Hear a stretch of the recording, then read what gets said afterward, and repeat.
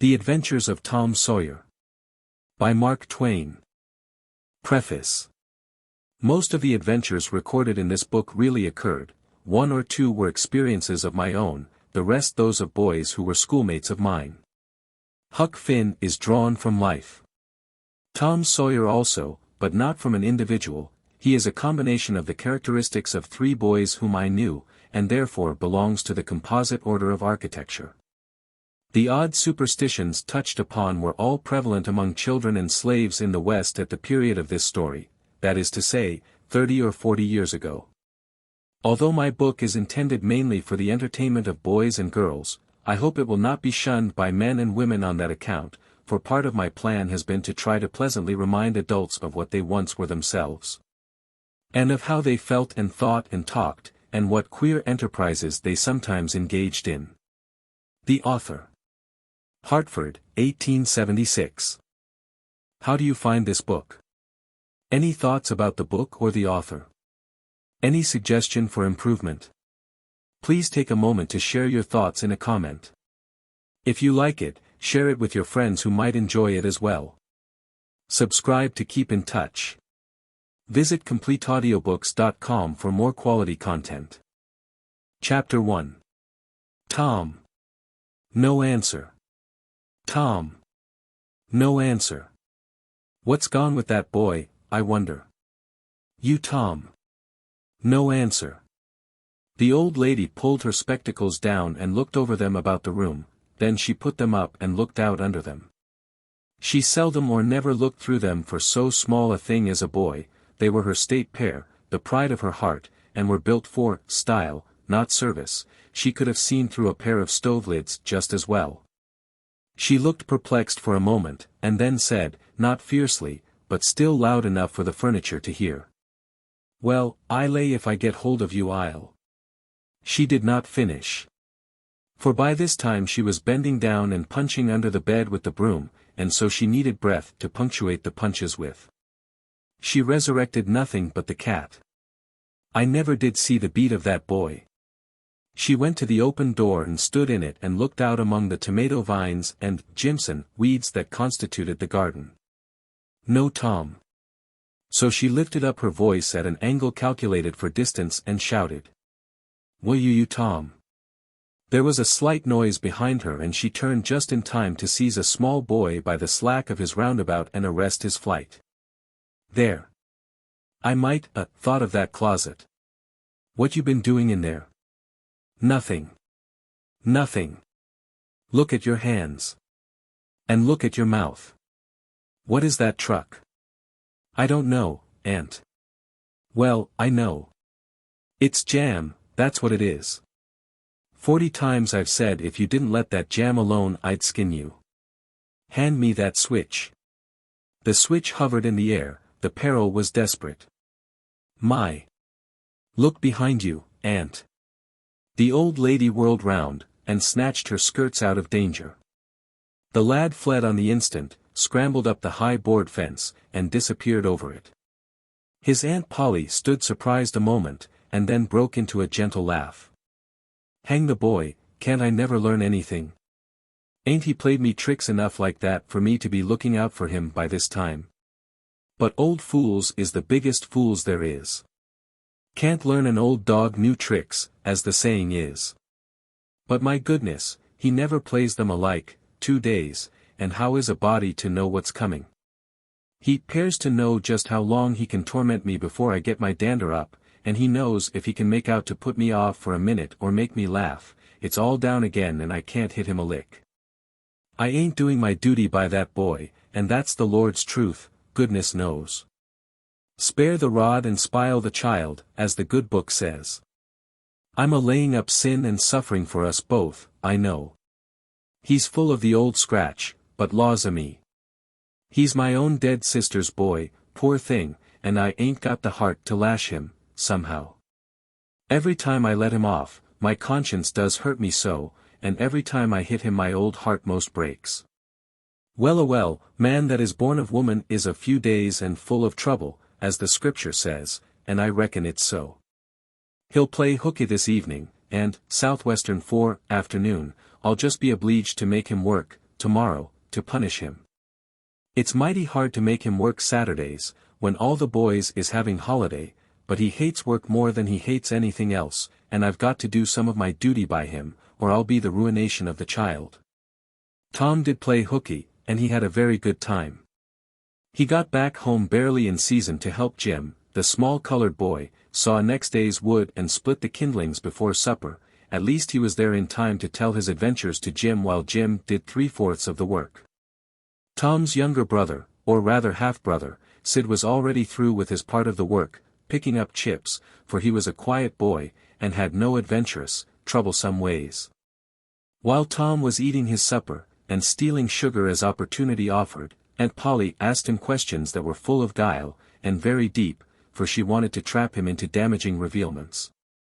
Like many other simple-hearted souls, it was her pet vanity to believe she was endowed with a talent for dark and mysterious diplomacy, and she loved to contemplate her most transparent devices as marvels of low cunning. Said she. "Tom, it was middling warm in school, warn't it?" "Yes'm." "Powerful warm, warn't it?" "Yes'm." "Didn't you want to go in swimming, Tom?" A bit of a scare shot through Tom, a touch of uncomfortable suspicion. He searched Aunt Polly's face, but it told him nothing. So he said. "No'm, well, not very much." The old lady reached out her hand and felt Tom's shirt, and said. "But you ain't too warm now, though." And it flattered her to reflect that she had discovered that the shirt was dry without anybody knowing that that was what she had in her mind. But in spite of her, Tom knew where the wind lay, now. So he forestalled what might be the next move. "Some of us pumped on our heads, mine's damp yet. See?" Aunt Polly was vexed to think she had overlooked that bit of circumstantial evidence, and missed a trick. Then she had a new inspiration. "Tom, you didn't have to undo your shirt collar where I sewed it, to pump on your head, did you? Unbutton your jacket." The trouble vanished out of Tom's face.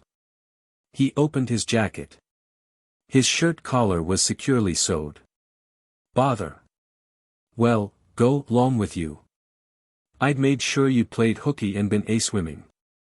But I forgive ye, Tom. I reckon you're a kind of a singed cat, as the saying is, better'n you look. This time."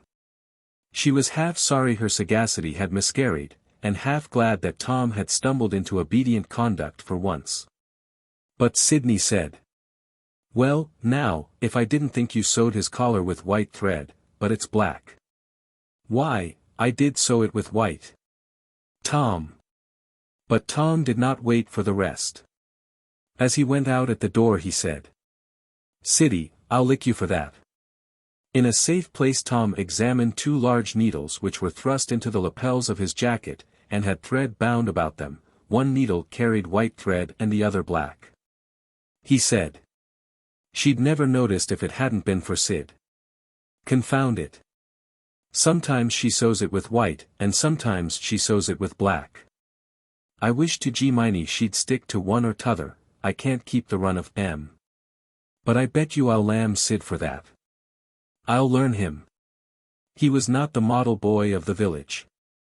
He knew the model boy very well though, and loathed him. Within 2 minutes, or even less, he had forgotten all his troubles. Not because his troubles were one whit less heavy and bitter to him than a man's are to a man. But because a new and powerful interest bore them down and drove them out of his mind for the time, just as men's misfortunes are forgotten in the excitement of new enterprises. This new interest was a valued novelty in whistling, which he had just acquired from a Negro, and he was suffering to practice it undisturbed. It consisted in a peculiar bird-like turn, a sort of liquid warble, produced by touching the tongue to the roof of the mouth at short intervals in the midst of the music. The reader probably remembers how to do it, if he has ever been a boy. Diligence and attention soon gave him the knack of it, and he strode down the street with his mouth full of harmony and his soul full of gratitude. He felt much as an astronomer feels who has discovered a new planet. No doubt, as far as strong, deep, unalloyed pleasure is concerned, the advantage was with the boy, not the astronomer. The summer evenings were long. It was not dark, yet. Presently Tom checked his whistle. A stranger was before him, a boy a shade larger than himself. A newcomer of any age or either sex was an impressive curiosity in the poor little shabby village of St. Petersburg. This boy was well dressed, too, well dressed on a weekday. This was simply astounding. His cap was a dainty thing, his close-buttoned blue cloth roundabout was new and natty, and so were his pantaloons. He had shoes on, and it was only Friday. He even wore a necktie, a bright bit of ribbon. He had a citified air about him that ate into Tom's vitals. The more Tom stared at the splendid marvel, the higher he turned up his nose at his finery, and the shabbier and shabbier his own outfit seemed to him to grow. Neither boy spoke. If one moved, the other moved, but only sidewise, in a circle. They kept face to face and eye to eye all the time. Finally Tom said, "I can lick you. I'd like to see you try it." "Well, I can do it." "No you can't, either." "Yes I can." "No you can't." "I can." "You can't." "Can." "Can't." An uncomfortable pause. Then Tom said, "What's your name?" "'Tisn't any of your business, maybe." "Well I'll make it my business." "Well why don't you?" "If you say much, I will." "Much, much, much." "There now." "Oh, you think you're mighty smart, don't you?" "I could lick you with one hand tied behind me, if I wanted to." "Well why don't you do it?" "You say you can do it." "Well I will, if you fool with me." "Oh yes, I've seen whole families in the same fix." "Smarty." "You think you're some, now, don't you?" "Oh, what a hat." "You can lump that hat if you don't like it."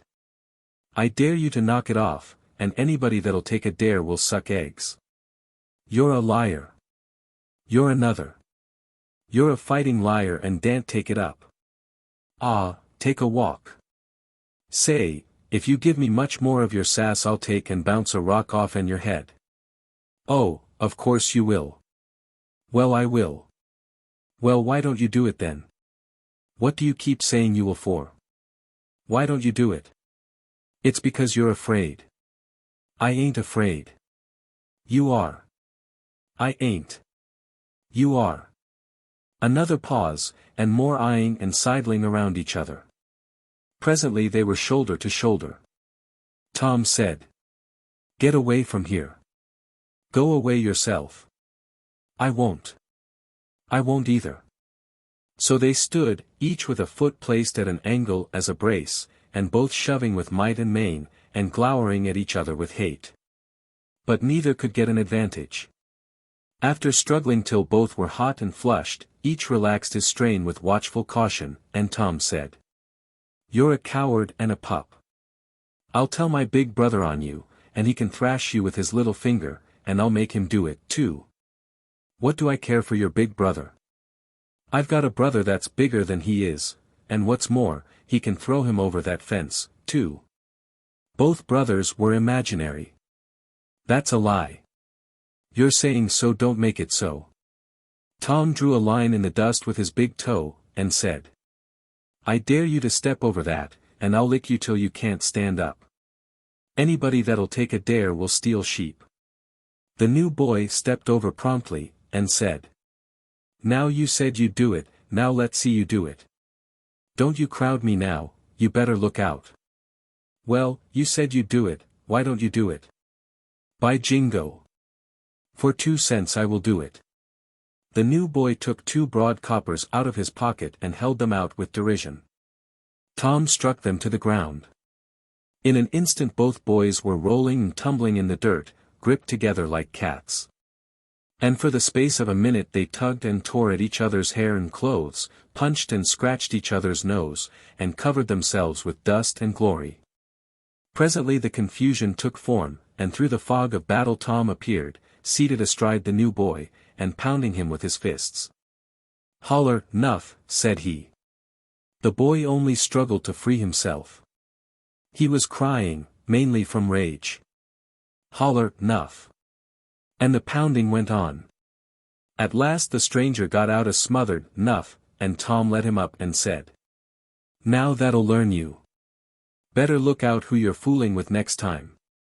The new boy went off brushing the dust from his clothes, sobbing, snuffling, and occasionally looking back and shaking his head and threatening what he would do to Tom the next time he caught him out. To which Tom responded with jeers, and started off in high feather, and as soon as his back was turned the new boy snatched up a stone, threw it and hit him between the shoulders and then turned tail and ran like an antelope. Tom chased the traitor home, and thus found out where he lived. He then held a position at the gate for some time, daring the enemy to come outside, but the enemy only made faces at him through the window and declined. At last the enemy's mother appeared, and called Tom a bad, vicious, vulgar child, and ordered him away. So he went away, but he said he'd load to lay for that boy. He got home pretty late that night, and when he climbed cautiously in at the window, he uncovered an ambuscade, in the person of his aunt. And when she saw the state his clothes were in, her resolution to turn his Saturday holiday into captivity at hard labor became adamantine in its firmness. Chapter 2. Saturday morning was come, and all the summer world was bright and fresh, and brimming with life. There was a song in every heart, and if the heart was young the music issued at the lips. There was cheer in every face and a spring in every step. The locust trees were in bloom and the fragrance of the blossoms filled the air. Cardiff Hill, beyond the village and above it, was green with vegetation, and it lay just far enough away to seem a delectable land, dreamy, reposeful, and inviting. Tom appeared on the sidewalk with a bucket of whitewash and a long-handled brush. He surveyed the fence, and all gladness left him and a deep melancholy settled down upon his spirit. 30 yards of board fence 9 feet high. Life to him seemed hollow, and existence but a burden. Sighing, he dipped his brush and passed it along the topmost plank, repeated the operation, did it again, compared the insignificant whitewashed streak with the far-reaching continent of unwhitewashed fence, and sat down on a tree box discouraged. Jim came skipping out at the gate with a tin pail, and singing buffalo gals. Bringing water from the town pump had always been hateful work in Tom's eyes, before, but now it did not strike him so. He remembered that there was company at the pump. White, mulatto, and Negro boys and girls were always there waiting their turns, resting, trading playthings, quarreling, fighting, skylarking. And he remembered that although the pump was only 150 yards off, Jim never got back with a bucket of water under an hour, and even then somebody generally had to go after him. Tom said, "Say, Jim, I'll fetch the water if you'll whitewash some." Jim shook his head and said, "Can't, Mars Tom. Oh missus, she told me I got to go and get dis water and not stop foolin' roun' wid anybody. She say she spec Mars Tom gwine to ax me to whitewash, and so she told me go long and tend to my own business, she'd load she'd tend to the whitewashin'. Oh, never you mind what she said, Jim. That's the way she always talks. Gimme the bucket, I won't be gone only a minute. She won't ever know. Oh, I daren't, Mars Tom. Oh missus she'd taken tar de head off en me. Deed she would. She never licks anybody, whacks 'em over the head with her thimble, and who cares for that, I'd like to know. She talks awful, but talk don't hurt, anyways it don't if she don't cry. Jim, I'll give you a marvel. I'll give you a white alley." Jim began to waver. "White alley, Jim. And it's a bully tall. My. Dat's a mighty gay marvel, I tell you. But Mars Tom eyes powerful, 'fraid ol' missus. And besides, if you will I'll show you my sore toe." Jim was only human, this attraction was too much for him. He put down his pail, took the white alley, and bent over the toe with absorbing interest while the bandage was being unwound. In another moment he was flying down the street with his pail and a tingling rear, Tom was whitewashing with vigor, and Aunt Polly was retiring from the field with a slipper in her hand and triumph in her eye. But Tom's energy did not last. He began to think of the fun he had planned for this day, and his sorrows multiplied. Soon the free boys would come tripping along on all sorts of delicious expeditions, and they would make a world of fun of him for having to work. The very thought of it burnt him like fire. He got out his worldly wealth and examined it, bits of toys, marbles, and trash, enough to buy an exchange of work, maybe, but not half enough to buy so much as half an hour of pure freedom. So he returned his straitened means to his pocket, and gave up the idea of trying to buy the boys. At this dark and hopeless moment an inspiration burst upon him. Nothing less than a great, magnificent inspiration. He took up his brush and went tranquilly to work. Ben Rogers hove in sight presently, the very boy, of all boys, whose ridicule he had been dreading. Ben's gait was the hop skip and jump, proof enough that his heart was light and his anticipations high. He was eating an apple, and giving a long, melodious whoop, at intervals, followed by a deep-toned ding-dong-dong, for he was personating a steamboat. As he drew near, he slackened speed, took the middle of the street, leaned far over to starboard and rounded to ponderously and with laborious pomp and circumstance, for he was personating the big Missouri, and considered himself to be drawing 9 feet of water. He was boat and captain and engine bells combined, so he had to imagine himself standing on his own hurricane deck giving the orders and executing them. "Stop her, sir." Ting-a-ling-ling. The headway ran almost out, and he drew up slowly toward the sidewalk. "Ship up to back." Ting-a-ling-ling. His arms straightened and stiffened down his sides. "Set her back on the stab-board." Ting-a-ling-ling. "Chow." Chow-wow. Chow. His right hand, meantime, describing stately circles, for it was representing a 40-foot wheel. "Let her go back on the lab-board." Ting-a-ling-ling. Chow-chow-chow. The left hand began to describe circles. "Stop the stab-board." Ting-a-ling-ling. "Stop the lab-board." "Come ahead on the stab-board." "Stop her." "Let your outside turn over slow." Ting-a-ling-ling. Chow-ow-ow. "Get out that headline." "Lively now." "Come out with your spring line, what are you about there?" "Take a turn round that stump with the bite of it." "Stand by that stage, now, let her go." "Done with the engines, sir." Ting-a-ling-ling. SH'd. SHT. SH'd. Trying the gauge cocks. Tom went on whitewashing, paid no attention to the steamboat. Ben stared a moment and then said, "Hi-ee. You're up a stump, ain't you?" No answer. Tom surveyed his last touch with the eye of an artist, then he gave his brush another gentle sweep and surveyed the result, as before. Ben ranged up alongside of him.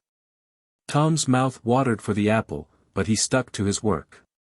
Ben said, "Hello, old chap, you got to work, hey?" Tom wheeled suddenly and said, "Why, it's you, Ben. I warn't noticing. Say, I'm going in swimming, I am. Don't you wish you could? But of course you'd druther work, wouldn't you? Course you would." Tom contemplated the boy a bit, and said, "What do you call work? Why, ain't that work?" Tom resumed his whitewashing, and answered carelessly, "Well, maybe it is, and maybe it ain't. All I know, is, it suits Tom Sawyer." "Oh come, now, you don't mean to let on that you like it?" The brush continued to move. "Like it? Well, I don't see why I oughtn't to like it. Does a boy get a chance to whitewash a fence every day?" That put the thing in a new light. Ben stopped nibbling his apple. Tom swept his brush daintily back and forth, stepped back to note the effect, added a touch here and there, criticized the effect again, Ben watching every move and getting more and more interested, more and more absorbed. Presently he said, "Say, Tom, let me whitewash a little." Tom considered, was about to consent, but he altered his mind. No, I reckon it wouldn't hardly do, Ben. You see, Aunt Polly's awful particular about this fence, right here on the street, you know, but if it was the back fence I wouldn't mind and she wouldn't. Yes, she's awful particular about this fence, it's got to be done very careful. I reckon there ain't one boy in 1,000, maybe 2,000, that can do it the way it's got to be done. No, is that so? Oh come, now, lemme just try. Only just a little, I'd let you, if you was me, Tom. Ben, I'd like to, honest Injun. But Aunt Polly, well, Jim wanted to do it, but she wouldn't let him, Sid wanted to do it, and she wouldn't let Sid. Now don't you see how I'm fixed? If you was to tackle this fence and anything was to happen to it. Oh, shucks, I'll be just as careful. Now lemme try. Say, I'll give you the core of my apple. Well, here, no, Ben, now don't. I'm afeard. I'll give you all of it. Tom gave up the brush with reluctance in his face, but alacrity in his heart. And while the late steamer Big Missouri worked and sweated in the sun, the retired artist sat on a barrel in the shade close by, dangled his legs, munched his apple, and planned the slaughter of more innocents. There was no lack of material. Boys happened along every little while, they came to jeer, but remained to whitewash. By the time Ben was faggied out, Tom had traded the next chance to Billy Fisher for a kite, in good repair. And when he played out, Johnny Miller bought in for a dead rat and a string to swing it with, and so on, hour after hour. And when the middle of the afternoon came, from being a poor poverty-stricken boy in the morning, Tom was literally rolling in wealth. He had besides the things before mentioned, 12 marbles, part of a Jew's harp, a piece of blue bottle glass to look through, a spool cannon, a key that wouldn't unlock anything, a fragment of chalk, a glass stopper of a decanter, a tin soldier. A couple of tadpoles, 6 firecrackers, a kitten with only one eye, a brass doorknob, a dog collar, but no dog, the handle of a knife, 4 pieces of orange peel, and a dilapidated old window sash. He had had a nice, good, idle time all the while, plenty of company, and the fence had 3 coats of whitewash on it. If he hadn't run out of whitewash he would have bankrupted every boy in the village. Tom said to himself that it was not such a hollow world, after all. He had discovered a great law of human action, without knowing it, namely, that in order to make a man or a boy covet a thing, it is only necessary to make the thing difficult to attain. If he had been a great and wise philosopher, like the writer of this book, he would now have comprehended that work consists of whatever a body is obliged to do, and that play consists of whatever a body is not obliged to do. And this would help him to understand why constructing artificial flowers or performing on a treadmill is work, while rolling 10 pins or climbing Mont Blanc is only amusement. There are wealthy gentlemen in England who drive 4-horse passenger coaches 20 or 30 miles on a daily line, in the summer, because the privilege costs them considerable money. But if they were offered wages for the service, that would turn it into work and then they would resign. The boy mused a while over the substantial change which had taken place in his worldly circumstances, and then wended toward headquarters to report. Chapter 3. Tom presented himself before Aunt Polly, who was sitting by an open window in a pleasant rearward apartment, which was bedroom, breakfast room, dining room, and library, combined. The balmy summer air, the restful quiet, the odor of the flowers, and the drowsing murmur of the bees had had their effect, and she was nodding over her knitting, for she had no company but the cat, and it was asleep in her lap. Her spectacles were propped up on her grey head for safety. She had thought that of course Tom had deserted long ago, and she wondered at seeing him place himself in her power again in this intrepid way. He said, "Mayn't I go and play now, Aunt?" "What, ready? How much have you done?" "It's all done, Aunt." "Tom, don't lie to me, I can't bear it." "I ain't, Aunt, it is all done." Aunt Polly placed small trust in such evidence. She went out to see for herself. And she would have been content to find 20% of Tom's statement true. When she found the entire fence whitewashed, and not only whitewashed but elaborately coated and recoated, and even a streak added to the ground, her astonishment was almost unspeakable. She said, "Well, I never. There's no getting round it, you can work when you're a mind to, Tom.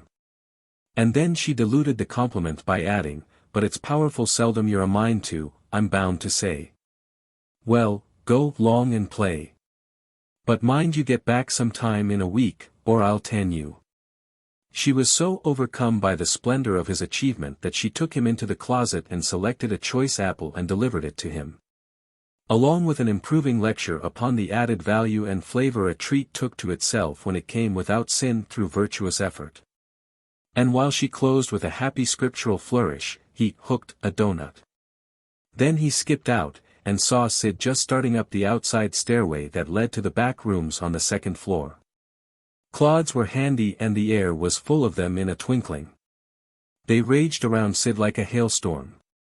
And before Aunt Polly could collect her surprised faculties and sally to the rescue, 6 or 7 clods had taken personal effect, and Tom was over the fence and gone. There was a gate, but as a general thing he was too crowded for time to make use of it. His soul was at peace, now that he had settled with Sid for calling attention to his black thread and getting him into trouble. Tom skirted the block, and came round into a muddy alley that led by the back of his aunt's cow stable. He presently got safely beyond the reach of capture and punishment, and hastened toward the public square of the village, where 2 military companies of boys had met for conflict, according to previous appointment. Tom was general of one of these armies, Joe Harper, a bosom friend, general of the other. These 2 great commanders did not condescend to fight in person, that being better suited to the still smaller fry, but sat together on an eminence and conducted the field operations by orders delivered through aides de camp. Tom's army won a great victory, after a long and hard-fought battle. Then the dead were counted, prisoners exchanged, the terms of the next disagreement agreed upon, and the day for the necessary battle appointed. After which the armies fell into line and marched away, and Tom turned homeward alone. As he was passing by the house where Jeff Thatcher lived, he saw a new girl in the garden, a lovely little blue-eyed creature with yellow hair plaited into 2 long tails, white summer frock and embroidered pantalettes. The fresh-crowned hero fell without firing a shot. A certain Amy Lawrence vanished out of his heart and left not even a memory of herself behind. He had thought he loved her to distraction, he had regarded his passion as adoration. And behold, it was only a poor little evanescent partiality. He had been months winning her, she had confessed hardly a week ago. He had been the happiest and the proudest boy in the world only 7 short days, and here in one instant of time she had gone out of his heart like a casual stranger whose visit is done. He worshipped this new angel with furtive eye, till he saw that she had discovered him, then he pretended he did not know she was present, and began to show off in all sorts of absurd boyish ways, in order to win her admiration. He kept up this grotesque foolishness for some time, but by and by, while he was in the midst of some dangerous gymnastic performances, he glanced aside and saw that the little girl was wending her way toward the house. Tom came up to the fence and leaned on it, grieving, and hoping she would tarry yet a while longer. She halted a moment on the steps and then moved toward the door. Tom heaved a great sigh as she put her foot on the threshold. But his face lit up, right away, for she tossed a pansy over the fence a moment before she disappeared. The boy ran around and stopped within a foot or 2 of the flower, and then shaded his eyes with his hand and began to look down street as if he had discovered something of interest going on in that direction. Presently he picked up a straw and began trying to balance it on his nose, with his head tilted far back, and as he moved from side to side, in his efforts, he edged nearer and nearer toward the pansy. Finally his bare foot rested upon it, his pliant toes closed upon it, and he hopped away with the treasure and disappeared round the corner. But only for a minute, only while he could button the flower inside his jacket, next his heart, or next his stomach, possibly, for he was not much posted in anatomy, and not hypercritical, anyway. He returned, now, and hung about the fence till nightfall, showing off, as before. But the girl never exhibited herself again, though Tom comforted himself a little with the hope that she had been near some window, meantime, and been aware of his attentions. Finally he strode home reluctantly, with his poor head full of visions. All through supper his spirits were so high that his aunt wondered what had got into the child. He took a good scolding about clotting Sid, and did not seem to mind it in the least. He tried to steal sugar under his aunt's very nose, and got his knuckles rapped for it. He said, "Aunt, you don't whack Sid when he takes it." "Well, Sid don't torment a body the way you do. You'd be always into that sugar if I weren't watching you." Presently she stepped into the kitchen, and Sid, happy in his immunity, reached for the sugar bowl, a sort of glorying over Tom which was well nigh unbearable. But Sid's fingers slipped and the bowl dropped and broke. Tom was in ecstasies. In such ecstasies that he even controlled his tongue and was silent. He said to himself that he would not speak a word, even when his aunt came in, but would sit perfectly still till she asked who did the mischief. And then he would tell, and there would be nothing so good in the world as to see that pet model catch it. He was so brimful of exultation that he could hardly hold himself when the old lady came back and stood above the wreck discharging lightnings of wrath from over her spectacles. He said to himself, "Now it's coming." And the next instant he was sprawling on the floor. The potent palm was uplifted to strike again when Tom cried out. "Hold on, now, what are you belting me for?" Sid broke it. Aunt Polly paused, perplexed, and Tom looked for healing pity. But when she got her tongue again, she only said, "Umph. Well, you didn't get a lick amiss, I reckon. You been into some other audacious mischief when I wasn't around, like enough." Then her conscience reproached her, and she yearned to say something kind and loving, but she judged that this would be construed into a confession that she had been in the wrong, and discipline forbade that. So she kept silence, and went about her affairs with a troubled heart. Tom sulked in a corner and exalted his woes. He knew that in her heart his aunt was on her knees to him, and he was morosely gratified by the consciousness of it. He would hang out no signals, he would take notice of none. He knew that a yearning glance fell upon him, now and then, through a film of tears, but he refused recognition of it. He pictured himself lying sick unto death and his aunt bending over him beseeching one little forgiving word, but he would turn his face to the wall, and die with that word unsaid. Ah, how would she feel then? And he pictured himself brought home from the river, dead, with his curls all wet, and his sore heart at rest. How she would throw herself upon him, and how her tears would fall like rain, and her lips pray God to give her back her boy and she would never, never abuse him any more. But he would lie there cold and white and make no sign, a poor little sufferer, whose griefs were at an end. He so worked upon his feelings with the pathos of these dreams, that he had to keep swallowing, he was so like to choke. And his eyes swam in a blur of water, which overflowed when he winked, and ran down and trickled from the end of his nose. And such a luxury to him was this petting of his sorrows, that he could not bear to have any worldly cheeriness or any grating delight intrude upon it, it was too sacred for such contact. And so, presently, when his cousin Mary danced in, all alive with the joy of seeing home again after an age-long visit of 1 week to the country, he got up and moved in clouds and darkness out at one door as she brought song and sunshine in at the other. He wandered far from the accustomed haunts of boys, and sought desolate places that were in harmony with his spirit. A log raft in the river invited him, and he seated himself on its outer edge and contemplated the dreary vastness of the stream, wishing, the while, that he could only be drowned, all at once and unconsciously, without undergoing the uncomfortable routine devised by nature. Then he thought of his flower. He got it out, rumpled and wilted, and it mightily increased his dismal felicity. He wondered if she would pity him if she knew.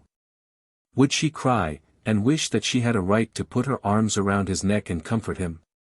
Or would she turn coldly away like all the hollow world? This picture brought such an agony of pleasurable suffering that he worked it over and over again in his mind and set it up in new and varied lights, till he wore it threadbare. At last he rose up sighing and departed in the darkness. About 9:30 or 10 o'clock he came along the deserted street to where the adored unknown lived. He paused a moment, no sound fell upon his listening ear, a candle was casting a dull glow upon the curtain of a second-story window. Was the sacred presence there? He climbed the fence, threaded his stealthy way through the plants, till he stood under that window. He looked up at it long, and with emotion. Then he laid him down on the ground under it, disposing himself upon his back, with his hands clasped upon his breast and holding his poor wilted flower.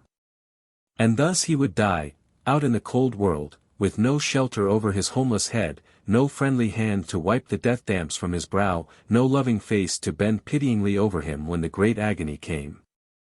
And thus she would see him when she looked out upon the glad morning, and oh!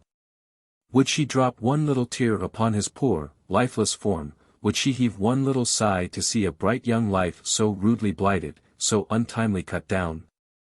The window went up, a maid-servant's discordant voice profaned the holy calm, and a deluge of water drenched the prone martyr's remains. The strangling hero sprang up with a relieving snort. There was a whiz as of a missile in the air, mingled with the murmur of a curse, a sound as of shivering glass followed, and a small, vague form went over the fence and shot away in the gloom. Not long after, as Tom, all undressed for bed, was surveying his drenched garments by the light of a tallow dip, Sid woke up.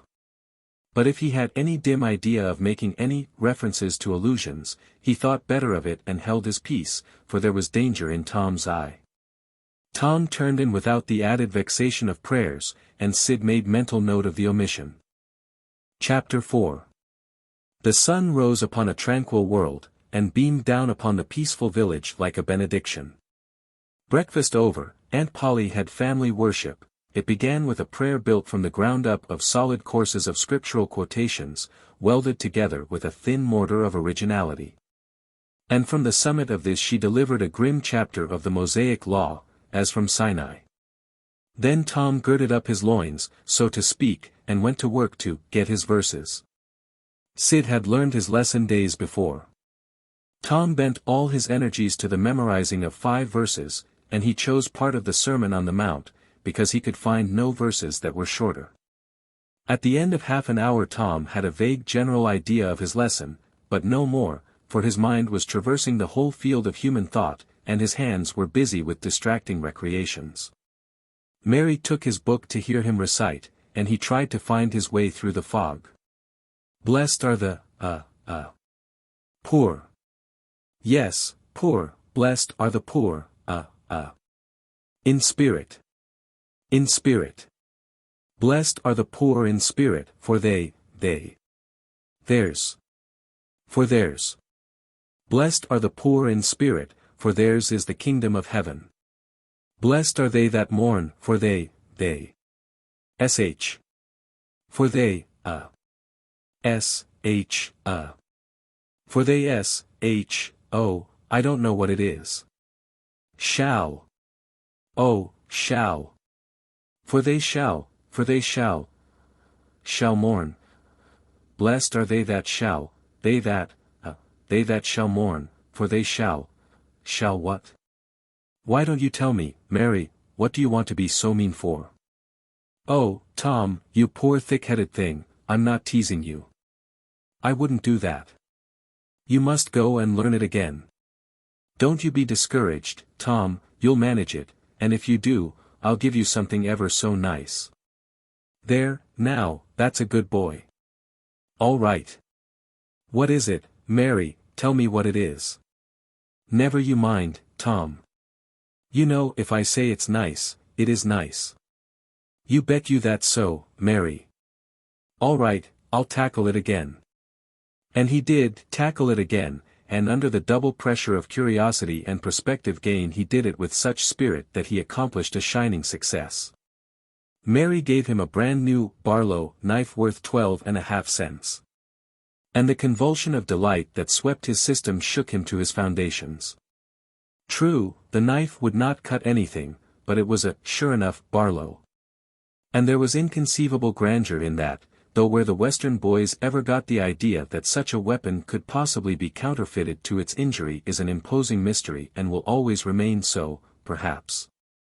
Tom contrived to scarify the cupboard with it, and was arranging to begin on the bureau, when he was called off to dress for Sunday school. Mary gave him a tin basin of water and a piece of soap, and he went outside the door and set the basin on a little bench there, then he dipped the soap in the water and laid it down, turned up his sleeves.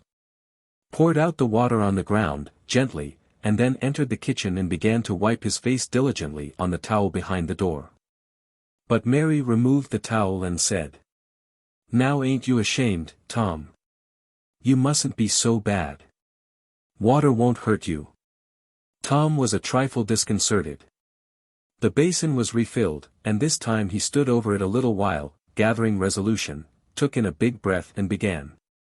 When he entered the kitchen presently, with both eyes shut and groping for the towel with his hands, an honorable testimony of suds and water was dripping from his face. But when he emerged from the towel, he was not yet satisfactory, for the clean territory stopped short at his chin and his jaws, like a mask. Below and beyond this line there was a dark expanse of unirrigated soil that spread downward in front and backward around his neck.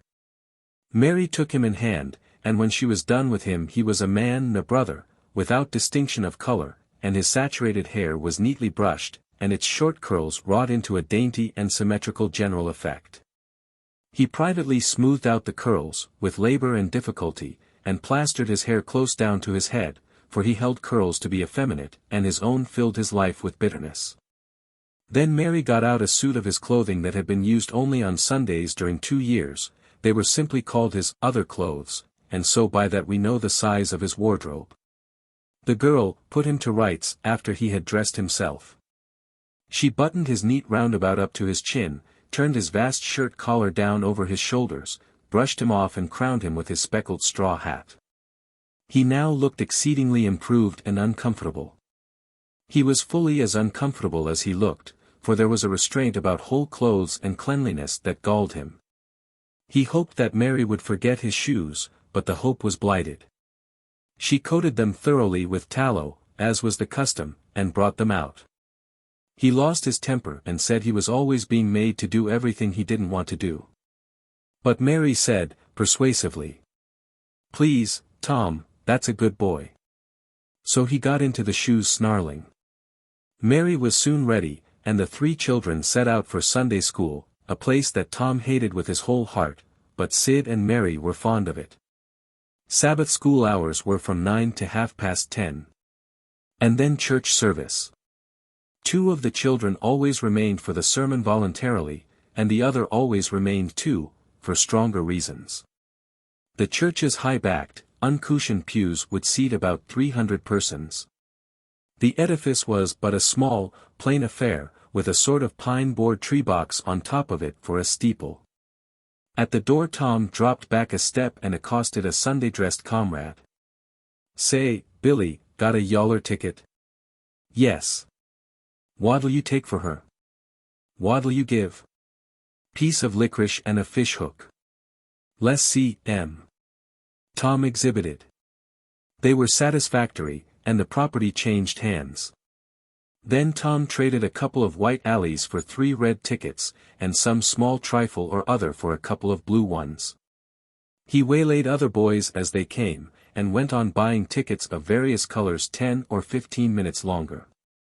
He entered the church, now, with a swarm of clean and noisy boys and girls, proceeded to his seat and started a quarrel with the first boy that came handy. The teacher, a grave, elderly man, interfered. Then turned his back a moment and Tom pulled a boy's hair in the next bench, and was absorbed in his book when the boy turned around, stuck a pin in another boy, presently, in order to hear him say, "Ouch," and got a new reprimand from his teacher. Tom's whole class were of a pattern, restless, noisy, and troublesome. When they came to recite their lessons, not one of them knew his verses perfectly, but had to be prompted all along. However, they worried through, and each got his reward, in small blue tickets, each with a passage of scripture on it. Each blue ticket was paid for 2 verses of the recitation. 10 blue tickets equaled a red one, and could be exchanged for it.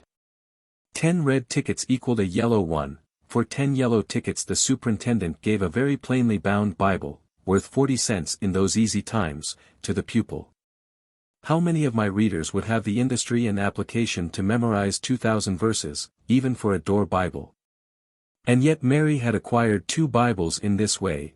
It was the patient work of 2 years, and a boy of German parentage had 1, 4 or 5. He once recited 3,000 verses without stopping. But the strain upon his mental faculties was too great, and he was little better than an idiot from that day forth, a grievous misfortune for the school, for on great occasions, before company.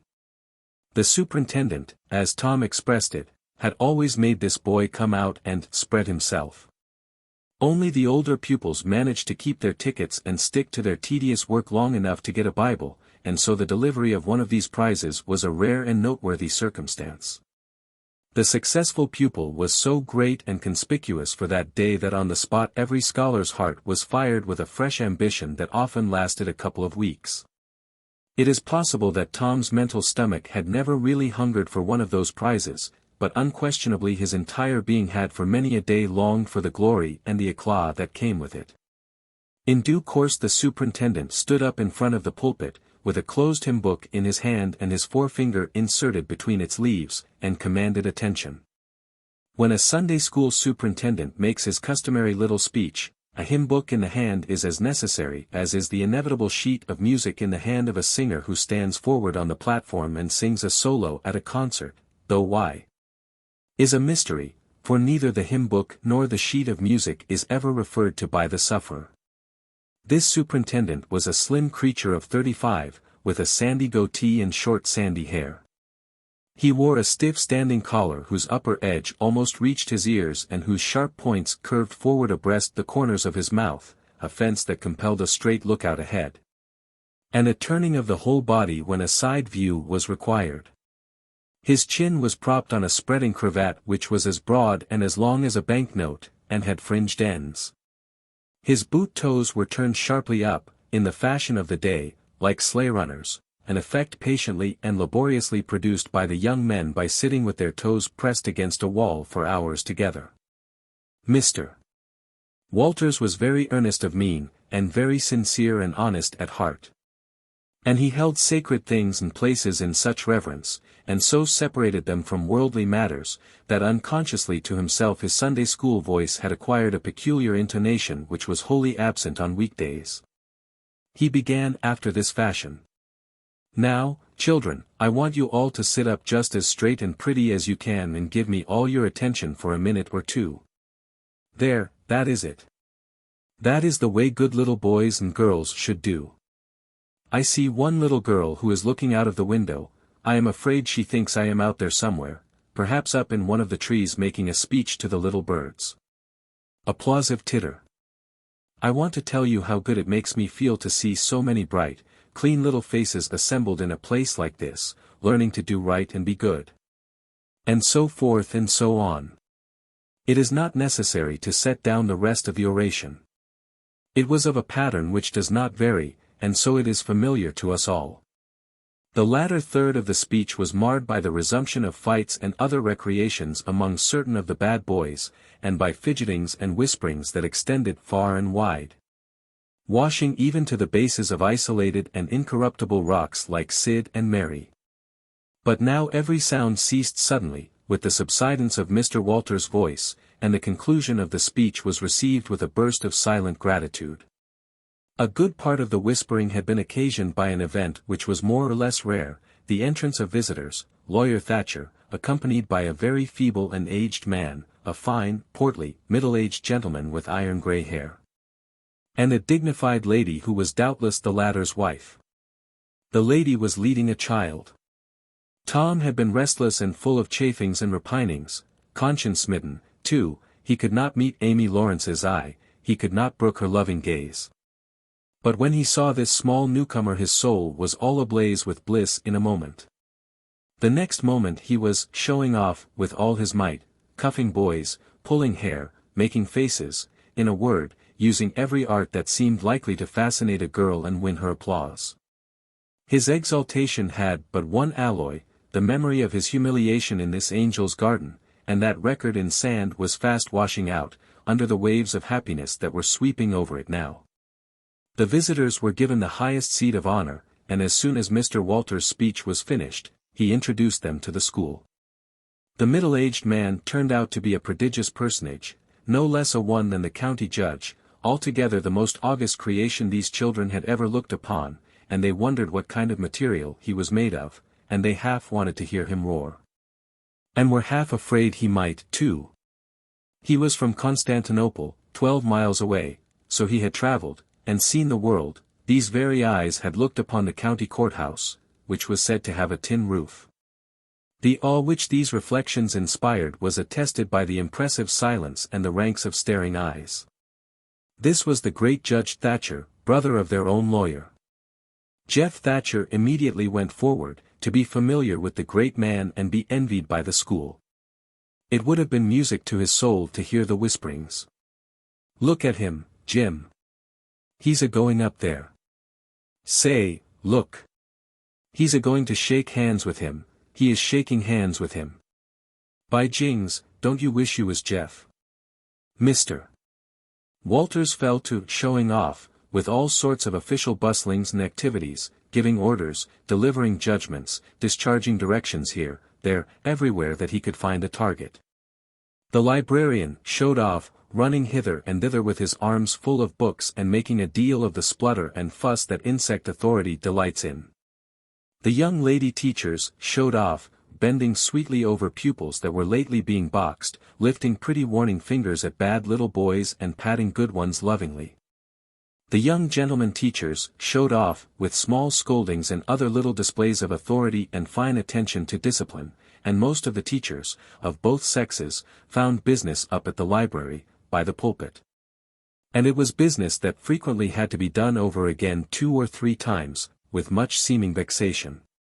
The little girls showed off in various ways, and the little boys showed off with such diligence that the air was thick with paper wads and the murmur of scufflings. And above it all the great man sat and beamed a majestic judicial smile upon all the house, and warmed himself in the sun of his own grandeur, for he was showing off, too. There was only one thing wanting to make Mr. Walter's ecstasy complete, and that was a chance to deliver a Bible prize and exhibit a prodigy. Several pupils had a few yellow tickets, but none had enough. He had been around among the star pupils inquiring. He would have given worlds, now, to have that German lad back again with a sound mind. And now at this moment, when hope was dead, Tom Sawyer came forward with 9 yellow tickets, 9 red tickets, and 10 blue ones, and demanded a Bible. This was a thunderbolt out of a clear sky. Walters was not expecting an application from this source for the next 10 years. But there was no getting around it. Here were the certified checks, and they were good for their face. Tom was therefore elevated to a place with the judge and the other elect, and the great news was announced from headquarters. It was the most stunning surprise of the decade, and so profound was the sensation that it lifted the new hero up to the judicial one's altitude, and the school had 2 marvels to gaze upon in place of one. The boys were all eaten up with envy, but those that suffered the bitterest pangs were those who perceived too late that they themselves had contributed to this hated splendor by trading tickets to Tom for the wealth he had amassed in selling whitewashing privileges. These despised themselves, as being the dupes of a wily fraud, a guileful snake in the grass. The prize was delivered to Tom with as much effusion as the superintendent could pump up under the circumstances. But it lacked somewhat of the true gush, for the poor fellow's instinct taught him that there was a mystery here that could not well bear the light, perhaps. It was simply preposterous that this boy had warehoused 2,000 sheaves of scriptural wisdom on his premises. A dozen would strain his capacity, without a doubt. Amy Lawrence was proud and glad, and she tried to make Tom see it in her face, but he wouldn't look. She wondered, then she was just a grain troubled. Next a dim suspicion came and went, came again, she watched. A furtive glance told her worlds, and then her heart broke, and she was jealous, and angry, and the tears came and she hated everybody. Tom most of all, she thought. Tom was introduced to the judge. But his tongue was tied, his breath would hardly come, his heart quaked, partly because of the awful greatness of the man, but mainly because he was her parent. He would have liked to fall down and worship him, if it were in the dark. The judge put his hand on Tom's head and called him a fine little man, and asked him what his name was. The boy stammered, gasped, and got it out. Tom. Oh, no, not Tom, it is Thomas. Ah, that's it. I thought there was more to it, maybe. That's very well. But you've another one I dare say, and you'll tell it to me, won't you? Tell the gentleman your other name, Thomas, said Walters, and say sir. You mustn't forget your manners. Thomas Sawyer, sir. That's it. That's a good boy. Fine boy. Fine, manly little fellow. 2,000 verses is a great many, very, very great many. And you never can be sorry for the trouble you took to learn them, for knowledge is worth more than anything there is in the world. It's what makes great men and good men. You'll be a great man and a good man yourself, some day, Thomas, and then you'll look back and say, it's all owing to the precious Sunday school privileges of my boyhood, it's all owing to my dear teachers that taught me to learn, it's all owing to the good superintendent, who encouraged me, and watched over me. And gave me a beautiful Bible, a splendid elegant Bible, to keep and have it all for my own, always, it's all owing to right bringing up. That is what you will say, Thomas, and you wouldn't take any money for those 2,000 verses, no indeed you wouldn't. And now you wouldn't mind telling me and this lady some of the things you've learned, no, I know you wouldn't, for we are proud of little boys that learn. Now, no doubt you know the names of all the 12 disciples. Won't you tell us the names of the first 2 that were appointed? Tom was tugging at a buttonhole and looking sheepish. He blushed, now, and his eyes fell. Mr. Walters' heart sank within him. He said to himself, it is not possible that the boy can answer the simplest question, why did the judge ask him? Yet he felt obliged to speak up and say, answer the gentleman, Thomas, don't be afraid. Tom still hung fire. Now I know you'll tell me, said the lady. The names of the first 2 disciples were David and Goliath. Let us draw the curtain of charity over the rest of the scene. Chapter 5. About 10:30 the cracked bell of the small church began to ring, and presently the people began to gather for the morning sermon. The Sunday school children distributed themselves about the house and occupied pews with their parents, so as to be under supervision. Aunt Polly came, and Tom and Sid and Mary sat with her, Tom being placed next the aisle, in order that he might be as far away from the open window and the seductive outside summer scenes as possible. The crowd filed up the aisles, the aged and needy postmaster, who had seen better days, the mayor and his wife, for they had a mayor there, among other unnecessaries, the justice of the peace. The widow Douglas, fair, smart, and 40, a generous, good-hearted soul and well-to-do, her hill mansion the only palace in the town, and the most hospitable and much the most lavish in the matter of festivities that St. Petersburg could boast. The bent and venerable Major and Mrs. Ward, Lawyer River's son, the new notable from a distance, next the belle of the village, followed by a troop of lawn-clad and ribbon-decked young heartbreakers. Then all the young clerks in town in a body, for they had stood in the vestibule sucking their cane heads, a circling wall of oiled and simpering admirers, till the last girl had run their gauntlet. And last of all came the model boy, Willie Mufferson, taking as heedful care of his mother as if she were cut glass. He always brought his mother to church, and was the pride of all the matrons. The boys all hated him, he was so good. And besides, he had been thrown up to them so much. His white handkerchief was hanging out of his pocket behind, as usual on Sundays, accidentally. Tom had no handkerchief, and he looked upon boys who had as snobs.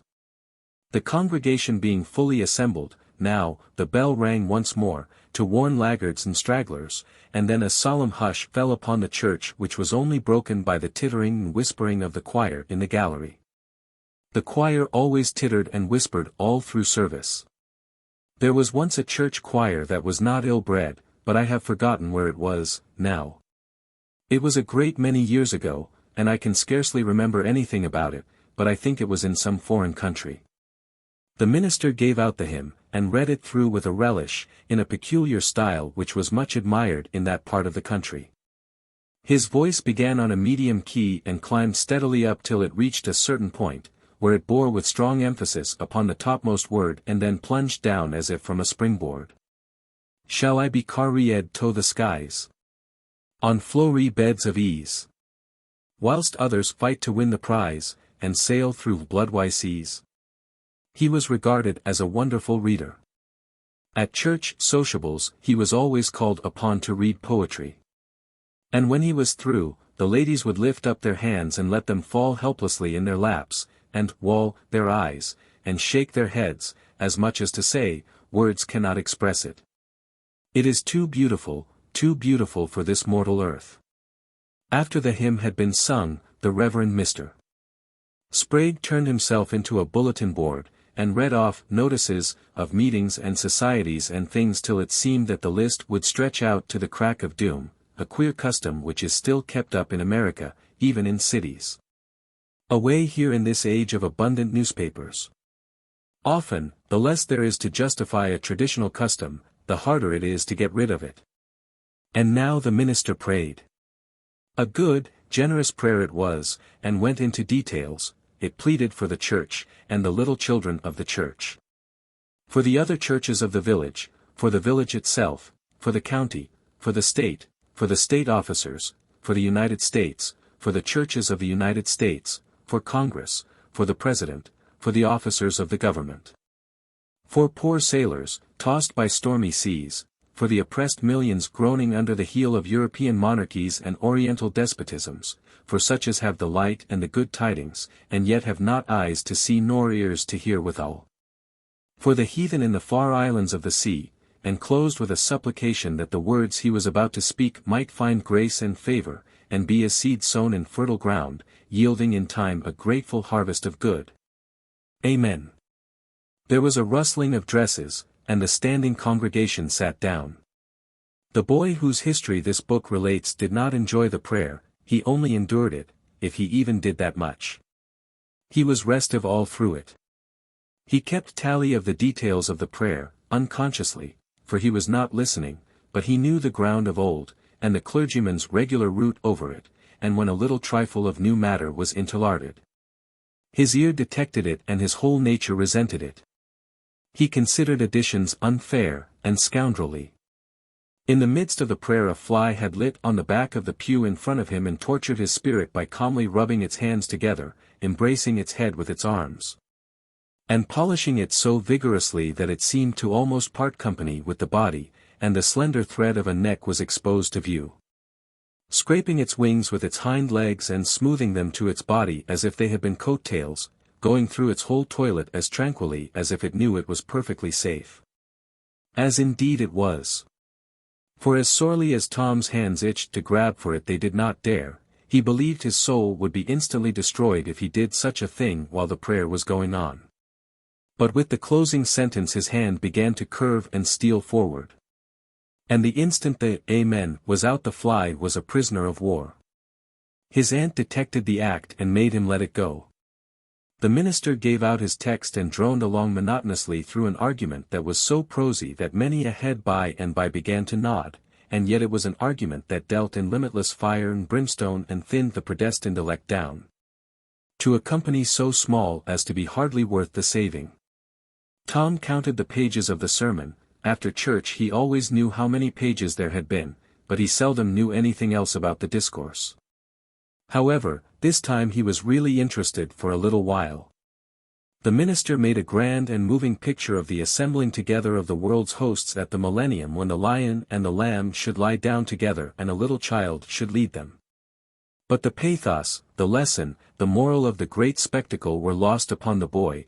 He only thought of the conspicuousness of the principal character before the onlooking nations. His face lit with the thought, and he said to himself that he wished he could be that child, if it was a tame lion. Now he lapsed into suffering again, as the dry argument was resumed. Presently he bethought him of a treasure he had and got it out. It was a large black beetle with formidable jaws, a pinch bug, he called it. It was in a percussion cap box. The first thing the beetle did was to take him by the finger.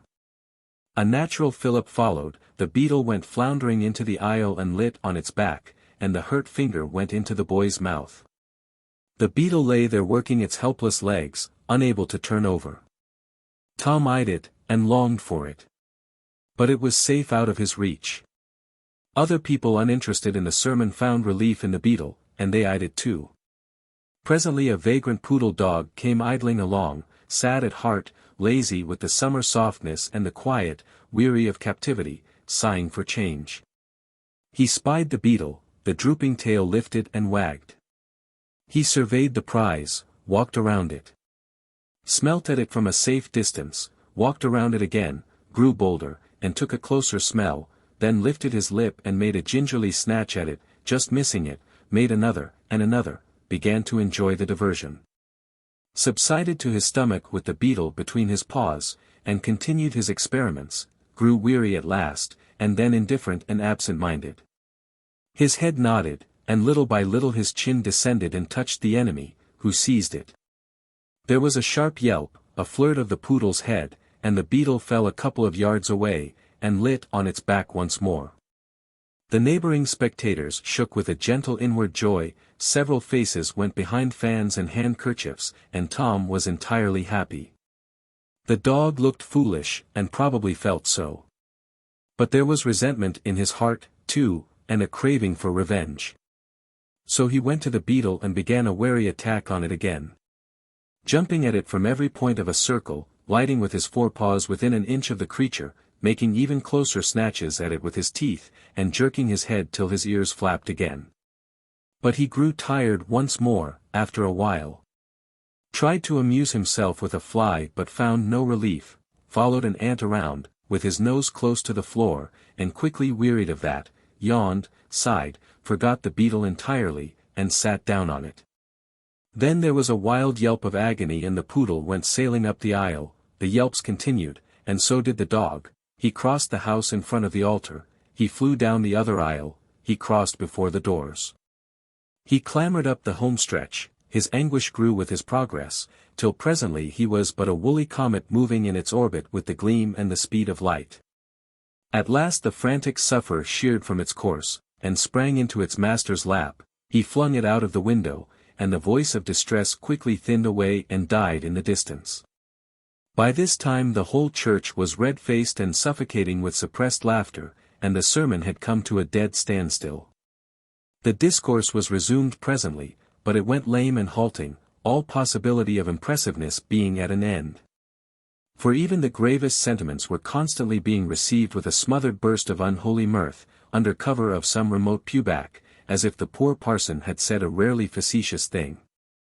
It was a genuine relief to the whole congregation when the ordeal was over and the benediction pronounced. Tom Sawyer went home quite cheerful, thinking to himself that there was some satisfaction about divine service when there was a bit of variety in it. He had but one marring thought. He was willing that the dog should play with his pinch bug, but he did not think it was upright in him to carry it off. Chapter 6. Monday morning found Tom Sawyer miserable. Monday morning always found him so, because it began another week's slow suffering in school. He generally began that day with wishing he had had no intervening holiday, it made the going into captivity and fetters again so much more odious. Tom lay thinking. Presently it occurred to him that he wished he was sick. Then he could stay home from school. Here was a vague possibility. He canvassed his system. No ailment was found, and he investigated again. This time he thought he could detect colicky symptoms, and he began to encourage them with considerable hope. But they soon grew feeble, and presently died wholly away. He reflected further. Suddenly he discovered something. One of his upper front teeth was loose. This was lucky. He was about to begin to groan, as a starter, as he called it, when it occurred to him that if he came into court with that argument, his aunt would pull it out, and that would hurt. So he thought he would hold the tooth in reserve for the present, and seek further. Nothing offered for some little time, and then he remembered hearing the doctor tell about a certain thing that laid up a patient for 2 or 3 weeks and threatened to make him lose a finger. So the boy eagerly drew his sore toe from under the sheet and held it up for inspection. But now he did not know the necessary symptoms. However, it seemed well worth while to chance it, so he fell to groaning with considerable spirit. But Sid slept on unconscious. Tom groaned louder, and fancied that he began to feel pain in the toe. No result from Sid. Tom was panting with his exertions by this time. He took a rest and then swelled himself up and fetched a succession of admirable groans. Sid snored on. Tom was aggravated. He said, "Sid, Sid," and shook him. This course worked well, and Tom began to groan again. Sid yawned, stretched, then brought himself up on his elbow with a snort, and began to stare at Tom. Tom went on groaning. Sid said, "Tom. Say, Tom." No response. "Here, Tom. Tom. What is the matter, Tom?" And he shook him and looked in his face anxiously. Tom moaned out. "Oh, don't, Sid. Don't joggle me." "Why, what's the matter, Tom?" "I must call Auntie." "No, never mind. It'll be over by and by, maybe." "Don't call anybody." "But I must." "Don't groan so, Tom, it's awful." "How long you been this way?" "Hours." "Ouch." "Oh, don't stir so, Sid, you'll kill me." "Tom, why didn't you wake me sooner?" "Oh, Tom, don't. It makes my flesh crawl to hear you." "Tom, what is the matter?" "I forgive you everything, Sid." Groan. "Everything you've ever done to me. When I'm gone." "Oh, Tom, you ain't dying, are you?" "Don't, Tom, oh, don't." "Maybe." "I forgive everybody, Sid." Groan. "Tell him so, Sid. And Sid, you give my window sash and my cat with one eye to that new girl that's come to town, and tell her." But Sid had snatched his clothes and gone. Tom was suffering in reality, now, so handsomely was his imagination working, and so his groans had gathered quite a genuine tone. Sid flew downstairs and said, "Oh, Aunt Polly, come. Tom's dying." "Dying?" "Yes'm." "Don't wait, come quick." "Rubbage. I don't believe it." But she fled upstairs, nevertheless, with Sid and Mary at her heels. And her face grew white, too, and her lip trembled. When she reached the bedside she gasped out, "You, Tom. Tom, what's the matter with you?" "Oh, Auntie, I'm." "What's the matter with you, what is the matter with you, child?" "Oh, Auntie, my sore toes mortified." The old lady sank down into a chair and laughed a little, then cried a little, then did both together. This restored her and she said, "Tom, what a turn you did give me. Now you shut up that nonsense and climb out of this." The groan ceased and the pain vanished from the toe. The boy felt a little foolish, and he said, "Aunt Polly, it seemed mortified, and it hurt so I never minded my tooth at all." "Your tooth, indeed. What's the matter with your tooth?" "One of them's loose, and it aches perfectly awful." There, now, don't begin that groaning again. Open your mouth." "Well, your tooth is loose, but you're not going to die about that. Mary, get me a silk thread, and a chunk of fire out of the kitchen." Tom said, "Oh, please, Auntie, don't pull it out. It don't hurt any more. I wish I may never stir if it does." "Please don't, Auntie. I don't want to stay home from school." "Oh, you don't you? So all this row was because you thought you'd get to stay home from school and go fishing?" Tom, I love you so, and you seem to try every way you can to break my old heart with your outrageousness." By this time the dental instruments were ready. The old lady made one end of the silk thread fast to Tom's tooth with a loop and tied the other to the bedpost. Then she seized the chunk of fire and suddenly thrust it almost into the boy's face. The tooth hung dangling by the bedpost, now. But all trials bring their compensations. As Tom wended to school after breakfast, he was the envy of every boy he met because the gap in his upper row of teeth enabled him to expectorate in a new and admirable way. He gathered quite a following of lads interested in the exhibition. And one that had cut his finger and had been a center of fascination and homage up to this time, now found himself suddenly without an adherent, and shorn of his glory. His heart was heavy, and he said with a disdain which he did not feel that it wasn't anything to spit like Tom Sawyer, but another boy said, sour grapes, and he wandered away a dismantled hero. Shortly Tom came upon the juvenile pariah of the village, Huckleberry Finn, son of the town drunkard. Huckleberry was cordially hated and dreaded by all the mothers of the town, because he was idle and lawless and vulgar and bad, and because all their children admired him so, and delighted in his forbidden society, and wished they dared to be like him. Tom was like the rest of the respectable boys, in that he envied Huckleberry his gaudy outcast condition, and was under strict orders not to play with him. So he played with him every time he got a chance. Huckleberry was always dressed in the cast-off clothes of full-grown men, and they were in perennial bloom and fluttering with rags. His hat was a vast ruin with a wide crescent lopped out of its brim. His coat, when he wore one, hung nearly to his heels and had the rearward buttons far down the back, but one suspender supported his trousers. The seat of the trousers bagged low and contained nothing, the fringed legs dragged in the dirt when not rolled up. Huckleberry came and went, at his own free will. He slept on doorsteps in fine weather and in empty hogsheads in wet.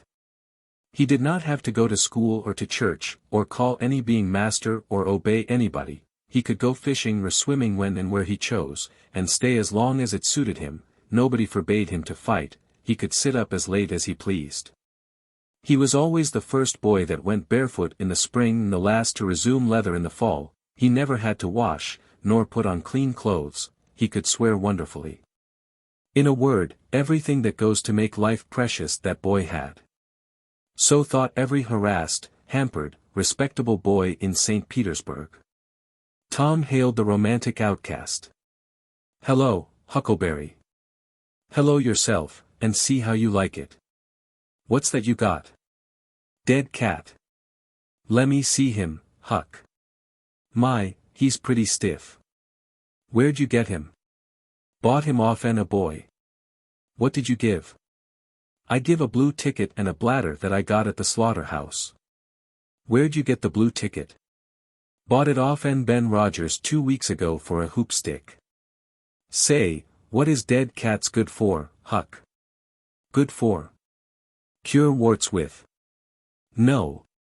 Is that so?" "I know something that's better." "I bet you don't." "What is it?" "Why, spunk water." "Spunk water? I wouldn't give a dern for spunk water." "You wouldn't you?" "D'you ever try it?" "No, I hain't." "But Bob Tanner did." "Who told you so?" "Why, he told Jeff Thatcher, and Jeff told Johnny Baker, and Johnny told Jim Hollis, and Jim told Ben Rogers, and Ben told a nigger, and the nigger told me." "There now." "Well, what of it?" "They'll all lie. Leastways all but the nigger." "I don't know him. But I never see a nigger that wouldn't lie." "Shucks. Now you tell me how Bob Tanner done it, Huck." "Why, he took and dipped his hand in a rotten stump where the rainwater was." "In the daytime?" "Certainly." "With his face to the stump?" "Yes. Least I reckon so." "Did he say anything?" "I don't reckon he did." "I don't know." "Aha. Talk about trying to cure warts with spunk water such a blame fool way as that. Why, that ain't going to do any good. You got to go all by yourself, to the middle of the woods, where you know there's a spunk water stump, and just as it's midnight you back up against the stump and jam your hand in and say, 'Barley corn, Injun meal shorts, spunk water. Spunk water, swaller these warts.' And then walk away quick, 11 steps, with your eyes shut, and then turn around 3 times and walk home without speaking to anybody. Because if you speak the charm's busted." "Well, that sounds like a good way, but that ain't the way Bob Tanner done." "No, sir, you can bet he didn't, because he's the wartiest boy in this town. And he wouldn't have a wart on him if he'd knowed how to work spunk water." I've took off thousands of warts off of my hands that way, Huck. I play with frogs so much that I've always got considerable many warts. Sometimes I take 'em off with a bean. Yes, bean's good. I've done that. Have you? What's your way? You take and split the bean, and cut the wart so as to get some blood, and then you put the blood on one piece of the bean and take and dig a hole and bury it, 'bout midnight at the crossroads in the dark of the moon. And then you burn up the rest of the bean. You see that piece that's got the blood on it will keep drawing and drawing, trying to fetch the other piece to it, and so that helps the blood to draw the wart, and pretty soon off she comes. Yes, that's it, Huck, that's it. Though when you're burying it if you say, down bean, off wart, come no more to bother me, it's better. That's the way Joe Harper does, and he's been nearly to Coonville and most everywheres. But say, how do you cure 'em with dead cats? Why, you take your cat and go and get in the graveyard long about midnight when somebody that was wicked has been buried. And when it's midnight a devil will come, or maybe 2 or 3, but you can't see 'em, you can only hear something like the wind, or maybe hear him talk. And when they're taking that feller away, you heave your cat after 'em and say, devil follow corpse, cat follow devil, warts follow cat, I'm done with ye. That'll fetch any wart. Sounds right. D'you ever try it, Huck? No, but old Mother Hopkins told me. Well, I reckon it's so, then. Because they say she's a witch. Say. Why, Tom, I know she is. She witched Pap. Pap says so his own self. He come along one day, and he see she was a-witching him, so he took up a rock, and if she hadn't dodged, he'd a got her. Well, that very night he rolled off in a shed where he was a-layin' drunk, and broke his arm. Why, that's awful. How did he know she was a-witching him? Lord, Pap can tell, easy. Pap says when they keep looking at you right stiddy, they're a-witching you. Specially if they mumble. Because when they mumble they're saying the Lord's Prayer backwards. Say, Hucky, when you going to try the cat? Tonight. I reckon they'll come after old Hoss Williams tonight. But they buried him Saturday. Didn't they get him Saturday night? Why, how you talk. How could their charms work till midnight? And then it's Sunday. Devils don't slosh around much of a Sunday, I don't reckon. I never thought of that. That's so. Lemme go with you.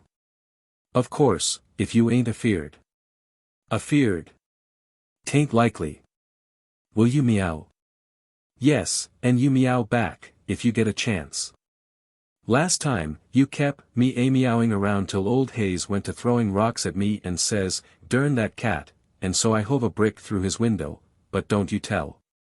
I won't. I couldn't meow that night, because Auntie was watching me, but I'll meow this time. Say, what's that? Nothing but a tick. Where'd you get him? Out in the woods. What'll you take for him? I don't know. I don't want to sell him. All right. It's a mighty small tick, anyway. Oh, anybody can run a tick down that don't belong to them. I'm satisfied with it. It's a good enough tick for me. Sho, there's ticks aplenty. I could have 1,000 of them if I wanted to. Well, why don't you? Because you know mighty well you can't. This is a pretty early tick, I reckon. It's the first one I've seen this year. Say, Huck, I'll give you my tooth for him. Let's see it. Tom got out a bit of paper and carefully unrolled it. Huckleberry viewed it wistfully. The temptation was very strong. At last he said, "Is it genuine?" Tom lifted his lip and showed the vacancy. Well, all right, said Huckleberry, it's a trade. Tom enclosed the tick in the percussion cap box that had lately been the pinchbug's prison, and the boys separated, each feeling wealthier than before. When Tom reached the little isolated frame schoolhouse, he strode in briskly, with the manner of one who had come with all honest speed. He hung his hat on a peg and flung himself into his seat with businesslike alacrity.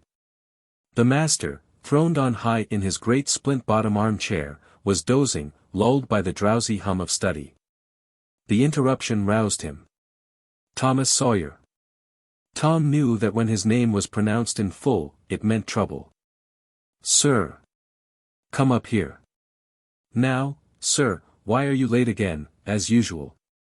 Tom was about to take refuge in a lie, when he saw two long tails of yellow hair hanging down a back that he recognized by the electric sympathy of love.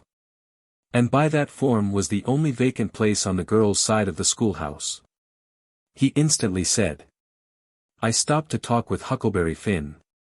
The master's pulse stood still, and he stared helplessly.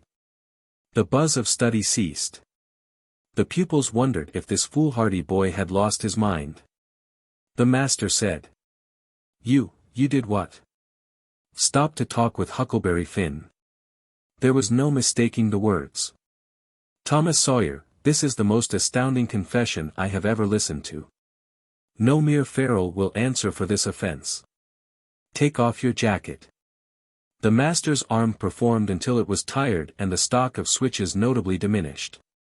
Then the order followed. Now, sir, go and sit with the girls. And let this be a warning to you. The titter that rippled around the room appeared to abash the boy, but in reality that result was caused rather more by his worshipful awe of his unknown idol and the dread pleasure that lay in his high good fortune. He sat down upon the end of the pine bench and the girl hitched herself away from him with a toss of her head.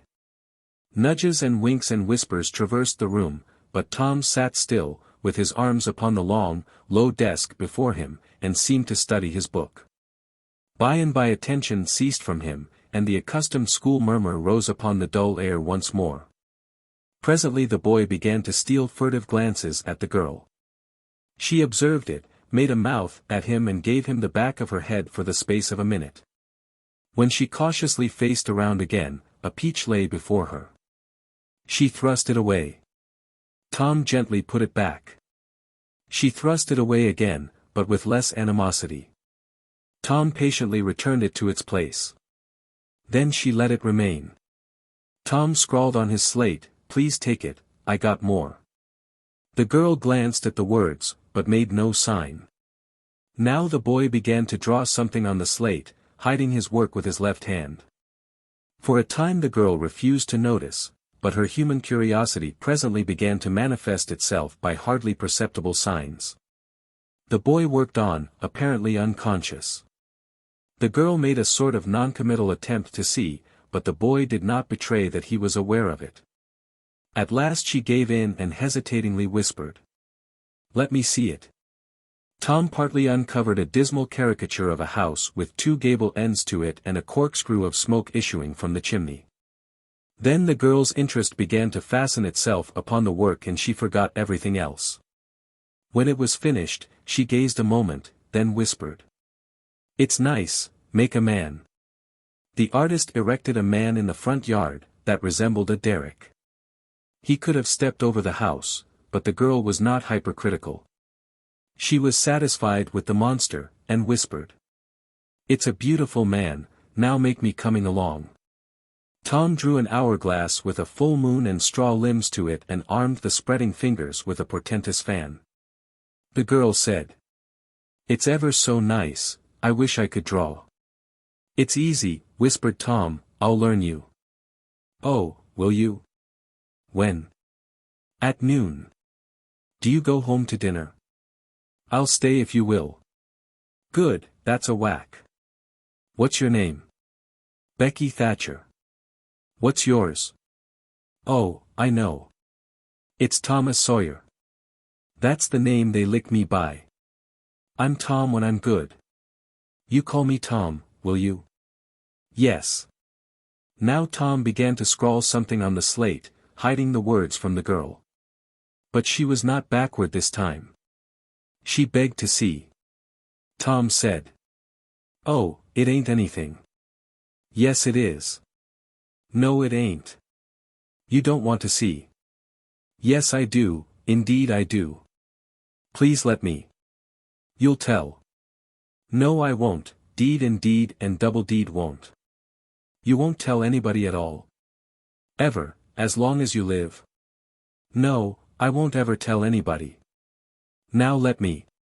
Oh, you don't want to see. Now that you treat me so, I will see. And she put her small hand upon his and a little scuffle ensued, Tom pretending to resist in earnest but letting his hand slip by degrees till these words were revealed, I love you. Oh, you bad thing. And she hit his hand a smart rap, but reddened and looked pleased, nevertheless.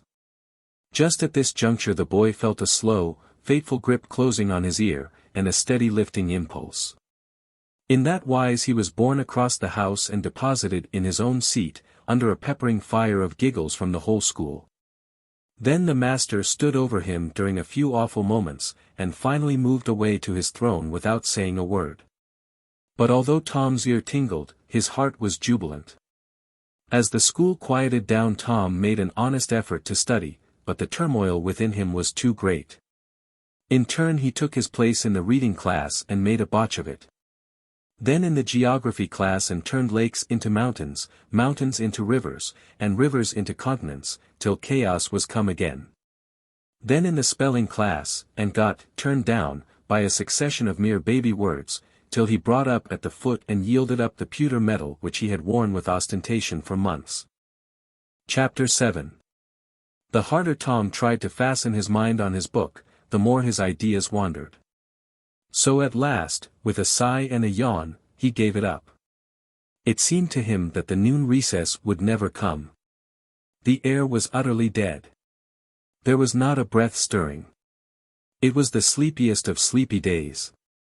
The drowsing murmur of the 25 studying scholars soothed the soul like the spell that is in the murmur of bees.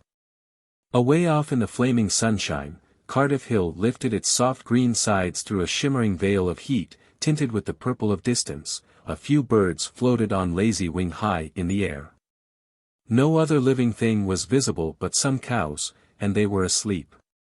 Tom's heart ached to be free, or else to have something of interest to do to pass the dreary time. His hand wandered into his pocket and his face lit up with a glow of gratitude that was prayer, though he did not know it. Then furtively the percussion cap box came out. He released the tick and put him on the long flat desk. The creature probably glowed with a gratitude that amounted to prayer, too, at this moment, but it was premature, for when he started thankfully to travel off, Tom turned him aside with a pin and made him take a new direction. Tom's bosom friend sat next him, suffering just as Tom had been, and now he was deeply and gratefully interested in this entertainment in an instant. This bosom friend was Joe Harper.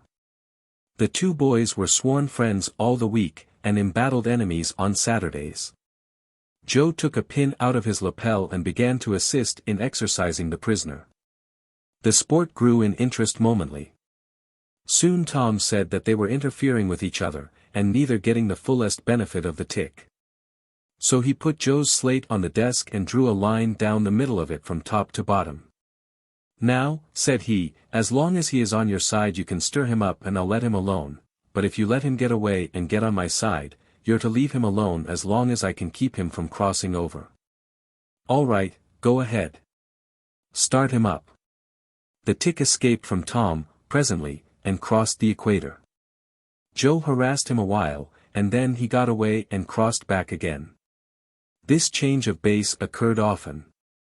While one boy was worrying the tick with absorbing interest, the other would look on with interest as strong, the two heads bowed together over the slate, and the two souls dead to all things else.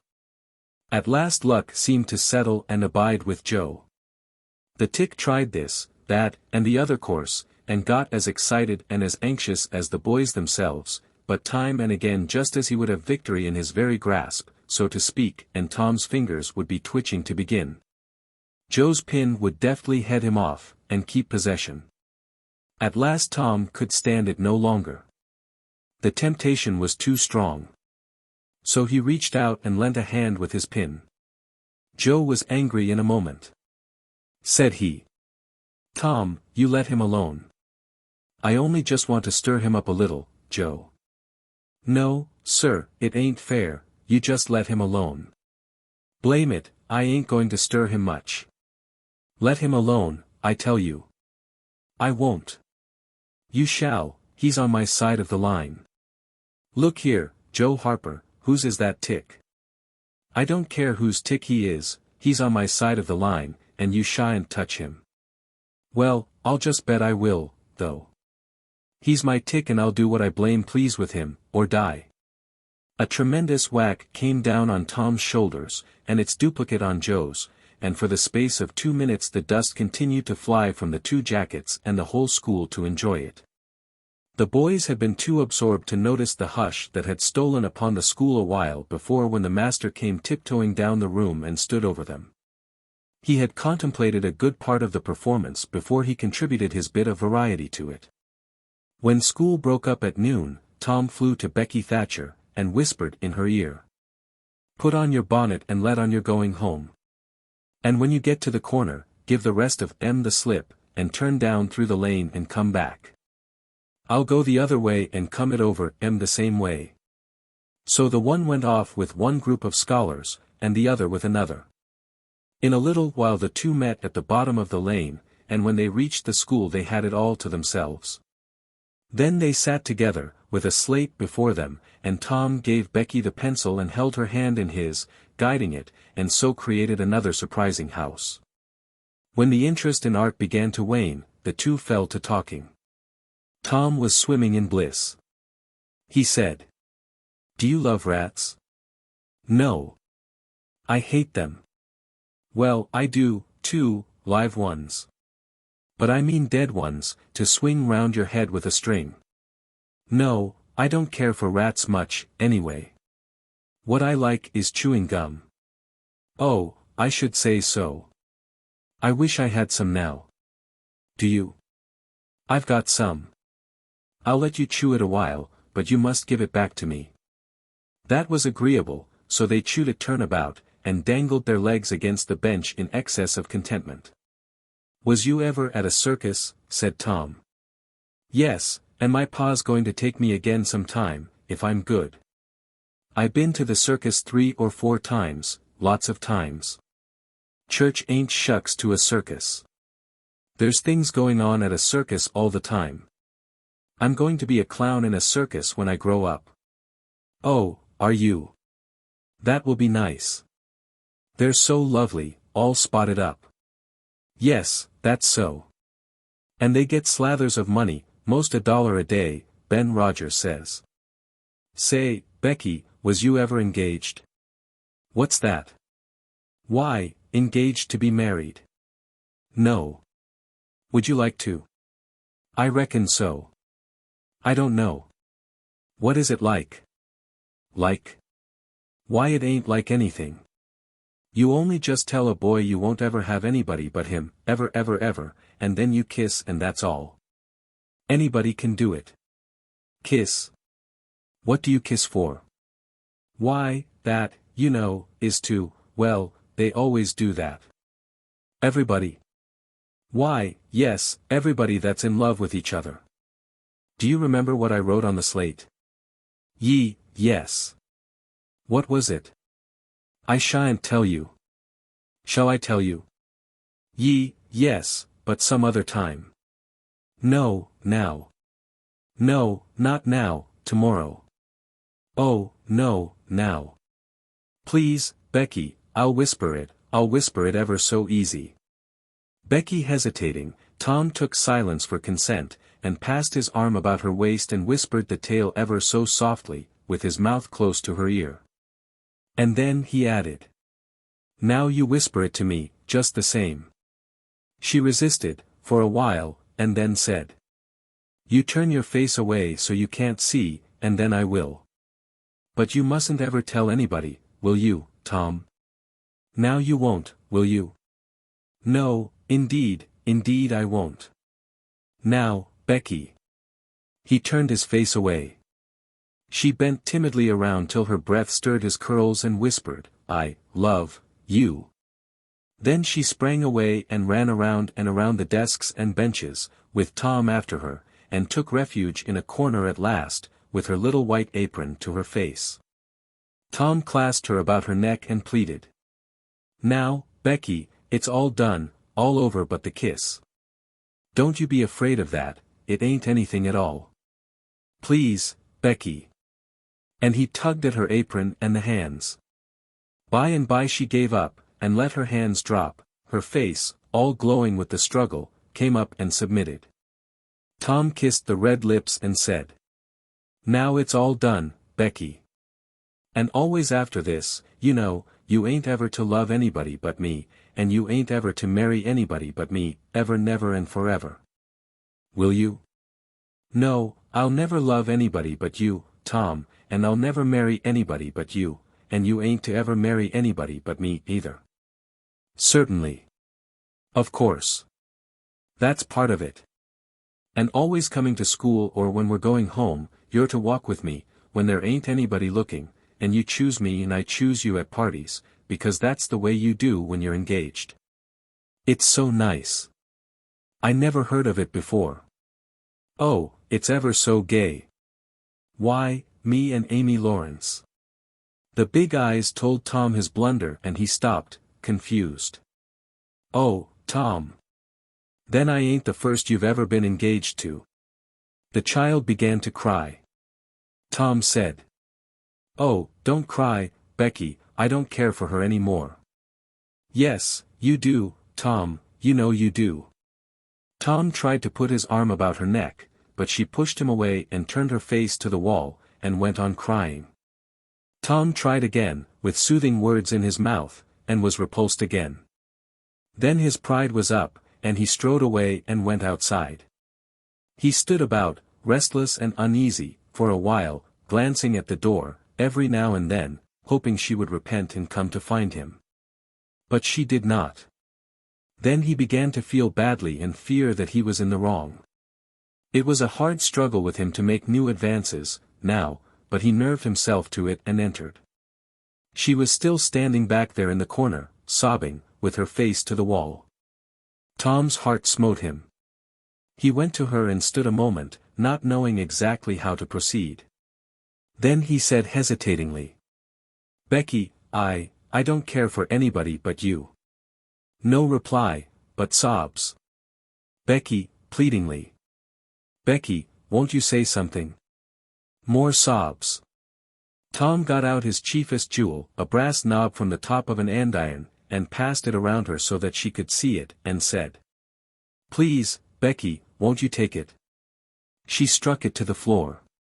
Then Tom marched out of the house and over the hills and far away, to return to school no more that day. Presently Becky began to suspect.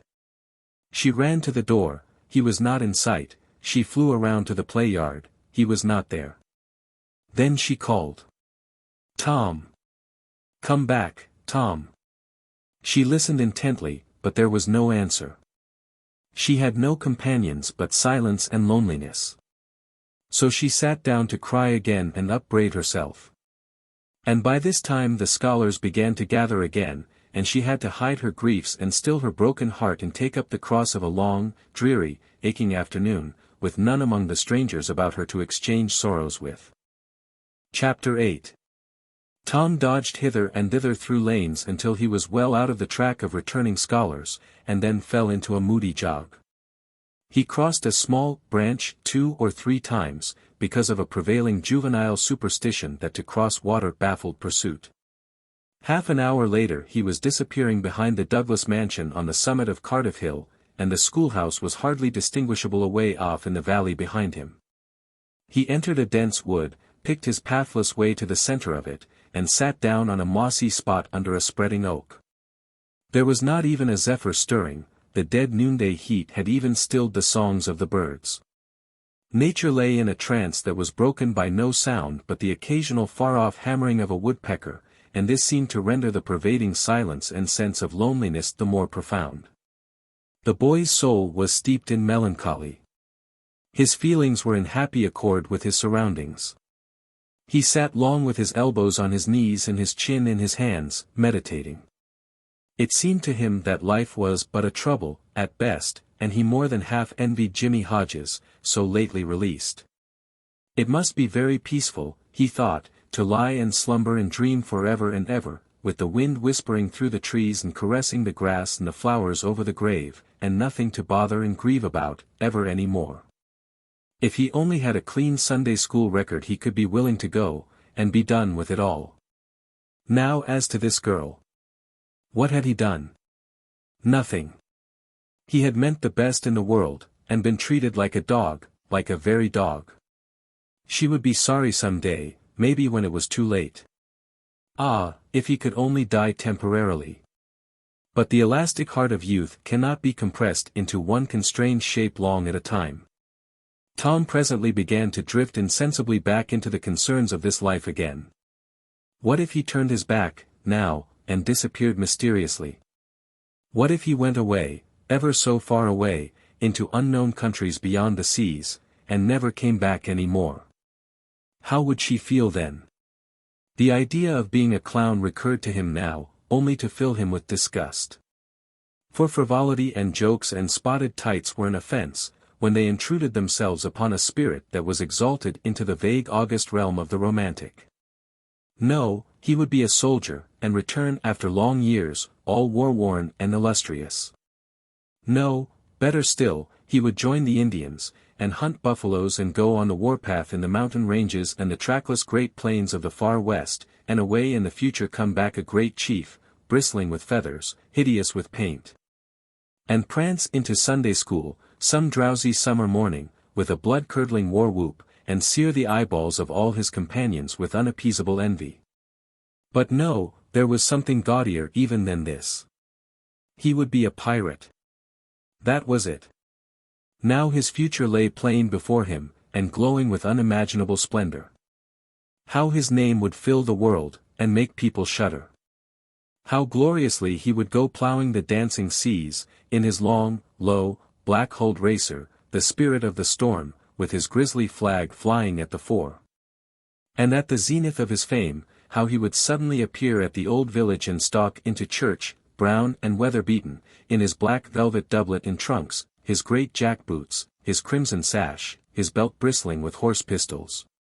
His crime-rusted cutlass at his side, his slouch hat with waving plumes, his black flag unfurled, with the skull and crossbones on it, and here with swelling ecstasy the whisperings, "It's Tom Sawyer the pirate. The Black Avenger of the Spanish Main." Yes, it was settled, his career was determined.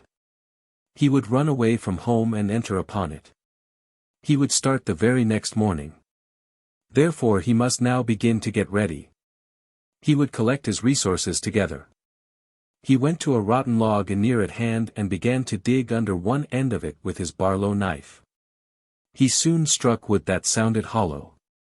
He put his hand there and uttered this incantation impressively.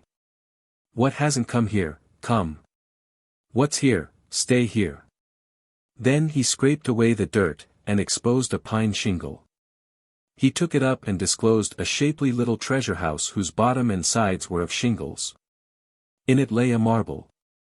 Tom's astonishment was boundless. He scratched his head with a perplexed air, and said, "Well, that beats anything." Then he tossed the marble away pettishly, and stood cogitating.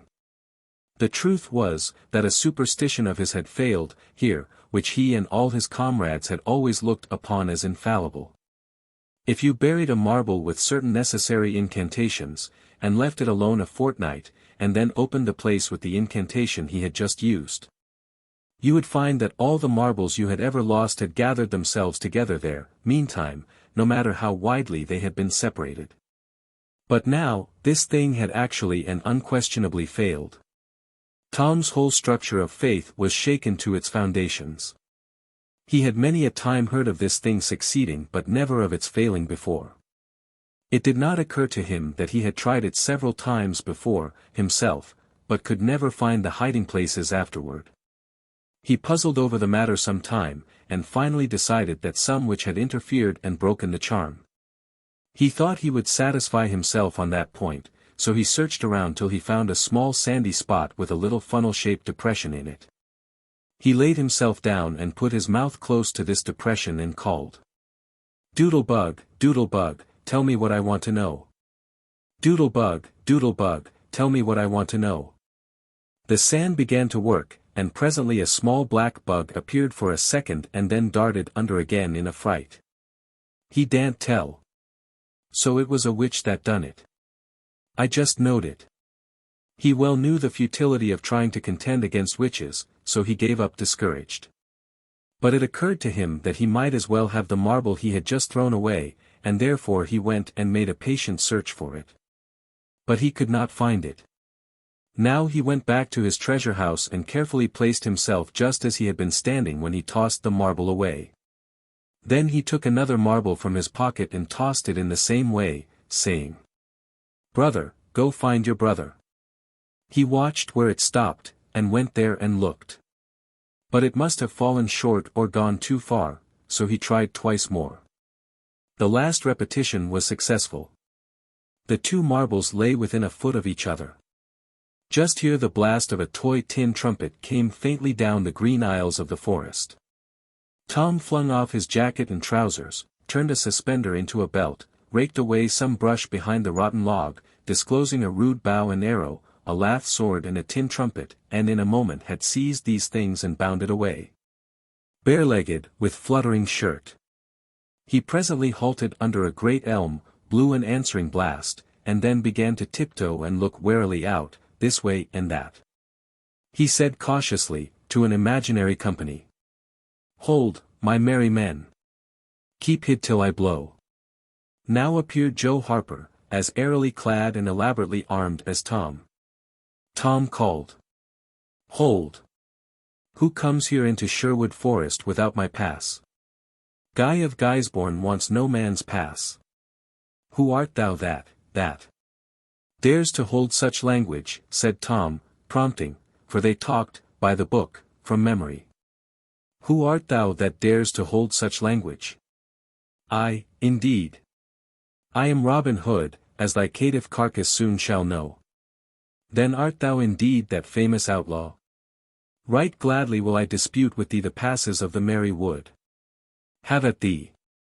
They took their lath swords, dumped their other traps on the ground, struck a fencing attitude, foot to foot, and began a grave, careful combat, 2 up and 2 down. Presently Tom said, "Now, if you've got the hang, go it lively." So they went it lively, panting and perspiring with the work. By and by Tom shouted, "Fall! Fall! Why don't you fall?" "I shan't." "Why don't you fall yourself? You're getting the worst of it." "Why, that ain't anything. I can't fall. That ain't the way it is in the book. The book says, then with one backhanded stroke he slew poor Guy of Guysborne. You're to turn around and let me hit you in the back." There was no getting around the authorities, so Joe turned, received the whack and fell. "Now," said Joe, getting up, "you got to let me kill you. That's fair." "Why, I can't do that, it ain't in the book." "Well, it's blamed mean, that's all." "Well, say, Joe, you can be Friar Tuck or Much the miller's son, and lam me with a quarter-staff, or I'll be the sheriff of Nottingham and you be Robin Hood a little while and kill me." This was satisfactory, and so these adventures were carried out. Then Tom became Robin Hood again, and was allowed by the treacherous nun to bleed his strength away through his neglected wound. And at last Joe, representing a whole tribe of weeping outlaws, dragged him sadly forth, gave his bow into his feeble hands, and Tom said, "Where this arrow falls, there bury poor Robin Hood under the greenwood tree." Then he shot the arrow and fell back and would have died, but he lit on a nettle and sprang up too gaily for a corpse. The boys dressed themselves, hid their accoutrements, and went off grieving that there were no outlaws any more, and wondering what modern civilization could claim to have done to compensate for their loss. They said they would rather be outlaws a year in Sherwood Forest than President of the United States forever. Chapter 9. At 9:30, that night, Tom and Sid were sent to bed, as usual. They said their prayers, and Sid was soon asleep. Tom lay awake and waited, in restless impatience. When it seemed to him that it must be nearly daylight, he heard the clock strike 10. This was despair. He would have tossed and fidgeted, as his nerves demanded, but he was afraid he might wake Sid. So he lay still, and stared up into the dark. Everything was dismally still. By and by, out of the stillness, little, scarcely perceptible noises began to emphasize themselves. The ticking of the clock began to bring itself into notice.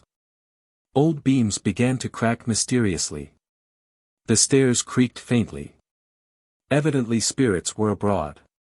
A measured, muffled snore issued from Aunt Polly's chamber. And now the tiresome chirping of a cricket that no human ingenuity could locate, began. Next the ghastly ticking of a death watch in the wall at the bed's head made Tom shudder. It meant that somebody's days were numbered. Then the howl of a far-off dog rose on the night air, and was answered by a fainter howl from a remoter distance. Tom was in an agony. At last he was satisfied that time had ceased and eternity begun. He began to doze, in spite of himself. The clock chimed 11, but he did not hear it. And then there came, mingling with his half-formed dreams, a most melancholy caterwauling. The raising of a neighboring window disturbed him. A cry of "Scat! You devil!" And the crash of an empty bottle against the back of his aunt's woodshed brought him wide awake, and a single minute later he was dressed and out of the window and creeping along the roof of the L on all fours.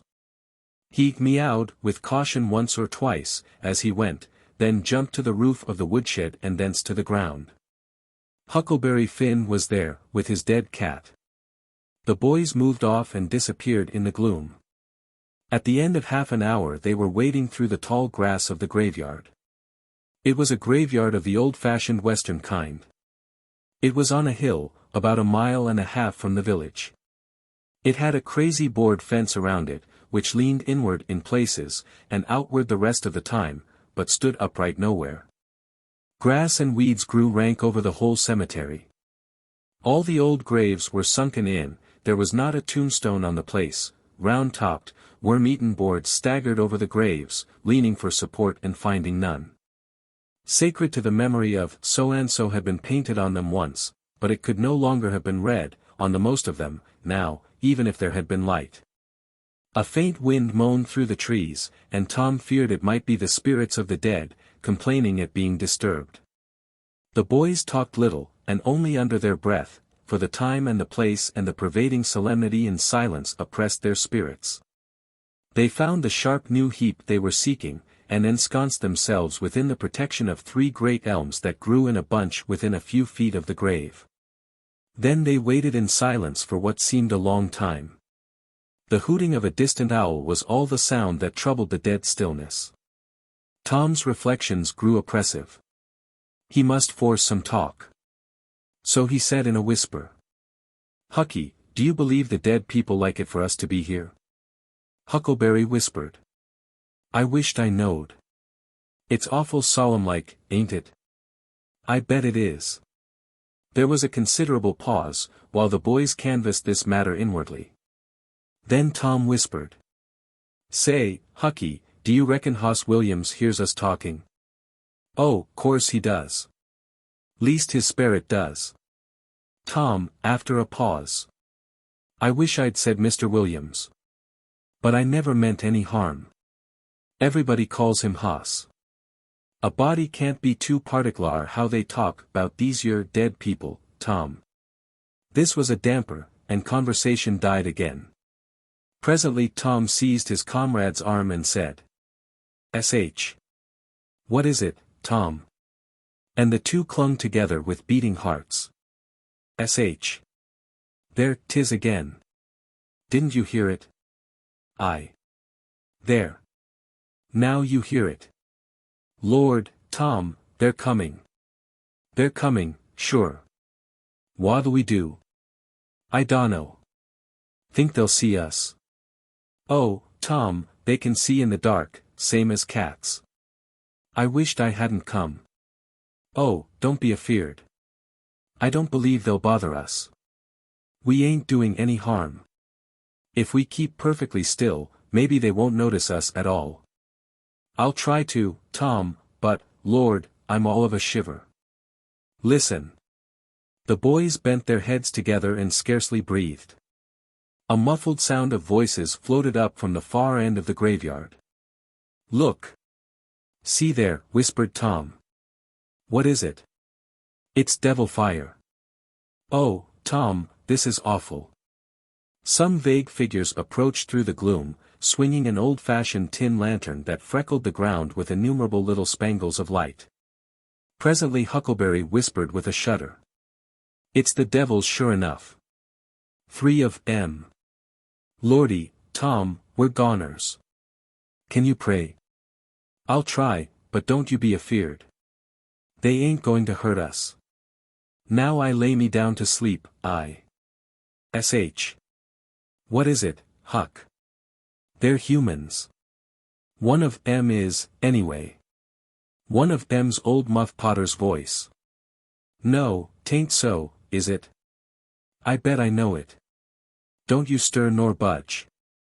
He ain't sharp enough to notice us. Drunk, the same as usual, likely, blamed old Rip. All right, I'll keep still. Now they're stuck. Can't find it. Here they come again. Now they're hot. Cold again. Hot again. Red hot. They're peeint right, this time. Say, Huck, I know another o' them voices, it's Injun Joe." "That's so, that murderin' half-breed. I drew there they was devils a dern sight. What kin they be up to?" The whisper died wholly out, now, for the 3 men had reached the grave and stood within a few feet of the boy's hiding place. "Here it is," said the third voice. And the owner of it held the lantern up and revealed the face of young Dr. Robinson. Potter and Injun Joe were carrying a hand barrow with a rope and a couple of shovels on it. They cast down their load and began to open the grave. The doctor put the lantern at the head of the grave and came and sat down with his back against one of the elm trees. He was so close the boys could have touched him. "Hurry, men," he said, in a low voice, "the moon might come out at any moment." They growled a response and went on digging. For some time there was no noise but the grating sound of the spades discharging their freight of mold and gravel. It was very monotonous. Finally a spade struck upon the coffin with a dull woody accent, and within another minute or two the men had hoisted it out on the ground. They pried off the lid with their shovels, got out the body and dumped it rudely on the ground. The moon drifted from behind the clouds and exposed the pallid face. The barrow was got ready and the corpse placed on it, covered with a blanket, and bound to its place with the rope. Potter took out a large spring knife and cut off the dangling end of the rope and then said, "Now the cussed thing's ready, Sawbones, and you'll just out with another 5, or here she stays." "That's the talk," said Injun Joe. "Look here, what does this mean?" said the doctor. "You required your pay in advance, and I've paid you." "Yes, and you done more than that," said Injun Joe, approaching the doctor, who was now standing. "5 years ago you drove me away from your father's kitchen one night, when I come to ask for something to eat, and you said I warn't there for any good. And when I swore I'd get even with you if it took 100 years, your father had me jailed for a vagrant. Did you think I'd forget? The Injun blood ain't in me for nothing. And now I've got you, and you got to settle, you know." He was threatening the doctor, with his fist in his face, by this time. The doctor struck out suddenly and stretched the ruffian on the ground. Potter dropped his knife, and exclaimed, "Here, now, don't you hit my pard." And the next moment he had grappled with the doctor and the two were struggling with might and main, trampling the grass and tearing the ground with their heels. Injun Joe sprang to his feet, his eyes flaming with passion, snatched up Potter's knife, and went creeping, cat-like and stooping, round and round about the combatants, seeking an opportunity. All at once the doctor flung himself free, seized the heavy headboard of William's grave and felled Potter to the earth with it, and in the same instant the half-breed saw his chance and drove the knife to the hilt in the young man's breast. He reeled and fell partly upon Potter, flooding him with his blood, and in the same moment the clouds blotted out the dreadful spectacle and the two frightened boys went speeding away in the dark. Presently, when the moon emerged again, Injun Joe was standing over the two forms, contemplating them. The doctor murmured inarticulately, gave a long gasp or two and was still. The half-breed muttered, "That score is settled, damn you. Then he robbed the body. After which he put the fatal knife in Potter's open right hand, and sat down on the dismantled coffin. 3, 4, 5 minutes passed, and then Potter began to stir and moan. His hand closed upon the knife. He raised it, glanced at it, and let it fall, with a shudder. Then he sat up, pushing the body from him, and gazed at it, and then around him, confusedly. His eyes met Joe's. "Lord, how is this, Joe?" he said. "It's a dirty business," said Joe, without moving. "What did you do it for?" I never done it." "Look here. That kind of talk won't wash." Potter trembled and grew white. "I thought I'd got sober. I'd no business to drink tonight. But it's in my head yet, worse'n when we started here. I'm all in a muddle, can't recollect anything of it, hardly. Tell me, Joe, honest, now, old feller, did I do it?" "Joe, I never meant to, 'pon my soul and honor, I never meant to, Joe." "Tell me how it was, Joe." "Oh, it's awful, and him so young and promising. Why, you two was scuffling, and he fetched you one with the headboard and you fell flat. And then up you come, all reeling and staggering like, and snatched the knife and jammed it into him, just as he fetched you another awful clip, and here you've laid, as dead as a wedge till now. Oh, I didn't know what I was doing. I wish I may die this minute if I did. It was all on account of the whiskey and the excitement, I reckon. I never used a weapon in my life before, Joe. I've fought, but never with weapons. They'll all say that. Joe, don't tell. Say you won't tell, Joe, that's a good feller. I always liked you, Joe, and stood up for you, too. Don't you remember? You won't tell, will you, Joe?" And the poor creature dropped on his knees before the stolid murderer, and clasped his appealing hands. "No, you've always been fair and square with me, Muff Potter, and I won't go back on you. There, now, that's as fair as a man can say. Oh, Joe, you're an angel.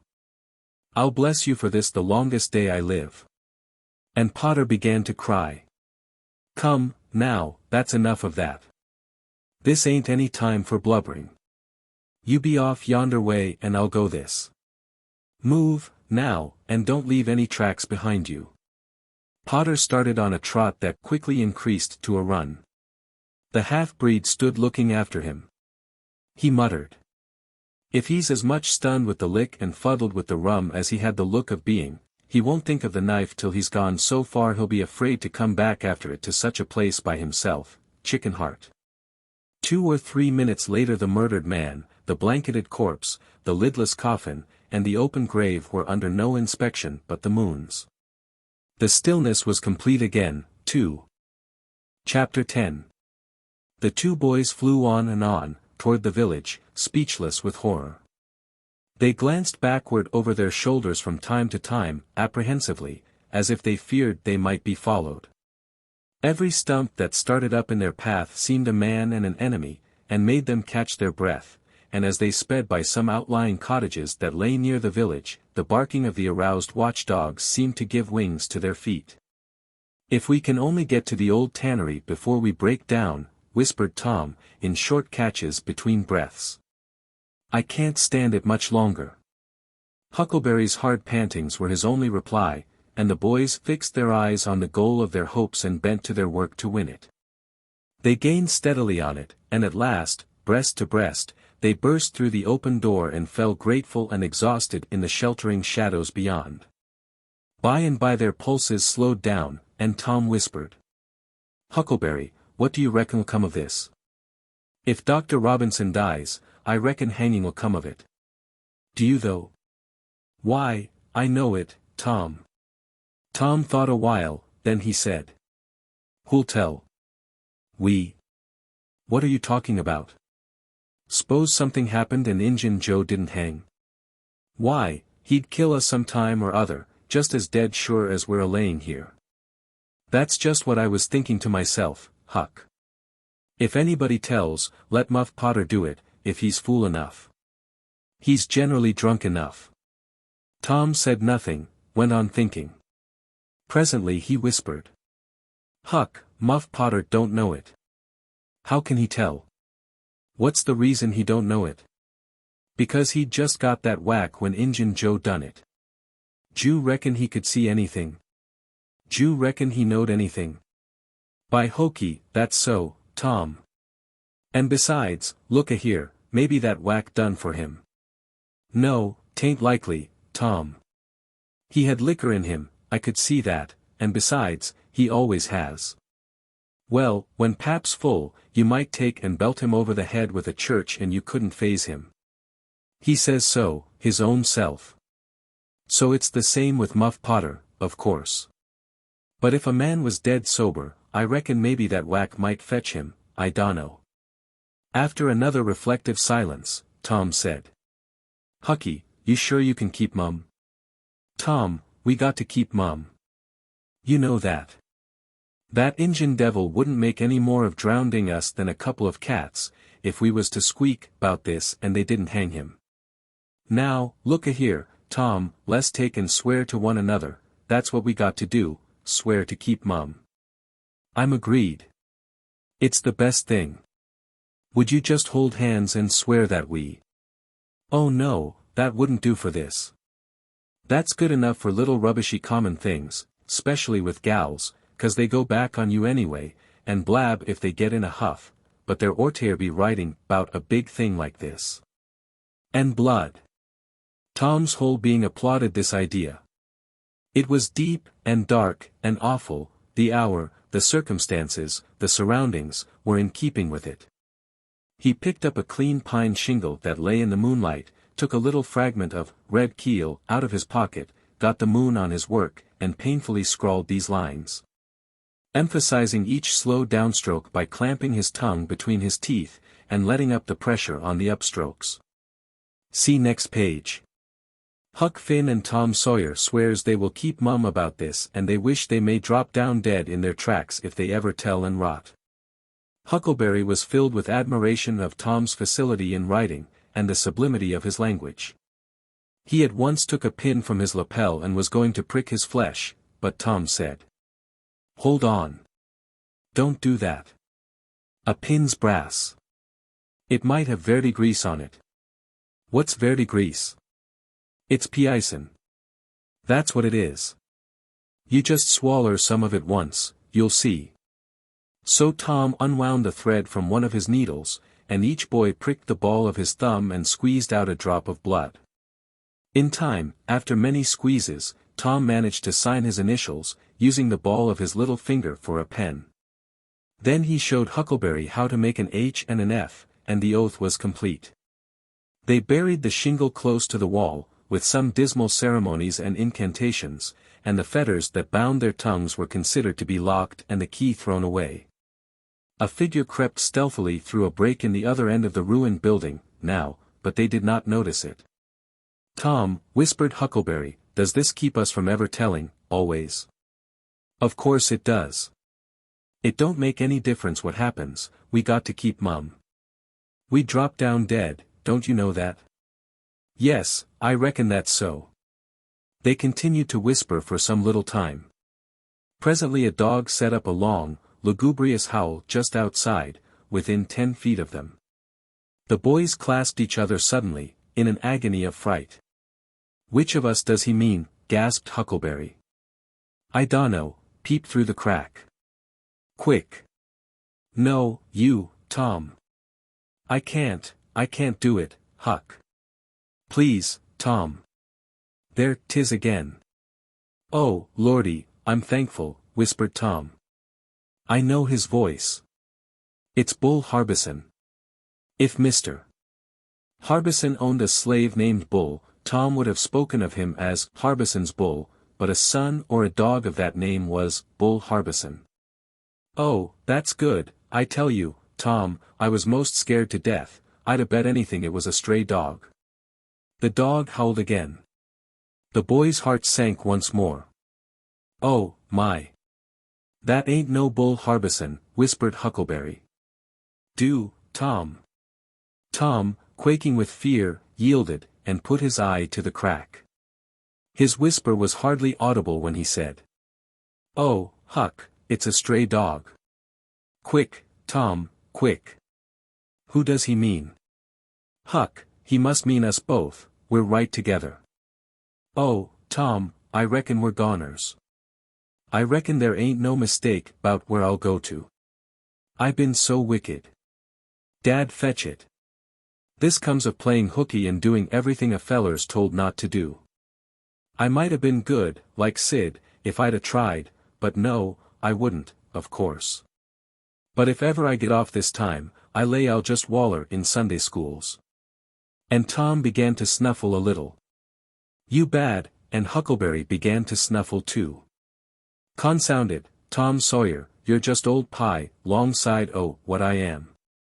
Oh, lordy, lordy, lordy, I wished I only had half your chance." Tom choked off and whispered, "Look, Hucky, look. He's got his back to us." Hucky looked, with joy in his heart. "Well, he has, by jingoes." "Did he before?" "Yes, he did. But I, like a fool, never thought. Oh, this is bully, you know. Now who can he mean?" The howling stopped. Tom pricked up his ears. "Sh. What's that?" he whispered. "Sounds like hogs grunting." "No, it's somebody snoring, Tom." "That is it. Whereabouts is it, Huck?" "I believe it's down at t'other end." "Sounds so, anyway. Pap used to sleep there, sometimes, 'long with the hogs, but laws bless you, he just lifts things when he snores. Besides, I reckon he ain't ever coming back to this town any more." The spirit of adventure rose in the boys' souls once more. "Hucky, do you dost to go if I lead?" "I don't like to, much." "Tom, s'pose it's Injun Joe." Tom quailed. But presently the temptation rose up strong again and the boys agreed to try, with the understanding that they would take to their heels if the snoring stopped. So they went tiptoeing stealthily down, the one behind the other. When they had got to within 5 steps of the snorer, Tom stepped on a stick, and it broke with a sharp snap. The man moaned, writhed a little, and his face came into the moonlight. It was Muff Potter. The boys' hearts had stood still, and their hopes too, when the man moved, but their fears passed away now. They tiptoed out, through the broken weatherboarding, and stopped at a little distance to exchange a parting word. That long, lugubrious howl rose on the night air again. They turned and saw the strange dog standing within a few feet of where Potter was lying, and facing Potter, with his nose pointing heavenward. "Oh, Jeminy, it's him!" exclaimed both boys, in a breath. "Say, Tom, they say a stray dog come howling around Johnny Miller's house, 'bout midnight, as much as 2 weeks ago, and a whippoorwill come in and lit on the banisters and sung, the very same evening. And there ain't anybody dead there yet." "Well, I know that. And suppose there ain't. Didn't Gracie Miller fall in the kitchen fire and burn herself terrible the very next Saturday?" "Yes, but she ain't dead. And what's more, she's getting better, too. All right, you wait and see. She's a goner, just as dead sure as Muff Potter's a goner. That's what the niggers say, and they know all about these kind of things, Huck." Then they separated, cogitating. When Tom crept in at his bedroom window the night was almost spent. He undressed with excessive caution, and fell asleep congratulating himself that nobody knew of his escapade. He was not aware that the gently snoring Sid was awake, and had been so for an hour. When Tom awoke, Sid was dressed and gone. There was a late look in the light, a late sense in the atmosphere. He was startled. Why had he not been called, persecuted till he was up, as usual? The thought filled him with bodings. Within 5 minutes he was dressed and downstairs, feeling sore and drowsy. The family were still at table, but they had finished breakfast. There was no voice of rebuke, but there were averted eyes, there was a silence and an air of solemnity that struck a chill to the culprit's heart. He sat down and tried to seem gay, but it was uphill work. It roused no smile, no response, and he lapsed into silence and let his heart sink down to the depths. After breakfast his aunt took him aside, and Tom almost brightened in the hope that he was going to be flogged, but it was not so. His aunt wept over him and asked him how he could go and break her old heart so, and finally told him to go on, and ruin himself and bring her grey hairs with sorrow to the grave, for it was no use for her to try any more. This was worse than 1,000 whippings, and Tom's heart was sorer now than his body. He cried, he pleaded for forgiveness, promised to reform over and over again, and then received his dismissal, feeling that he had won but an imperfect forgiveness and established but a feeble confidence.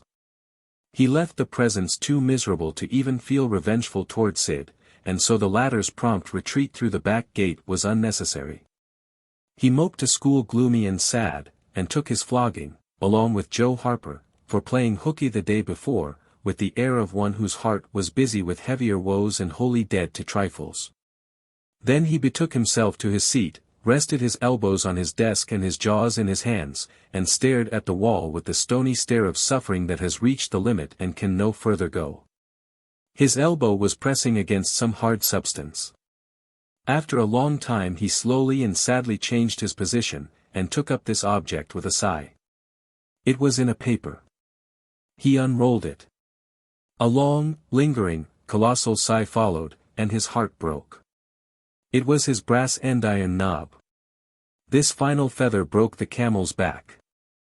Chapter 11. Close upon the hour of noon the whole village was suddenly electrified with the ghastly news. No need of the as yet undreamed of telegraph. The tale flew from man to man, from group to group, from house to house, with little less than telegraphic speed. Of course the schoolmaster gave holyday for that afternoon. The town would have thought strangely of him if he had not. A gory knife had been found close to the murdered man, and it had been recognized by somebody as belonging to Muff Potter, so the story ran. And it was said that a belated citizen had come upon Potter washing himself in the branch about 1 or 2 o'clock in the morning, and that Potter had at once sneaked off, suspicious circumstances. Especially the washing, which was not a habit with Potter. It was also said that the town had been ransacked for this murderer. The public are not slow in the matter of sifting evidence and arriving at a verdict, but that he could not be found. Horsemen had departed down all the roads in every direction, and the sheriff was confident that he would be captured before night. All the town was drifting toward the graveyard. Tom's heartbreak vanished and he joined the procession, not because he would not 1,000 times rather go anywhere else, but because an awful, unaccountable fascination drew him on. Arrived at the dreadful place, he wormed his small body through the crowd and saw the dismal spectacle. It seemed to him an age since he was there before. Somebody pinched his arm. He turned, and his eyes met Huckleberry's. Then both looked elsewhere at once, and wondered if anybody had noticed anything in their mutual glance. But everybody was talking, and intent upon the grisly spectacle before them. Poor fellow! Poor young fellow! This ought to be a lesson to grave robbers. Muff Potter'll hang for this if they catch him. This was the drift of remark, and the minister said, "It was a judgment, his hand is here." Now Tom shivered from head to heel. For his eye fell upon the stolid face of Injun Joe. At this moment the crowd began to sway and struggle, and voices shouted, "It's him! It's him! He's coming himself!" "Who? Who?" from 20 voices. "Muff Potter." "Hullo, he's stopped." "Look out, he's turning." "Don't let him get away." People in the branches of the trees over Tom's head said he wasn't trying to get away, he only looked doubtful and perplexed. "Infernal impudence," said a bystander. "Wanted to come and take a quiet look at his work, I reckon, didn't expect any company."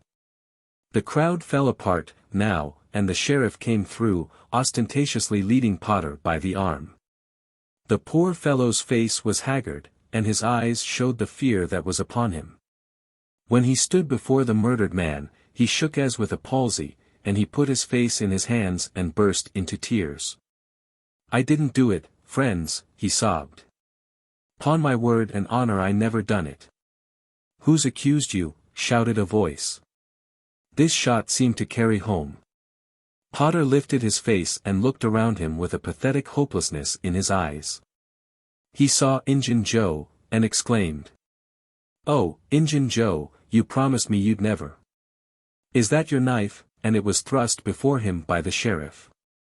Potter would have fallen if they had not caught him and eased him to the ground. Then he said, "Something told me, if I didn't come back and get," he shuddered, then waved his nerveless hand with a vanquished gesture and said, "Tell him, Joe, tell him, it ain't any use any more." Then Huckleberry and Tom stood dumb and staring, and heard the stony-hearted liar reel off his serene statement, they expecting every moment that the clear sky would deliver God's lightnings upon his head. And wondering to see how long the stroke was delayed. And when he had finished and still stood alive and whole, their wavering impulse to break their oath and save the poor betrayed prisoner's life faded and vanished away. For plainly this miscreant had sold himself to Satan, and it would be fatal to meddle with the property of such a power as that. "Why didn't you leave?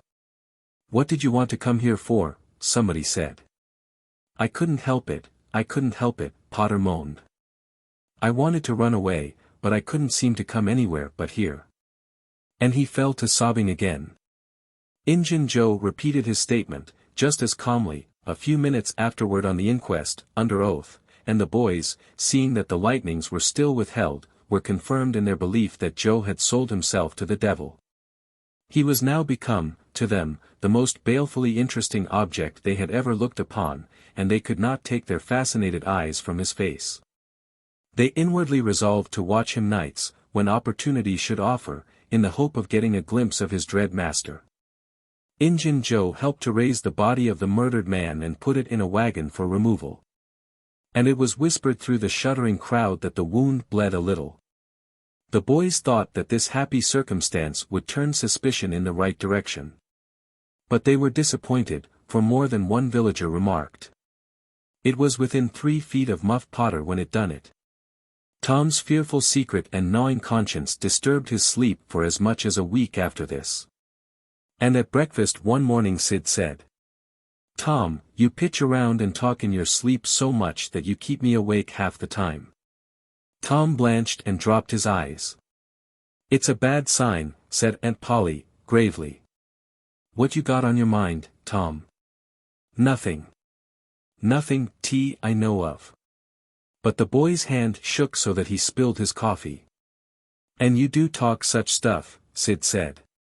"Last night you said, it's blood, that's what it is. You said that over and over. And you said, don't torment me so, I'll tell." "Tell what? What is it you'll tell?" Everything was swimming before Tom.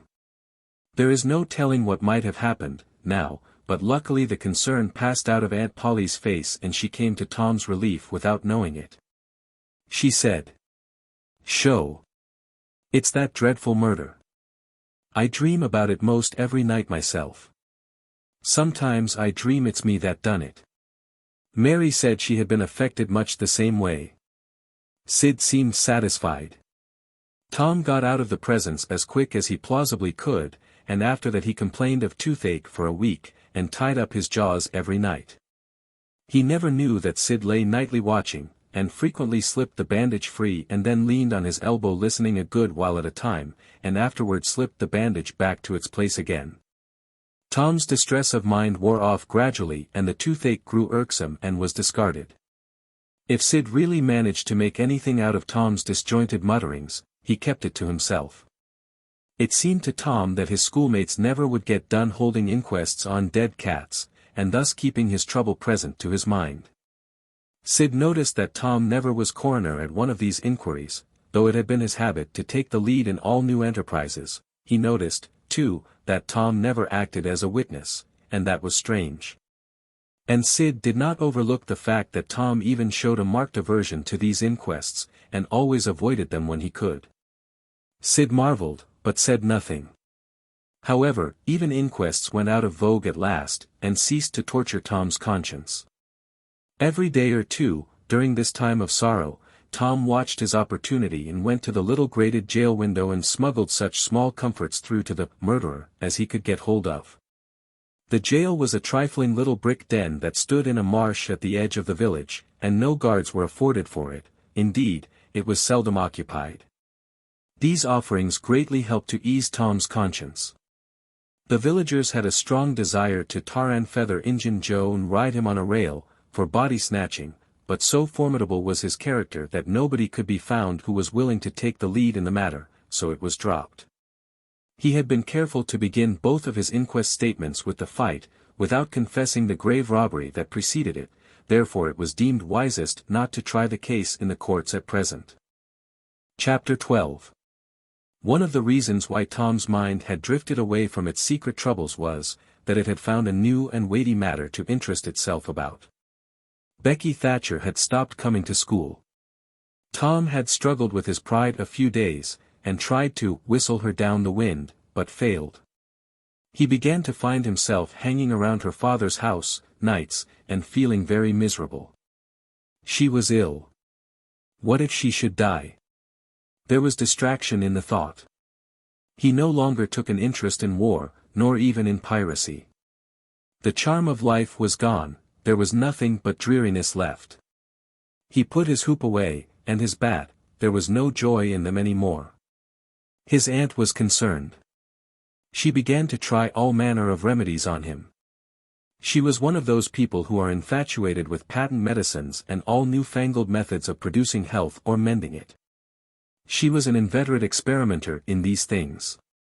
When something fresh in this line came out she was in a fever, right away, to try it, not on herself, for she was never ailing, but on anybody else that came handy.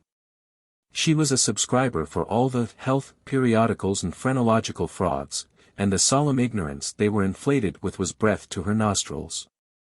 All the rot they contained about ventilation, and how to go to bed, and how to get up, and what to eat, and what to drink, and how much exercise to take, and what frame of mind to keep oneself in, and what sort of clothing to wear, was all gospel to her, and she never observed that her health journals of the current month customarily upset everything they had recommended the month before. She was as simple-hearted and honest as the day was long, and so she was an easy victim. She gathered together her quack periodicals and her quack medicines, and thus armed with death, went about on her pale horse, metaphorically speaking, with hell following after. But she never suspected that she was not an angel of healing and the balm of Gilead in disguise, to the suffering neighbors. The water treatment was new, now, and Tom's low condition was a windfall to her.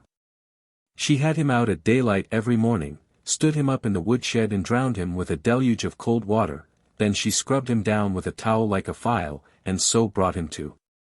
Then she rolled him up in a wet sheet and put him away under blankets till she sweated his soul clean and the yellow stains of it came through his pores, as Tom said. Yet notwithstanding all this, the boy grew more and more melancholy and pale and dejected. She added hot baths, sitz baths, shower baths, and plunges. The boy remained as dismal as a hearse. She began to assist the water with a slim oatmeal diet and blister plasters. She calculated his capacity as she would a jug's, and filled him up every day with quack cure-alls. Tom had become indifferent to persecution by this time. This phase filled the old lady's heart with consternation. This indifference must be broken up at any cost. Now she heard of painkiller for the first time. She ordered a lot at once. She tasted it and was filled with gratitude. It was simply fire in a liquid form. She dropped the water treatment and everything else, and pinned her faith to painkiller. She gave Tom a teaspoonful and watched with the deepest anxiety for the result. Her troubles were instantly at rest, her soul at peace again, for the indifference was broken up. The boy could not have shown a wilder, heartier interest, if she had built a fire under him. Tom felt that it was time to wake up. This sort of life might be romantic enough, in his blighted condition, but it was getting to have too little sentiment and too much distracting variety about it. So he thought over various plans for relief, and finally hit upon that of professing to be fond of painkiller. He asked for it so often that he became a nuisance, and his aunt ended by telling him to help himself and quit bothering her. If it had been Sid, she would have had no misgivings to alloy her delight, but since it was Tom, she watched the bottle clandestinely. She found that the medicine did really diminish, but it did not occur to her that the boy was mending the health of a crack in the sitting-room floor with it. One day Tom was in the act of dosing the crack when his aunt's yellow cat came along, purring, eyeing the teaspoon avariciously, and begging for a taste. Tom said, "Don't ask for it unless you want it, Peter." But Peter signified that he did want it. "You better make sure." Peter was sure. "Now you've asked for it, and I'll give it to you, because there ain't anything mean about me. But if you find you don't like it, you mustn't blame anybody but your own self." Peter was agreeable. So Tom pried his mouth open and poured down the painkiller. Peter sprang a couple of yards in the air, and then delivered a war whoop and set off round and round the room, banging against furniture, upsetting flower pots, and making general havoc. Next he rose on his hind feet and pranced around, in a frenzy of enjoyment, with his head over his shoulder and his voice proclaiming his unappeasable happiness. Then he went tearing around the house again, spreading chaos and destruction in his path. Aunt Polly entered in time to see him throw a few double somersets, deliver a final mighty hurrah, and sail through the open window, carrying the rest of the flower pots with him. The old lady stood petrified with astonishment, peering over her glasses. Tom lay on the floor expiring with laughter. "Tom, what on earth ails that cat?" "I don't know, Aunt," gasped the boy. "Why, I never see anything like it. What did make him act so?" "'Deed I don't know, Aunt Polly, cats always act so when they're having a good time." "They do they?" There was something in the tone that made Tom apprehensive. "Yes'm. That is, I believe they do." "You do?" "Yes'm." The old lady was bending down, Tom watching, with interest emphasized by anxiety.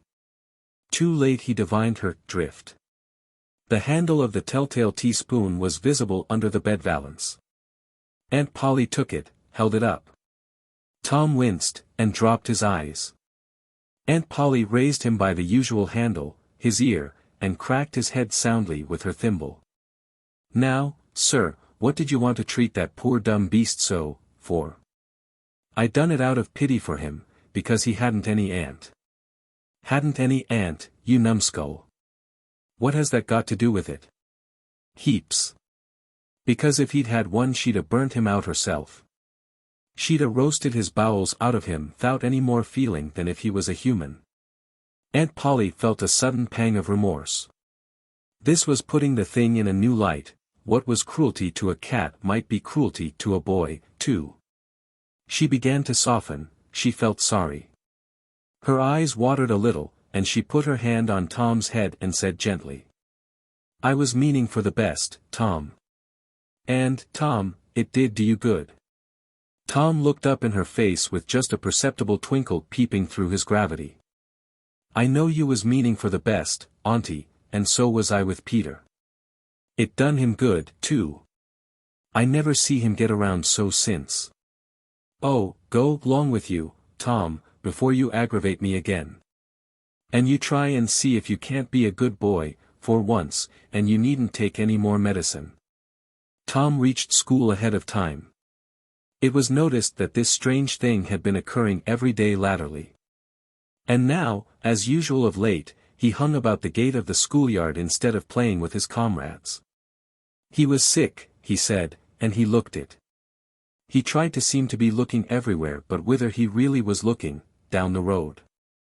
Presently Jeff Thatcher hove in sight, and Tom's face lighted. He gazed a moment, and then turned sorrowfully away. When Jeff arrived, Tom accosted him. And led up warily to opportunities for remark about Becky, but the giddy lad never could see the bait. Tom watched and watched, hoping whenever a frisking frock came in sight, and hating the owner of it as soon as he saw she was not the right one. At last frocks ceased to appear, and he dropped hopelessly into the dumps. He entered the empty schoolhouse and sat down to suffer. Then one more frock passed in at the gate, and Tom's heart gave a great bound. The next instant he was out, and going on like an Indian. Yelling, laughing, chasing boys, jumping over the fence at risk of life and limb, throwing handsprings, standing on his head, doing all the heroic things he could conceive of, and keeping a furtive eye out, all the while, to see if Becky Thatcher was noticing. But she seemed to be unconscious of it all, she never looked. Could it be possible that she was not aware that he was there? He carried his exploits to her immediate vicinity. Came more whooping around, snatched a boy's cap, hurled it to the roof of the schoolhouse, broke through a group of boys, tumbling them in every direction, and fell sprawling, himself, under Becky's nose, almost upsetting her, and she turned. With her nose in the air, and he heard her say, "MF. Some people think they're mighty smart, always showing off."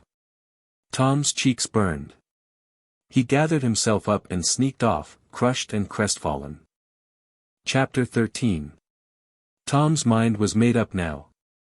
He was gloomy and desperate. He was a forsaken, friendless boy, he said. Nobody loved him. When they found out what they had driven him to, perhaps they would be sorry. He had tried to do right and get along, but they would not let him, since nothing would do them but to be rid of him. Let it be so, and let them blame him for the consequences. Why shouldn't they? What right had the friendless to complain? Yes, they had forced him to it at last. He would lead a life of crime. There was no choice. By this time he was far down Meadow Lane, and the bell for school to take up tinkled faintly upon his ear. He sobbed, now, to think he should never hear that old familiar sound any more. It was very hard, but it was forced on him, since he was driven out into the cold world. He must submit, but he forgave them. Then the sobs came thick and fast. Just at this point he met his soul's sworn comrade, Joe Harper, hard-eyed, and with evidently a great and dismal purpose in his heart. Plainly here were two souls with but a single thought. Tom, wiping his eyes with his sleeve, began to blubber out something about a resolution to escape from hard usage and lack of sympathy at home by roaming abroad into the great world never to return, and ended by hoping that Joe would not forget him. But it transpired that this was a request which Joe had just been going to make of Tom, and had come to hunt him up for that purpose. His mother had whipped him for drinking some cream which he had never tasted and knew nothing about. It was plain that she was tired of him and wished him to go. If she felt that way, there was nothing for him to do but succumb. He hoped she would be happy, and never regret having driven her poor boy out into the unfeeling world to suffer and die. As the two boys walked sorrowing along, they made a new compact to stand by each other and be brothers and never separate till death relieved them of their troubles. Then they began to lay their plans. Joe was for being a hermit, and living on crusts in a remote cave, and dying, some time, of cold and want and grief. But after listening to Tom, he conceded that there were some conspicuous advantages about a life of crime, and so he consented to be a pirate. 3 miles below St. Petersburg, at a point where the Mississippi River was a trifle over a mile wide, there was a long, narrow, wooded island, with a shallow bar at the head of it, and this offered well as a rendezvous. It was not inhabited.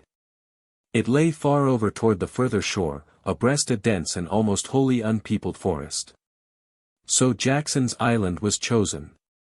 Who were to be the subjects of their piracies was a matter that did not occur to them. Then they hunted up Huckleberry Finn, and he joined them promptly, for all careers were one to him. He was indifferent. They presently separated to meet at a lonely spot on the river bank 2 miles above the village at the favorite hour, which was midnight. There was a small log raft there which they meant to capture. Each would bring hooks and lines, and such provision as he could steal in the most dark and mysterious way, as became outlaws. And before the afternoon was done, they had all managed to enjoy the sweet glory of spreading the fact that pretty soon the town would hear something. All who got this vague hint were cautioned to be mum and wait. About midnight Tom arrived with a boiled ham and a few trifles, and stopped in a dense undergrowth on a small bluff overlooking the meeting place. It was starlight, and very still. The mighty river lay like an ocean at rest. Tom listened a moment, but no sound disturbed the quiet. Then he gave a low, distinct whistle. It was answered from under the bluff. Tom whistled twice more. These signals were answered in the same way. Then a guarded voice said, "Who goes there?" "Tom Sawyer, the Black Avenger of the Spanish Main." "Name your names." "Huck Finn the Red-Handed, and Joe Harper the Terror of the Seas." Tom had furnished these titles, from his favorite literature. "'Tis well. Give the countersign." Two hoarse whispers delivered the same awful word simultaneously to the brooding night. "Blood." Then Tom tumbled his ham over the bluff and let himself down after it, tearing both skin and clothes to some extent in the effort. There was an easy, comfortable path along the shore under the bluff, but it lacked the advantages of difficulty and danger so valued by a pirate. The Terror of the Seas had brought a side of bacon, and had about worn himself out with getting it there. Finn the Red-Handed had stolen a skillet and a quantity of half-cured leaf tobacco, and had also brought a few corn cobs to make pipes with. But none of the pirates smoked or chewed but himself. The Black Avenger of the Spanish Main said it would never do to start without some fire. That was a wise thought. Matches were hardly known there in that day. They saw a fire smoldering upon a great raft 100 yards above, and they went stealthily thither and helped themselves to a chunk. They made an imposing adventure of it, saying, "Hist!" every now and then, and suddenly halting with finger on lip, moving with hands on imaginary dagger hilts, and giving orders in dismal whispers that if the foe stirred, to let him have it to the hilt, because dead men tell no tales. They knew well enough that the raft's men were all down at the village laying in stores or having a spree, but still that was no excuse for their conducting this thing in an unpiratical way. They shoved off, presently, Tom in command, Huck at the after oar and Joe at the forward. Tom stood amidships, gloomy-browed, and with folded arms, and gave his orders in a low, stern whisper. "Luff, and bring her to the wind." "Aye, sir." "Steady, steady why. "Steady it is, sir." "Let her go off a point." "Point it is, sir." As the boys steadily and monotonously drove the raft toward midstream, it was no doubt understood that these orders were given only for style, and were not intended to mean anything in particular. "What sail's she carrying?" "Courses, topsails, and flying jib, sir." "Send the aryals up." "Lay out aloft, there, half a dozen of ye, foretopmast stunzel." "Lively, now." "Aye, sir." "Shake out that maintopgallanzel." "Sheets and braces." "Now my hearties." "Aye, sir." "Helm a lee, hard a port." "Stand by to meet her when she comes." "Port, port." "Now, men." "With a will." "Stead why. "Steady it is, sir." The raft drew beyond the middle of the river, the boys pointed her head right, and then lay on their oars. The river was not high, so there was not more than a 2 or 3 mile current. Hardly a word was said during the next 3/4 of an hour. Now the raft was passing before the distant town. 2 or 3 glimmering lights showed where it lay, peacefully sleeping, beyond the vague vast sweep of star-gemmed water, unconscious of the tremendous event that was happening. The Black Avenger stood still with folded arms, looking his last upon the scene of his former joys and his later sufferings, and wishing she could see him now, abroad on the wild sea, facing peril and death with dauntless heart. Going to his doom with a grim smile on his lips. It was but a small strain on his imagination to remove Jackson's Island beyond eye-shot of the village, and so he looked his last, with a broken and satisfied heart. The other pirates were looking their last, too. And they all looked so long that they came near letting the current drift them out of the range of the island. But they discovered the danger in time, and made shift to avert it. About 2 o'clock in the morning the raft grounded on the bar 200 yards above the head of the island, and they waded back and forth until they had landed their freight. Part of the little raft's belongings consisted of an old sail, and this they spread over a nook in the bushes for a tent to shelter their provisions, but they themselves would sleep in the open air in good weather, as became outlaws. They built a fire against the side of a great log 20 or 30 steps within the somber depths of the forest, and then cooked some bacon in the frying pan for supper, and used up half of the corn stock they had brought. It seemed glorious sport to be feasting in that wild, free way in the virgin forest of an unexplored and uninhabited island, far from the haunts of men, and they said they never would return to civilization. The climbing fire lit up their faces and threw its ruddy glare upon the pillared tree trunks of their forest temple, and upon the varnished foliage and festooning vines. When the last crisp slice of bacon was gone, and the last allowance of corn pone devoured, the boys stretched themselves out on the grass, filled with contentment. They could have found a cooler place, but they would not deny themselves such a romantic feature as the roasting campfire. "Ain't it gay?" said Joe. "It's nuts," said Tom. "What would the boys say if they could see us?" "Say. Well, they'd just die to be here, hey, Hooky?" "I reckon so," said Huckleberry. "Anyways, I'm suited. I don't want nothing better'n this.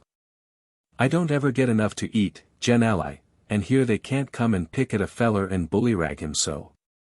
It's just the life for me," said Tom. "You don't have to get up, mornings, and you don't have to go to school, and wash, and all that blame foolishness. You see, a pirate don't have to do anything, Joe, when he's ashore, but a hermit he has to be praying considerable, and then he don't have any fun, anyway, all by himself that way." "Oh yes, that's so," said Joe, "but I hadn't thought much about it, you know. I'd a good deal rather be a pirate, now that I've tried it." "You see," said Tom, "people don't go much on hermits, nowadays, like they used to in old times, but a pirate's always respected. And a hermit's got to sleep on the hardest place he can find, and put sackcloth and ashes on his head, and stand out in the rain, and—" "What does he put sackcloth and ashes on his head for?" inquired Huck. "I dunno. But they've got to do it. Hermits always do. You'd have to do that if you was a hermit." "Derned if I would," said Huck. "Well, what would you do?" "I dunno. But I wouldn't do that." "Why, Huck, you'd have to. How'd you get around it?" "Why, I just wouldn't stand it. I'd run away."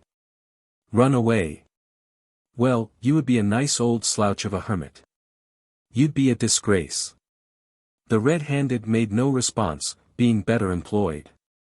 He had finished gouging out a cob, and now he fitted a weed stem to it, loaded it with tobacco, and was pressing a coal to the charge and blowing a cloud of fragrant smoke. He was in the full bloom of luxurious contentment.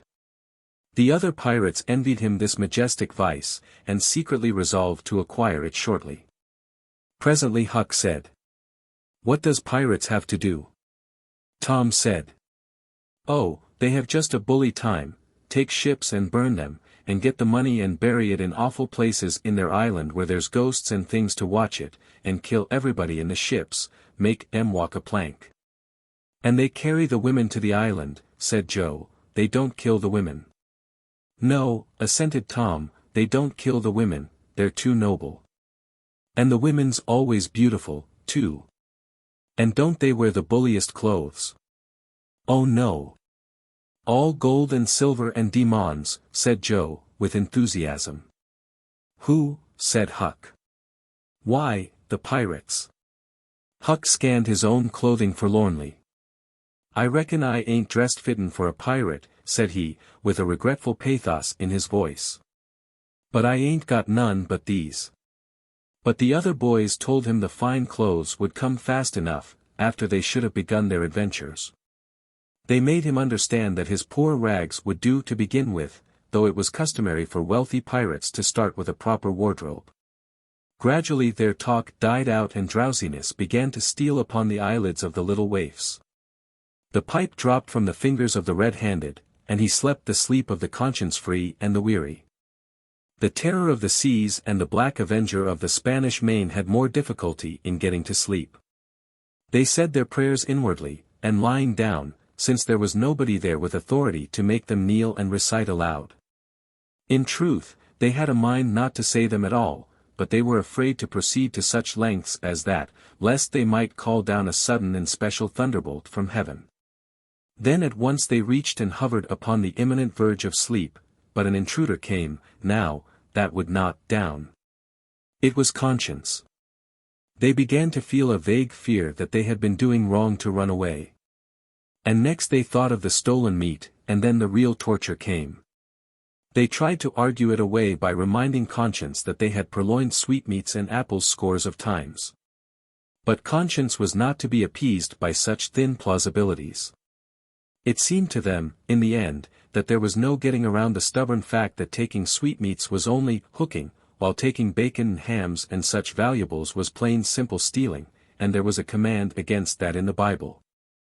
So they inwardly resolved that so long as they remained in the business, their piracies should not again be sullied with the crime of stealing. Then conscience granted a truce, and these curiously inconsistent pirates fell peacefully to sleep. Chapter 14. When Tom awoke in the morning, he wondered where he was. He sat up and rubbed his eyes and looked around. Then he comprehended. It was the cool gray dawn, and there was a delicious sense of repose and peace in the deep pervading calm and silence of the woods. Not a leaf stirred, not a sound obtruded upon great nature's meditation. Beaded dewdrops stood upon the leaves and grasses. A white layer of ashes covered the fire, and a thin blue breath of smoke rose straight into the air. Joe and Huck still slept. Now, far away in the woods a bird called, another answered. Presently the hammering of a woodpecker was heard. Gradually the cool dim gray of the morning widened, and as gradually sounds multiplied and life manifested itself. The marvel of nature shaking off sleep and going to work unfolded itself to the musing boy. A little green worm came crawling over a dewy leaf, lifting 2/3 of his body into the air from time to time and, sniffing around, then proceeding again, for he was measuring, Tom said. And when the worm approached him, of its own accord, he sat as still as a stone, with his hopes rising and falling, by turns, as the creature still came toward him or seemed inclined to go elsewhere. And when at last it considered a painful moment with its curved body in the air and then came decisively down upon Tom's leg and began a journey over him. His whole heart was glad, for that meant that he was going to have a new suit of clothes, without the shadow of a doubt a gaudy piratical uniform. Now a procession of ants appeared, from nowhere in particular, and went about their labors. One struggled manfully by with a dead spider 5 times as big as itself in its arms, and lugged it straight up a tree trunk. A brown-spotted ladybug climbed the dizzy height of a grass blade, and Tom bent down close to it and said, "Ladybug, ladybug, fly away home, your house is on fire, your children's alone." And she took wing and went off to see about it, which did not surprise the boy, for he knew of old that this insect was credulous about conflagrations, and he had practiced upon its simplicity more than once. A tumblebug came next, heaving sturdily at its ball, and Tom touched the creature, to see it shut its legs against its body and pretend to be dead. The birds were fairly rioting by this time. A catbird, the northern mocker, lit in a tree over Tom's head, and trilled out her imitations of her neighbors in a rapture of enjoyment. Then a shrill jay swept down, a flash of blue flame, and stopped on a twig almost within the boy's reach, cocked his head to one side and eyed the strangers with a consuming curiosity. A gray squirrel and a big fellow of the fox kind came scurrying along, sitting up at intervals to inspect and chatter at the boys, for the wild things had probably never seen a human being before and scarcely knew whether to be afraid or not. All nature was wide awake and stirring, now. Long lances of sunlight pierced down through the dense foliage far and near, and a few butterflies came fluttering upon the scene. Tom stirred up the other pirates and they all clattered away with a shout, and in a minute or two were stripped and chasing after and tumbling over each other in the shallow limpid water of the white sandbar. They felt no longing for the little village sleeping in the distance beyond the majestic waste of water. A vagrant current or a slight rise in the river had carried off their raft, but this only gratified them, since its going was something like burning the bridge between them and civilization. They came back to camp wonderfully refreshed, glad-hearted, and ravenous, and they soon had the campfire blazing up again. Huck found a spring of clear cold water close by, and the boys made cups of broad oak or hickory leaves, and felt that water, sweetened with such a wildwood charm as that, would be a good enough substitute for coffee. While Joe was slicing bacon for breakfast, Tom and Huck asked him to hold on a minute. They stepped to a promising nook in the river bank and threw in their lines. Almost immediately they had reward. Joe had not had time to get impatient before they were back again with some handsome bass, a couple of sunperch and a small catfish, provisions enough for quite a family. They fried the fish with the bacon, and were astonished. For no fish had ever seemed so delicious before. They did not know that the quicker a freshwater fish is on the fire after he is caught the better he is. And they reflected little upon what a sauce open-air sleeping, open-air exercise, bathing, and a large ingredient of hunger make, too. They lay around in the shade, after breakfast, while Huck had a smoke, and then went off through the woods on an exploring expedition. They tramped gaily along, over decaying logs, through tangled underbrush, among solemn monarchs of the forest, hung from their crowns to the ground with a drooping regalia of grapevines. Now and then they came upon snug nooks carpeted with grass and jeweled with flowers. They found plenty of things to be delighted with, but nothing to be astonished at. They discovered that the island was about 3 miles long and 1/4 of a mile wide, and that the shore it lay closest to was only separated from it by a narrow channel hardly 200 yards wide. They took a swim about every hour, so it was close upon the middle of the afternoon when they got back to camp. They were too hungry to stop to fish, but they fared sumptuously upon cold ham, and then threw themselves down in the shade to talk. But the talk soon began to drag, and then died. The stillness, the solemnity that brooded in the woods, and the sense of loneliness, began to tell upon the spirits of the boys. They fell to thinking. A sort of undefined longing crept upon them. This took dim shape. Presently, it was budding homesickness. Even Finn the red-handed was dreaming of his doorsteps and empty hogsheads. But they were all ashamed of their weakness, and none was brave enough to speak his thought. For some time, now, the boys had been dully conscious of a peculiar sound in the distance, just as one sometimes is of the ticking of a clock which he takes no distinct note of. But now this mysterious sound became more pronounced, and forced a recognition. The boys started, glanced at each other, and then each assumed a listening attitude. There was a long silence, profound and unbroken. Then a deep, sullen boom came floating down out of the distance. "What is it?" exclaimed Joe, under his breath. "I wonder," said Tom in a whisper. "'Tain't thunder," said Huckleberry, in an odd tone, "because thunder." "Hark," said Tom. "Listen, don't talk." They waited a time that seemed an age, and then the same muffled boom troubled the solemn hush. "Let's go and see." They sprang to their feet and hurried to the shore toward the town. They parted the bushes on the bank and peered out over the water. The little steam ferry boat was about a mile below the village, drifting with the current. Her broad deck seemed crowded with people. There were a great many skiffs rowing about or floating with the stream in the neighborhood of the ferryboat, but the boys could not determine what the men in them were doing. Presently a great jet of white smoke burst from the ferryboat's side, and as it expanded and rose in a lazy cloud, that same dull throb of sound was borne to the listeners again. "I know now," exclaimed Tom, "somebody's drowned dead." "That's it," said Huck. "They done that last summer, when Bill Turner got drowned dead. They shoot a cannon over the water, and that makes him come up to the top." "Yes, and they take loaves of bread and put quicksilver in 'em and set 'em afloat, and wherever there's anybody that's drowned dead, they'll float right there and stop." "Yes, I've heard about that," said Joe. "I wonder what makes the bread do that." "Oh, it ain't the bread, so much," said Tom. "I reckon it's mostly what they say over it before they started out." "But they don't say anything over it," said Huck. "I've seen 'em and they don't." "Well, that's funny," said Tom. "But maybe they say it to themselves." "Of course they do. Anybody might know that." The other boys agreed that there was reason in what Tom said, because an ignorant lump of bread, uninstructed by an incantation, could not be expected to act very intelligently when set upon an errand of such gravity. "By jings, "I wish I was over there, now," said Joe. "I do too," said Huck. "I'd give heaps to know who it is." The boys still listened and watched.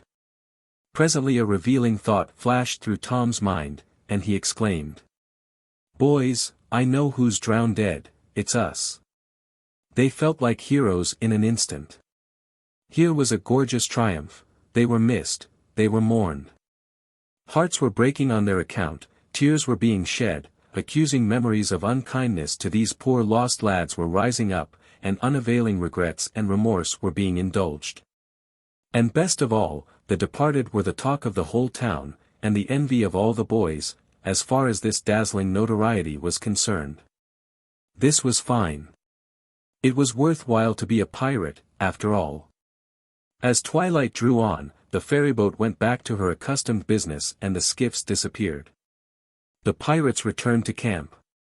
They were jubilant with vanity over their new grandeur and the illustrious trouble they were making. They caught fish, cooked supper and ate it, and then fell to guessing at what the village was thinking and saying about them, and the pictures they drew of the public distress on their account were gratifying to look upon, from their point of view. But when the shadows of night closed them in, they gradually ceased to talk, and sat gazing into the fire, with their minds evidently wandering elsewhere. The excitement was gone, now, and Tom and Joe could not keep back thoughts of certain persons at home who were not enjoying this fine frolic as much as they were. Misgivings came, they grew troubled and unhappy, a sigh or two escaped, unawares. By and by Joe timidly ventured upon a roundabout feeler as to how the others might look upon a return to civilization, not right now, but. Tom withered him with derision. Huck, being uncommitted as yet, joined in with Tom, and the waverer quickly explained, and was glad to get out of the scrape with as little taint of chicken-hearted homesickness clinging to his garments as he could. Mutiny was effectually laid to rest for the moment. As the night deepened, Huck began to nod, and presently to snore. Joe followed next. Tom lay upon his elbow motionless, for some time, watching the two intently. At last he got up cautiously, on his knees, and went searching among the grass and the flickering reflections flung by the campfire. He picked up and inspected several large semi-cylinders of the thin white bark of a sycamore, and finally chose two which seemed to suit him. Then he knelt by the fire and painfully wrote something upon each of these with his red keel. One he rolled up and put in his jacket pocket, and the other he put in Joe's hat and removed it to a little distance from the owner. And he also put into the hat certain schoolboy treasures of almost inestimable value, among them a lump of chalk, an india-rubber ball, 3 fishhooks, and one of that kind of marbles known as a sure-'nough crystal. Then he tiptoed his way cautiously among the trees till he felt that he was out of hearing, and straightway broke into a keen run in the direction of the sandbar. Chapter 15. A few minutes later Tom was in the shoal water of the bar, wading toward the Illinois shore. Before the depth reached his middle he was halfway over. The current would permit no more wading, now, so he struck out confidently to swim the remaining 100 yards. He swam quartering upstream, but still was swept downward rather faster than he had expected. However, he reached the shore finally, and drifted along till he found a low place and drew himself out. He put his hand on his jacket pocket, found his piece of bark safe, and then struck through the woods, following the shore, with streaming garments. Shortly before 10 o'clock he came out into an open place opposite the village, and saw the ferryboat lying in the shadow of the trees and the high bank. Everything was quiet under the blinking stars. He crept down the bank, watching with all his eyes, slipped into the water, swam 3 or 4 strokes and climbed into the skiff that did yawl duty at the boat's stern. He laid himself down under the thwarts and waited, panting. Presently the cracked bell tapped and a voice gave the order to cast off. A minute or two later the skiff's head was standing high up, against the boat's swell, and the voyage was begun. Tom felt happy in his success, for he knew it was the boat's last trip for the night. At the end of a long 12 or 15 minutes the wheels stopped, and Tom slipped overboard and swam ashore in the dusk, landing 50 yards downstream, out of danger of possible stragglers. He flew along unfrequented alleys, and shortly found himself at his aunt's back fence. He climbed over, approached the cell, and looked in at the sitting-room window, for a light was burning there. There sat Aunt Polly, Sid, Mary, and Joe Harper's mother, grouped together, talking. They were by the bed, and the bed was between them and the door. Tom went to the door and began to softly lift the latch. Then he pressed gently and the door yielded a crack. He continued pushing cautiously, and quaking every time it creaked, till he judged he might squeeze through on his knees, so he put his head through and began, warily. "What makes the candle blow so?" said Aunt Polly. Tom hurried up. "Why, that door's open, I believe." "Why, of course it is. No end of strange things now. Go long and shut it, Sid." Tom disappeared under the bed just in time. He lay and breathed himself for a time, and then crept to where he could almost touch his aunt's foot. "But as I was saying," said Aunt Polly, "he warn't bad, so to say, only mischievous. Only just giddy, and harum-scarum, you know. He warn't any more responsible than a colt. He never meant any harm, and he was the best-hearted boy that ever was," and she began to cry. "It was just so with my Joe, always full of his devilment, and up to every kind of mischief, but he was just as unselfish and kind as he could be, and laws bless me, to think I went and whipped him for taking that cream. Never once recollecting that I throwed it out myself because it was sour, and I never to see him again in this world, never, never, never, poor abused boy." And Mrs. Harper sobbed as if her heart would break. "I hope Tom's better off where he is," said Sid, "but if he'd been better in some ways." "Sid!" Tom felt the glare of the old lady's eye, though he could not see it. "Not a word against my Tom, now that he's gone. God'll take care of him, never you trouble yourself, sir." "Oh, Mrs. Harper, I don't know how to give him up. I don't know how to give him up. He was such a comfort to me, although he tormented my old heart out of me, most. The Lord giveth and the Lord hath taken away, blessed be the name of the Lord. But it's so hard, oh, it's so hard. Only last Saturday my Joe busted a firecracker right under my nose and I knocked him sprawling. Little did I know then, how soon, oh, if it was to do over again I'd hug him and bless him for it. Yes, yes, yes, I know just how you feel, Mrs. Harper, I know just exactly how you feel. No longer ago than yesterday noon, my Tom took and filled the cat full of painkiller, and I did think the creetur would tear the house down. And God forgive me, I cracked Tom's head with my thimble, poor boy, poor dead boy. But he's out of all his troubles now. And the last words I ever heard him say was to reproach. But this memory was too much for the old lady, and she broke entirely down. Tom was snuffling, now, himself, and more in pity of himself than anybody else. He could hear Mary crying, and putting in a kindly word for him from time to time.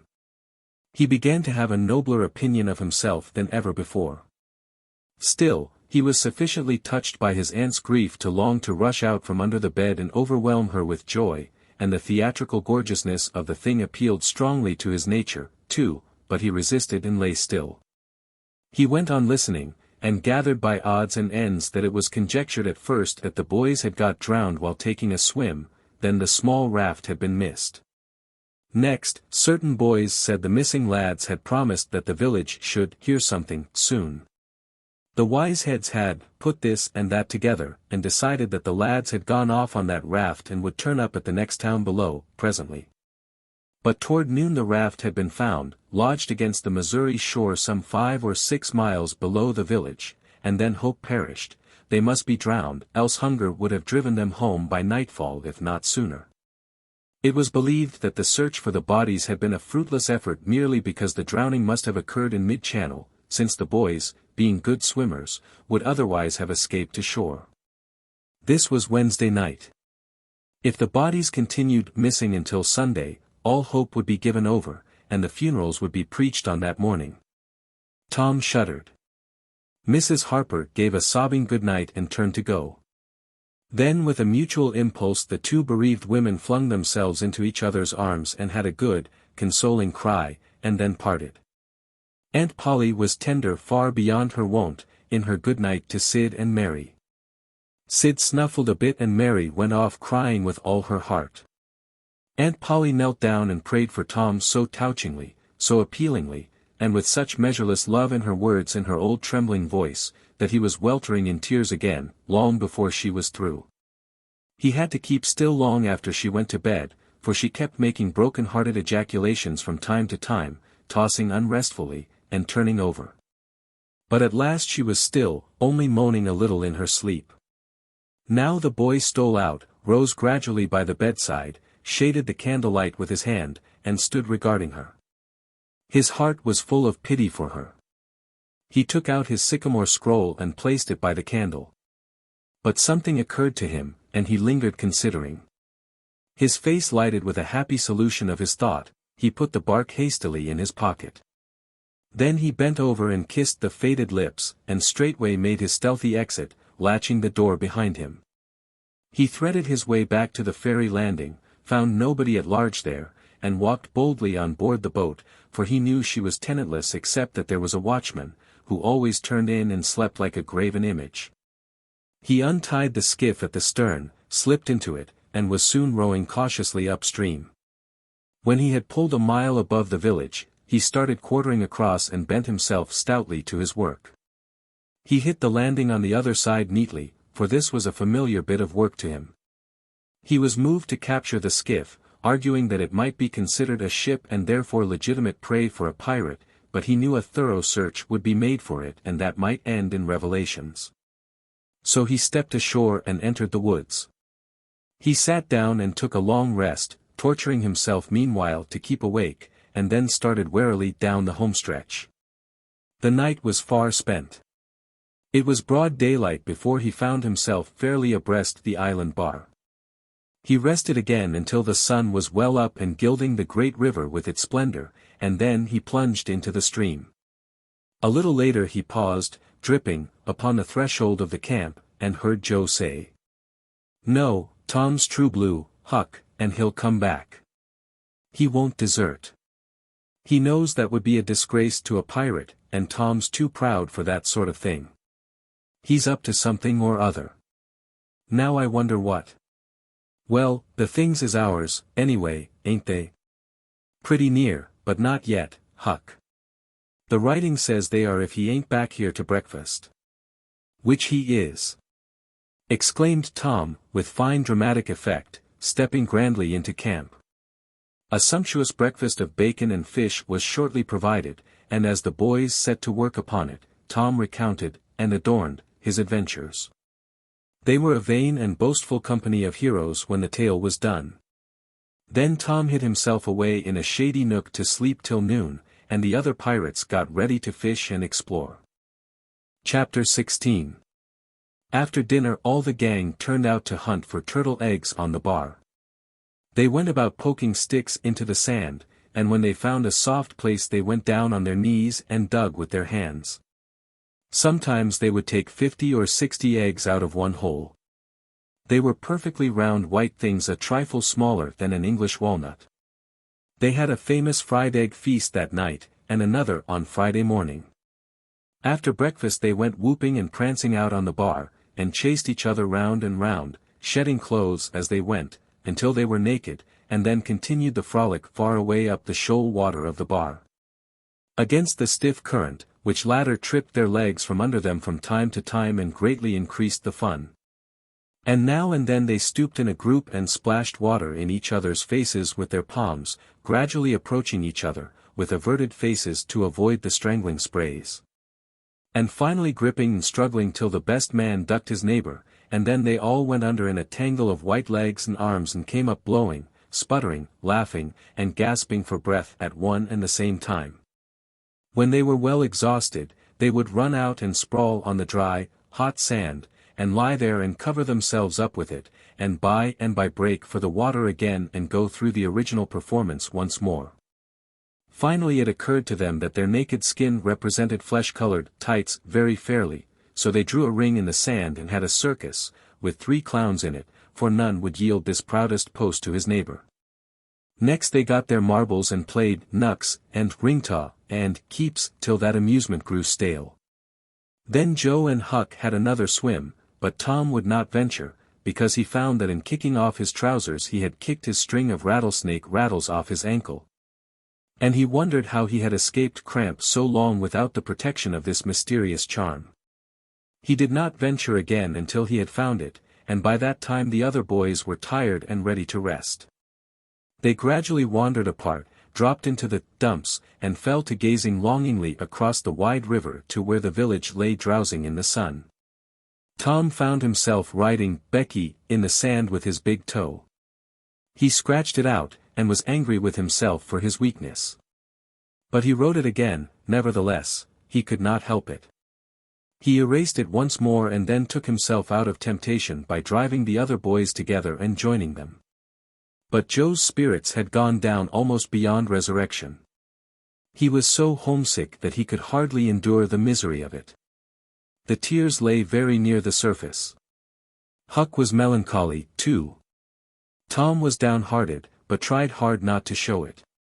He had a secret which he was not ready to tell, yet, but if this mutinous depression was not broken up soon, he would have to bring it out.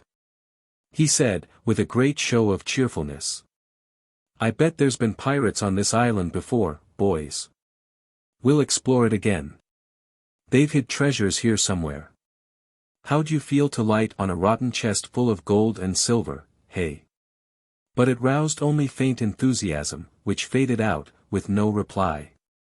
Tom tried one or two other seductions. But they failed, too. It was discouraging work. Joe sat poking up the sand with a stick and looking very gloomy. Finally he said, "Oh, boys, let's give it up. I want to go home. It's so lonesome." "Oh no, Joe, you'll feel better by and by," said Tom. "Just think of the fishing that's here." "I don't care for fishing. I want to go home." "But, Joe, there ain't such another swimming place anywhere. Swimming's no good. I don't seem to care for it, somehow, when there ain't anybody to say I shan't go in. I mean to go home." "Oh, shucks. Baby. You want to see your mother, I reckon." "Yes, I do want to see my mother, and you would, too, if you had one. I ain't any more baby than you are." And Joe snuffled a little. "Well, we'll let the crybaby go home to his mother, won't we, Huck? Poor thing, does it want to see its mother? And so it shall. You like it here, don't you, Huck? We'll stay, won't we?" Huck said, "Why yes," without any heart in it. "I'll never speak to you again as long as I live," said Joe, rising. "There now." And he moved moodily away and began to dress himself. "Who cares?" said Tom. "Nobody wants you to. Go long home and get laughed at. Oh, you're a nice pirate. Huck and me ain't crybabies. We'll stay, won't we, Huck? Let him go if he wants to.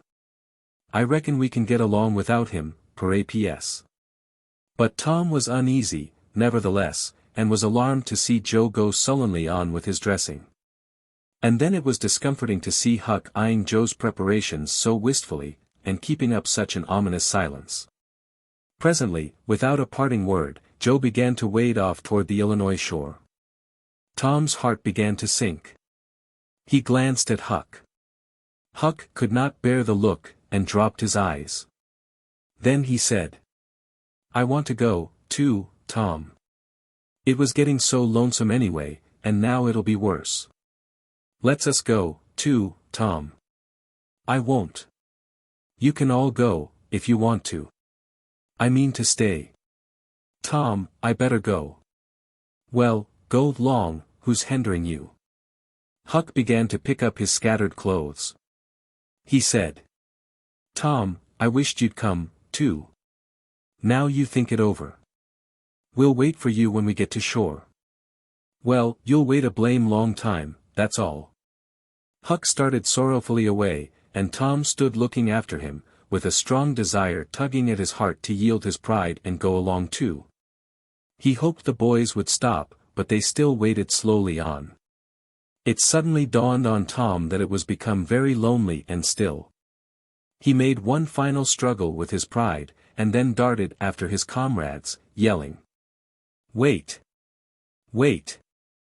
I want to tell you something." They presently stopped and turned around. When he got to where they were, he began unfolding his secret, and they listened moodily till at last they saw the point he was driving at, and then they set up a war-whoop of applause and said it was splendid. And said if he had told them at first, they wouldn't have started away. He made a plausible excuse.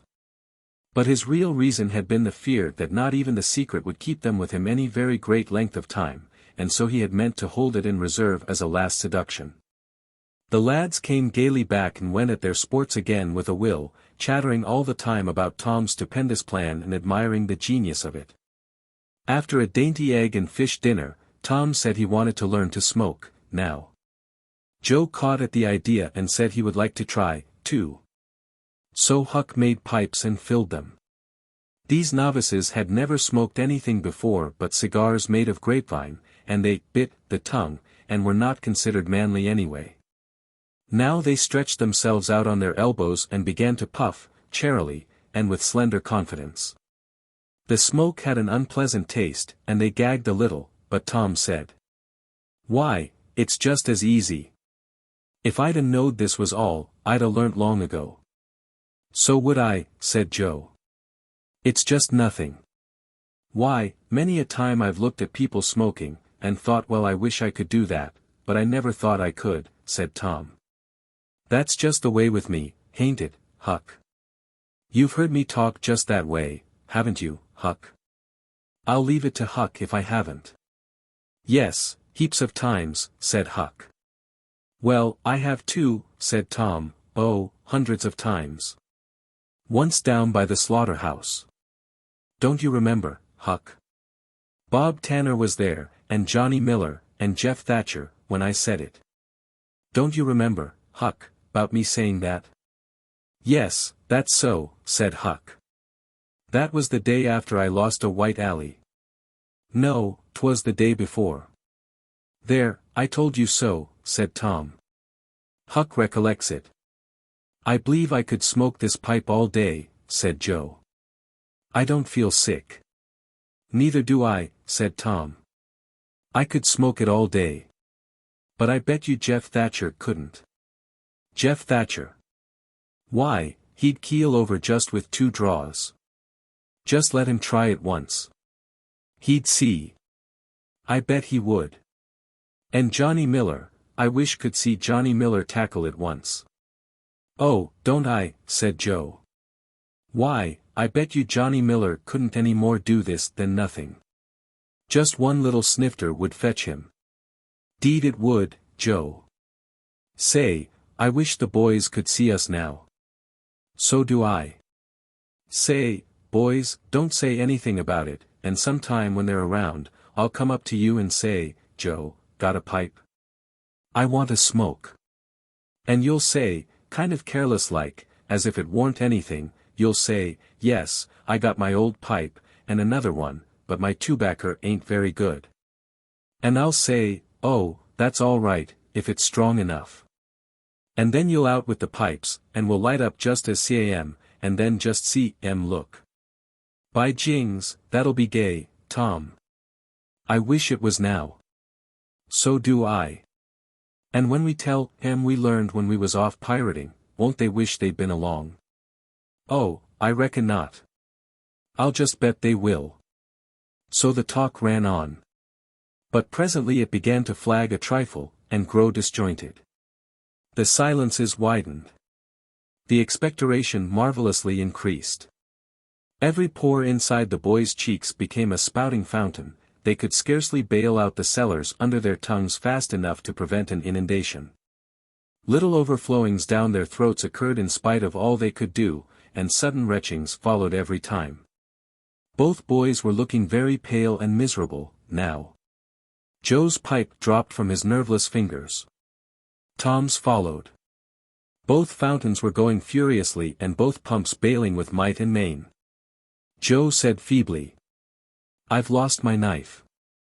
I reckon I better go and find it," Tom said, with quivering lips and halting utterance. "I'll help you. You go over that way and I'll hunt around by the spring." "No, you needn't come, Huck, we can find it." So Huck sat down again, and waited an hour. Then he found it lonesome, and went to find his comrades. They were wide apart in the woods, both very pale, both fast asleep. But something informed him that if they had had any trouble they had got rid of it. They were not talkative at supper that night. They had a humble look, and when Huck prepared his pipe after the meal and was going to prepare theirs, they said no, they were not feeling very well, something they ate at dinner had disagreed with them. About midnight Joe awoke, and called the boys. There was a brooding oppressiveness in the air that seemed to bode something. The boys huddled themselves together and sought the friendly companionship of the fire, though the dull dead heat of the breathless atmosphere was stifling. They sat still, intent and waiting. The solemn hush continued. Beyond the light of the fire everything was swallowed up in the blackness of darkness. Presently there came a quivering glow that vaguely revealed the foliage for a moment and then vanished. By and by another came, a little stronger. Then another. Then a faint moan came sighing through the branches of the forest and the boys felt a fleeting breath upon their cheeks, and shuddered with the fancy that the spirit of the night had gone by. There was a pause. Now a weird flash turned night into day and showed every little grass blade, separate and distinct, that grew about their feet. And it showed 3 white, startled faces, too. A deep peal of thunder went rolling and tumbling down the heavens and lost itself in sullen rumblings in the distance. A sweep of chilly air passed by, rustling all the leaves and snowing the flaky ashes broadcast about the fire. Another fierce glare lit up the forest and an instant crash followed that seemed to rend the treetops right over the boys' heads. They clung together in terror, in the thick gloom that followed. A few big raindrops fell pattering upon the leaves. "Quick! Boys, go for the tent," exclaimed Tom. They sprang away, stumbling over roots and among vines in the dark, no two plunging in the same direction. A furious blast roared through the trees, making everything sing as it went. One blinding flash after another came, and peal on peal of deafening thunder. And now a drenching rain poured down and the rising hurricane drove it in sheets along the ground. The boys cried out to each other, but the roaring wind and the booming thunderblasts drowned their voices utterly. However, one by one they straggled in at last and took shelter under the tent, cold, scared, and streaming with water. But to have company in misery seemed something to be grateful for. They could not talk, the old sail flapped so furiously, even if the other noises would have allowed them. The tempest rose higher and higher, and presently the sail tore loose from its fastenings and went winging away on the blast.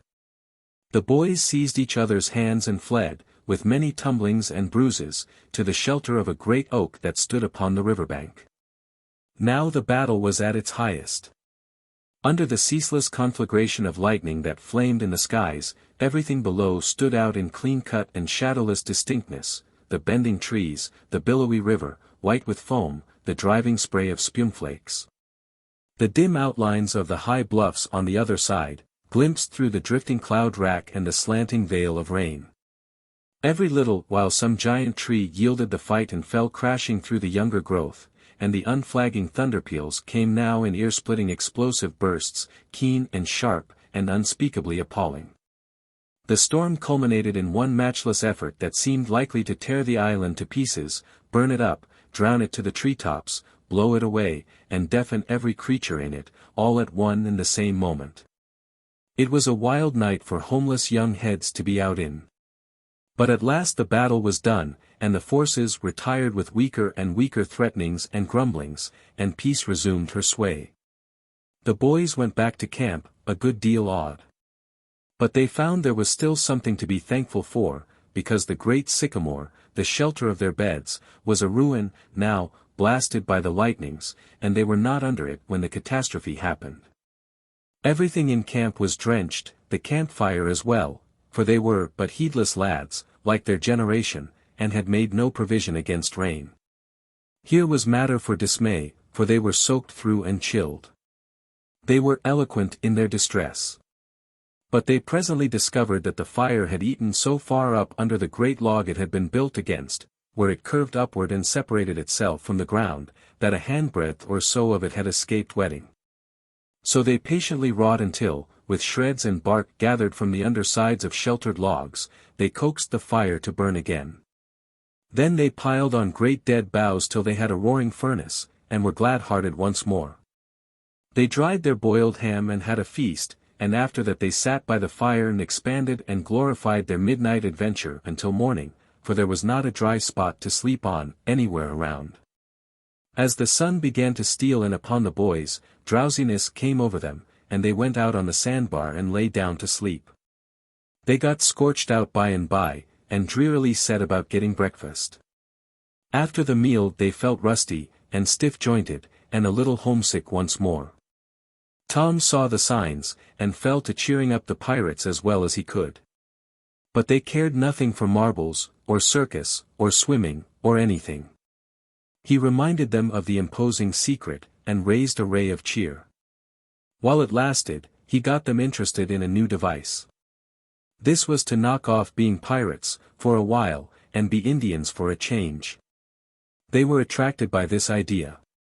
So it was not long before they were stripped, and striped from head to heel with black mud, like so many zebras, all of them chiefs, of course, and then they went tearing through the woods to attack an English settlement.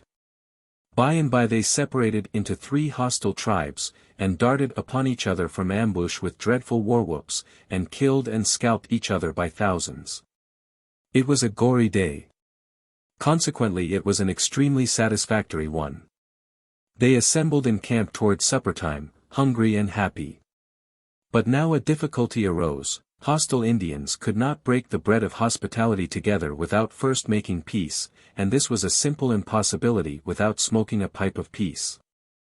There was no other process that ever they had heard of. 2 of the savages almost wished they had remained pirates. However, there was no other way, so with such show of cheerfulness as they could muster they called for the pipe and took their whiff as it passed, in due form. And behold, they were glad they had gone into savagery, for they had gained something. They found that they could now smoke a little without having to go and hunt for a lost knife. They did not get sick enough to be seriously uncomfortable. They were not likely to fool away this high promise for lack of effort. No, they practiced cautiously, after supper, with right fair success, and so they spent a jubilant evening.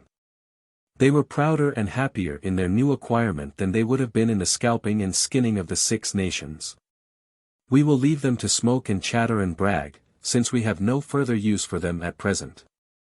Chapter 17. But there was no hilarity in the little town that same tranquil Saturday afternoon. The Harpers, and Aunt Polly's family, were being put into mourning, with great grief and many tears. An unusual quiet possessed the village, although it was ordinarily quiet enough, in all conscience. The villagers conducted their concerns with an absent air, and talked little, but they sighed often. The Saturday holiday seemed a burden to the children.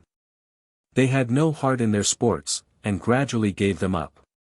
In the afternoon Becky Thatcher found herself moping about the deserted schoolhouse yard, and feeling very melancholy.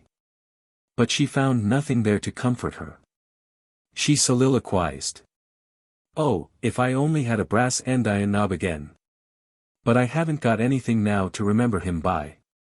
And she choked back a little sob. Presently she stopped, and said to herself, "It was right here. Oh, if it was to do over again, I wouldn't say that, I wouldn't say it for the whole world. But he's gone now, I'll never, never, never see him any more." This thought broke her down, and she wandered away, with tears rolling down her cheeks. Then quite a group of boys and girls, playmates of Tom's and Joe's, came by, and stood looking over the paling fence and talking in reverent tones of how Tom did so and so the last time they saw him. And how Joe said this and that small trifle, pregnant with awful prophecy, as they could easily see now. And each speaker pointed out the exact spot where the lost lads stood at the time, and then added something like, "And I was standing just so, just as I am now, and as if you was him, I was as close as that, and he smiled. Just this way, and then something seemed to go all over me, like, awful, you know, and I never thought what it meant, of course, but I can see now. Then there was a dispute about who saw the dead boys last in life, and many claimed that dismal distinction, and offered evidences, more or less tampered with by the witness. And when it was ultimately decided who did see the departed last, and exchanged the last words with them, the lucky parties took upon themselves a sort of sacred importance, and were gaped at and envied by all the rest.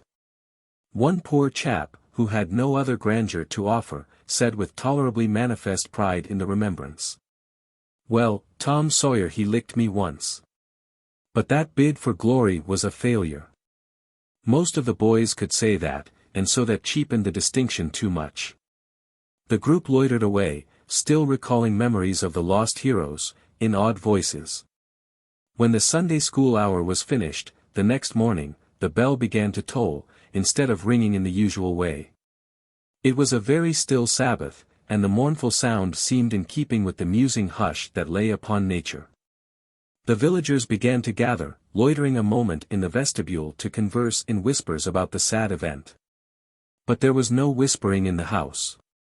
Only the funereal rustling of dresses as the women gathered to their seats disturbed the silence there. None could remember when the little church had been so full before. There was finally a waiting pause, an expectant dumbness, and then Aunt Polly entered, followed by Sid and Mary, and they by the Harper family, all in deep black, and the whole congregation, the old minister as well, rose reverently and stood until the mourners were seated in the front pew. There was another communing silence, broken at intervals by muffled sobs, and then the minister spread his hands abroad and prayed. A moving hymn was sung, and the text followed, "I am the resurrection and the life." As the service proceeded, the clergyman drew such pictures of the graces, the winning ways, and the rare promise of the lost lads that every soul there, thinking he recognized these pictures, felt a pang in remembering that he had persistently blinded himself to them always before, and had as persistently seen only faults and flaws in the poor boys. The minister related many a touching incident in the lives of the departed, too, which illustrated their sweet, generous natures, and the people could easily see, now, how noble and beautiful those episodes were. And remembered with grief that at the time they occurred they had seemed rank rascalities, well deserving of the cowhide. The congregation became more and more moved, as the pathetic tale went on, till at last the whole company broke down and joined the weeping mourners in a chorus of anguished sobs, the preacher himself giving way to his feelings, and crying in the pulpit. There was a rustle in the gallery, which nobody noticed. A moment later the church door creaked, the minister raised his streaming eyes above his handkerchief, and stood transfixed. First one and then another pair of eyes followed the minister's, and then almost with one impulse the congregation rose and stared while the three dead boys came marching up the aisle, Tom in the lead, Joe next, and Huck, a ruin of drooping rags, sneaking sheepishly in the rear. They had been hid in the unused gallery listening to their own funeral sermon. Aunt Polly, Mary, and the Harpers threw themselves upon their restored ones, smothered them with kisses and poured out thanksgivings, while poor Huck stood abashed and uncomfortable, not knowing exactly what to do or where to hide from so many unwelcoming eyes.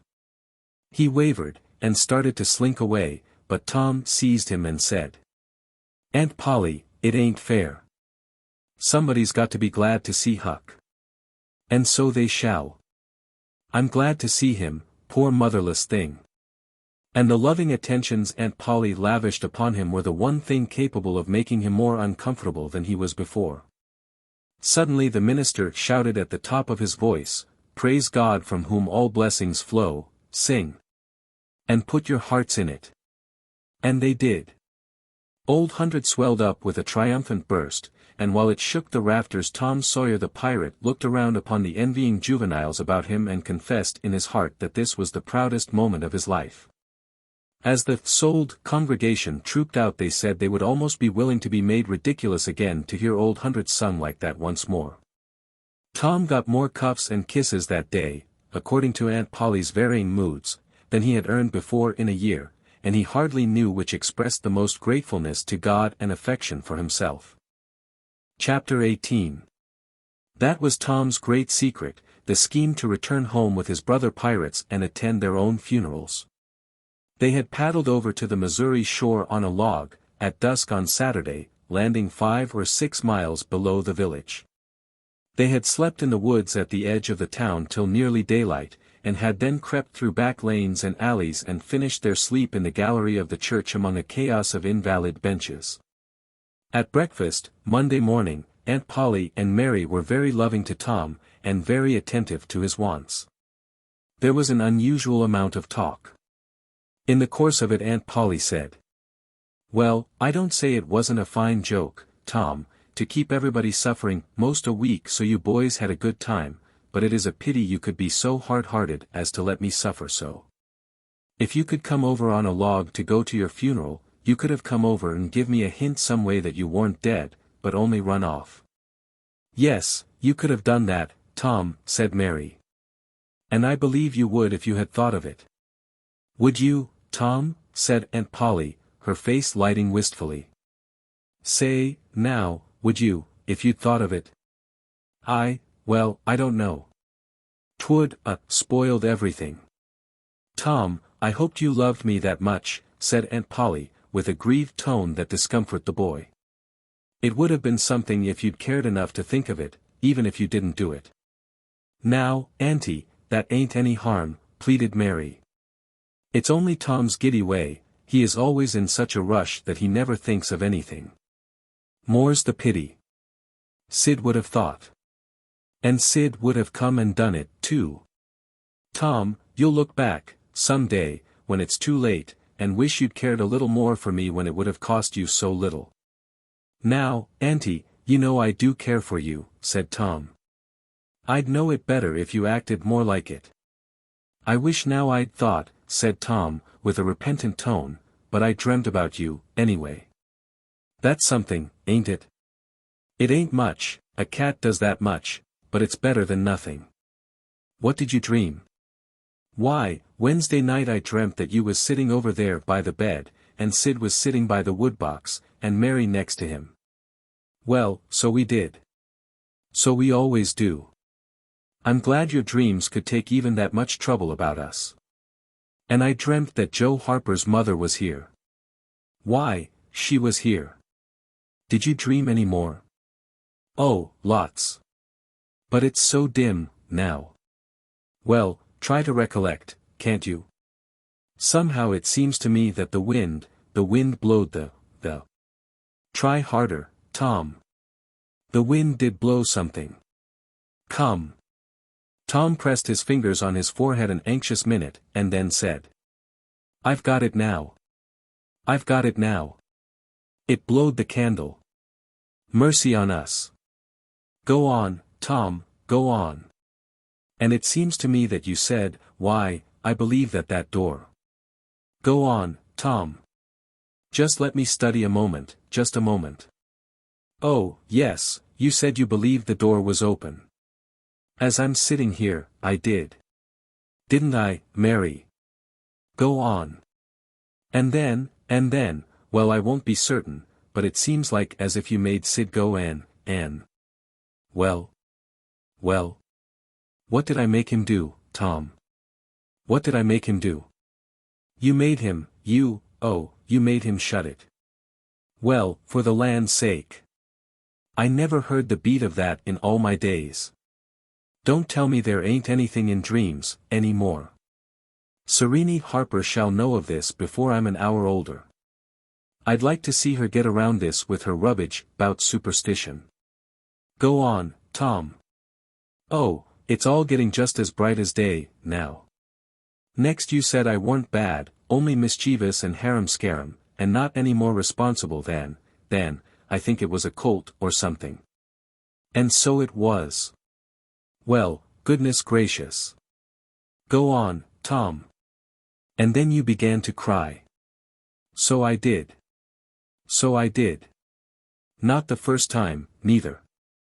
And then Mrs. Harper she began to cry, and said Joe was just the same, and she wished she hadn't whipped him for taking cream when she throwed it out her own self." "Tom. The spirit was upon you. You was a prophesying, that's what you was doing. Land alive, go on, Tom. Then Sid he said. I don't think I said anything, said Sid. Yes you did, Sid, said Mary. Shut your heads and let Tom go on. What did he say, Tom?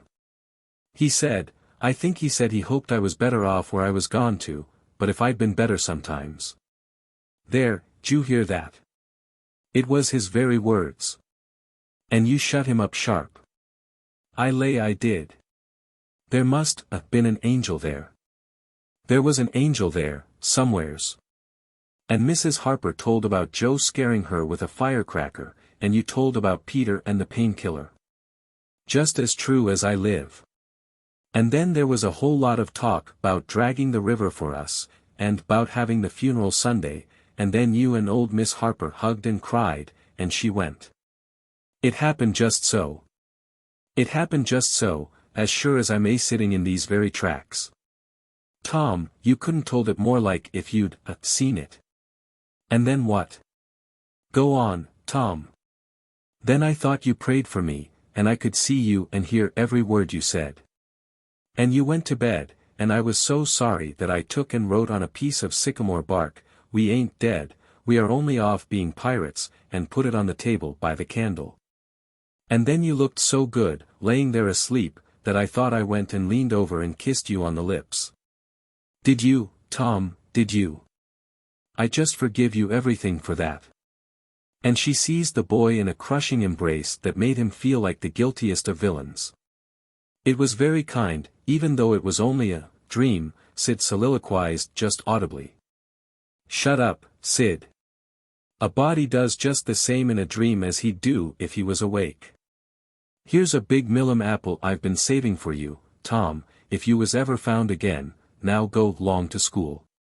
I'm thankful to the good God and Father of us all I've got you back, that's long-suffering and merciful to them that believe on him and keep his word, though goodness knows I'm unworthy of it. But if only the worthy ones got his blessings and had his hand to help them over the rough places, there's few enough would smile here or ever enter into his rest when the long night comes. Go long Sid, Mary, Tom, take yourselves off, you've hindered me long enough. The children left for school, and the old lady to call on Mrs. Harper and vanquish her realism with Tom's marvelous dream. Sid had better judgment than to utter the thought that was in his mind as he left the house. It was this, pretty thin, as long a dream as that, without any mistakes in it. What a hero Tom was become, now. He did not go skipping and prancing, but moved with a dignified swagger as became a pirate who felt that the public eye was on him. And indeed it was. He tried not to seem to see the looks or hear the remarks as he passed along, but they were food and drink to him. Smaller boys than himself flocked at his heels, as proud to be seen with him, and tolerated by him, as if he had been the drummer at the head of a procession or the elephant leading a menagerie into town. Boys of his own size pretended not to know he had been away at all, but they were consuming with envy, nevertheless. They would have given anything to have that swarthy suntan skin of his, and his glittering notoriety. And Tom would not have parted with either for a circus. At school the children made so much of him and of Joe, and delivered such eloquent admiration from their eyes, that the two heroes were not long in becoming insufferably stuck up. They began to tell their adventures to hungry listeners, but they only began, it was not a thing likely to have an end, with imaginations like theirs to furnish material. And finally, when they got out their pipes and went serenely puffing around, the very summit of glory was reached. Tom decided that he could be independent of Becky Thatcher now. Glory was sufficient. He would live for glory. Now that he was distinguished, maybe she would be wanting to make up. Well, let her, she should see that he could be as indifferent as some other people. Presently she arrived. Tom pretended not to see her. He moved away and joined a group of boys and girls and began to talk. Soon he observed that she was tripping gaily back and forth with flushed face and dancing eyes, pretending to be busy chasing schoolmates, and screaming with laughter when she made a capture. But he noticed that she always made her captures in his vicinity, and that she seemed to cast a conscious eye in his direction at such times, too. It gratified all the vicious vanity that was in him. And so, instead of winning him, it only set him up the more and made him the more diligent to avoid betraying that he knew she was about. Presently she gave over skylarking, and moved irresolutely about, sighing once or twice and glancing furtively and wistfully toward Tom. Then she observed that now Tom was talking more particularly to Amy Lawrence than to anyone else. She felt a sharp pang and grew disturbed and uneasy at once. She tried to go away, but her feet were treacherous, and carried her to the group instead. She said to a girl almost at Tom's elbow, with sham vivacity, "Why, Mary Austin. You bad girl, why didn't you come to Sunday school?" "I did come, didn't you see me?" "Why, no." "Did you? Where did you sit?" "I was in Miss Peters' class, where I always go." "I saw you." "Did you? Why, it's funny I didn't see you. I wanted to tell you about the picnic." "Oh, that's jolly. Who's going to give it?" "My ma's going to let me have one." "Oh, goody, I hope she'll let me come." "Well, she will. The picnic's for me. She'll let anybody come that I want, and I want you." "That's ever so nice. When is it going to be?" "By and by. Maybe about vacation." "Oh, won't it be fun? You going to have all the girls and boys?" "Yes, every one that's friends to me, or wants to be."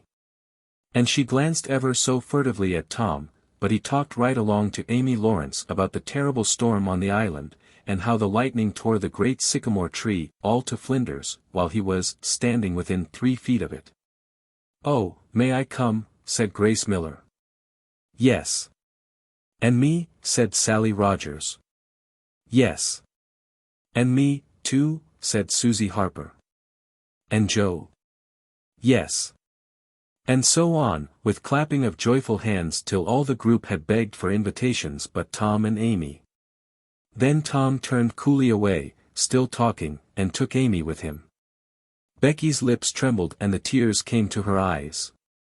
She hid these signs with a forced gaiety and went on chattering, but the life had gone out of the picnic, now, and out of everything else. She got away as soon as she could and hid herself and had what her sex call a good cry. Then she sat moody, with wounded pride, till the bell rang. She roused up, now, with a vindictive cast in her eye, and gave her plaited tails a shake and said she knew what she'd do.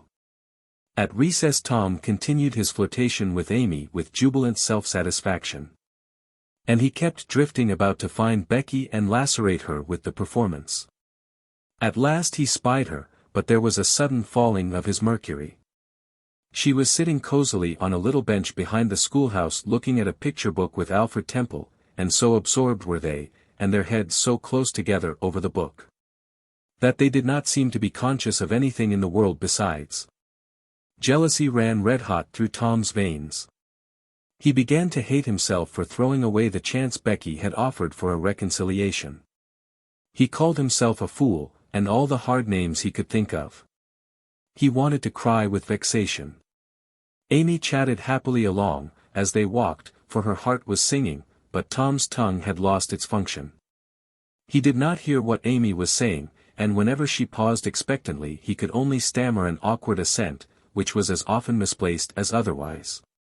He kept drifting to the rear of the schoolhouse, again and again, to sear his eyeballs with the hateful spectacle there. He could not help it. And it maddened him to see, as he thought he saw, that Becky Thatcher never once suspected that he was even in the land of the living. But she did see, nevertheless. And she knew she was winning her fight, too, and was glad to see him suffer as she had suffered. Amy's happy prattle became intolerable. Tom hinted at things he had to attend to, things that must be done, and time was fleeting. But in vain, the girl chirped on. Tom thought, oh, hang her, ain't I ever going to get rid of her? At last he must be attending to those things, and she said artlessly that she would be around when school let out. And he hastened away, hating her for it. Any other boy? Tom thought, grating his teeth. Any boy in the whole town but that St. Louis smarty that thinks he dresses so fine and is aristocracy. Oh, all right, I licked you the first day you ever saw this town, mister, and I'll lick you again. You just wait till I catch you out. I'll just take Ann. And he went through the motions of thrashing an imaginary boy, pummeling the air, and kicking and gouging. Oh, you do you? You holler "nuff," do you? Now, then, let that learn you. And so the imaginary flogging was finished to his satisfaction. Tom fled home at noon. His conscience could not endure any more of Amy's grateful happiness, and his jealousy could bear no more of the other distress. Becky resumed her picture inspections with Alfred, but as the minutes dragged along and no Tom came to suffer, her triumph began to cloud and she lost interest, gravity and absent-mindedness followed, and then melancholy. 2 or 3 times she pricked up her ear at a footstep, but it was a false hope, no Tom came. At last she grew entirely miserable and wished she hadn't carried it so far. When poor Alfred, seeing that he was losing her, he did not know how, kept exclaiming, "Oh, here's a jolly one. Look at this," she lost patience at last, and said, "Oh, don't bother me. I don't care for them." And burst into tears, and got up and walked away. Alfred dropped alongside and was going to try to comfort her, but she said, "Go away and leave me alone, can't you? I hate you." So the boy halted, wondering what he could have done, for she had said she would look at pictures all through the nooning, and she walked on, crying. Then Alfred went musing into the deserted schoolhouse. He was humiliated and angry. He easily guessed his way to the truth. The girl had simply made a convenience of him to vent her spite upon Tom Sawyer. He was far from hating Tom the less when this thought occurred to him.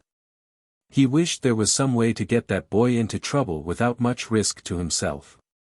Tom's spelling book fell under his eye. Here was his opportunity. He gratefully opened to the lesson for the afternoon and poured ink upon the page. Becky, glancing in at a window behind him at the moment, saw the act, and moved on, without discovering herself. She started homeward, now, intending to find Tom and tell him. Tom would be thankful and their troubles would be healed. Before she was halfway home, however, she had changed her mind. The thought of Tom's treatment of her when she was talking about her picnic came scorching back and filled her with shame.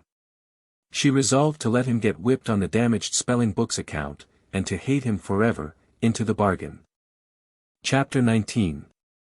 Tom arrived at home in a dreary mood, and the first thing his aunt said to him showed him that he had brought his sorrows to an unpromising market.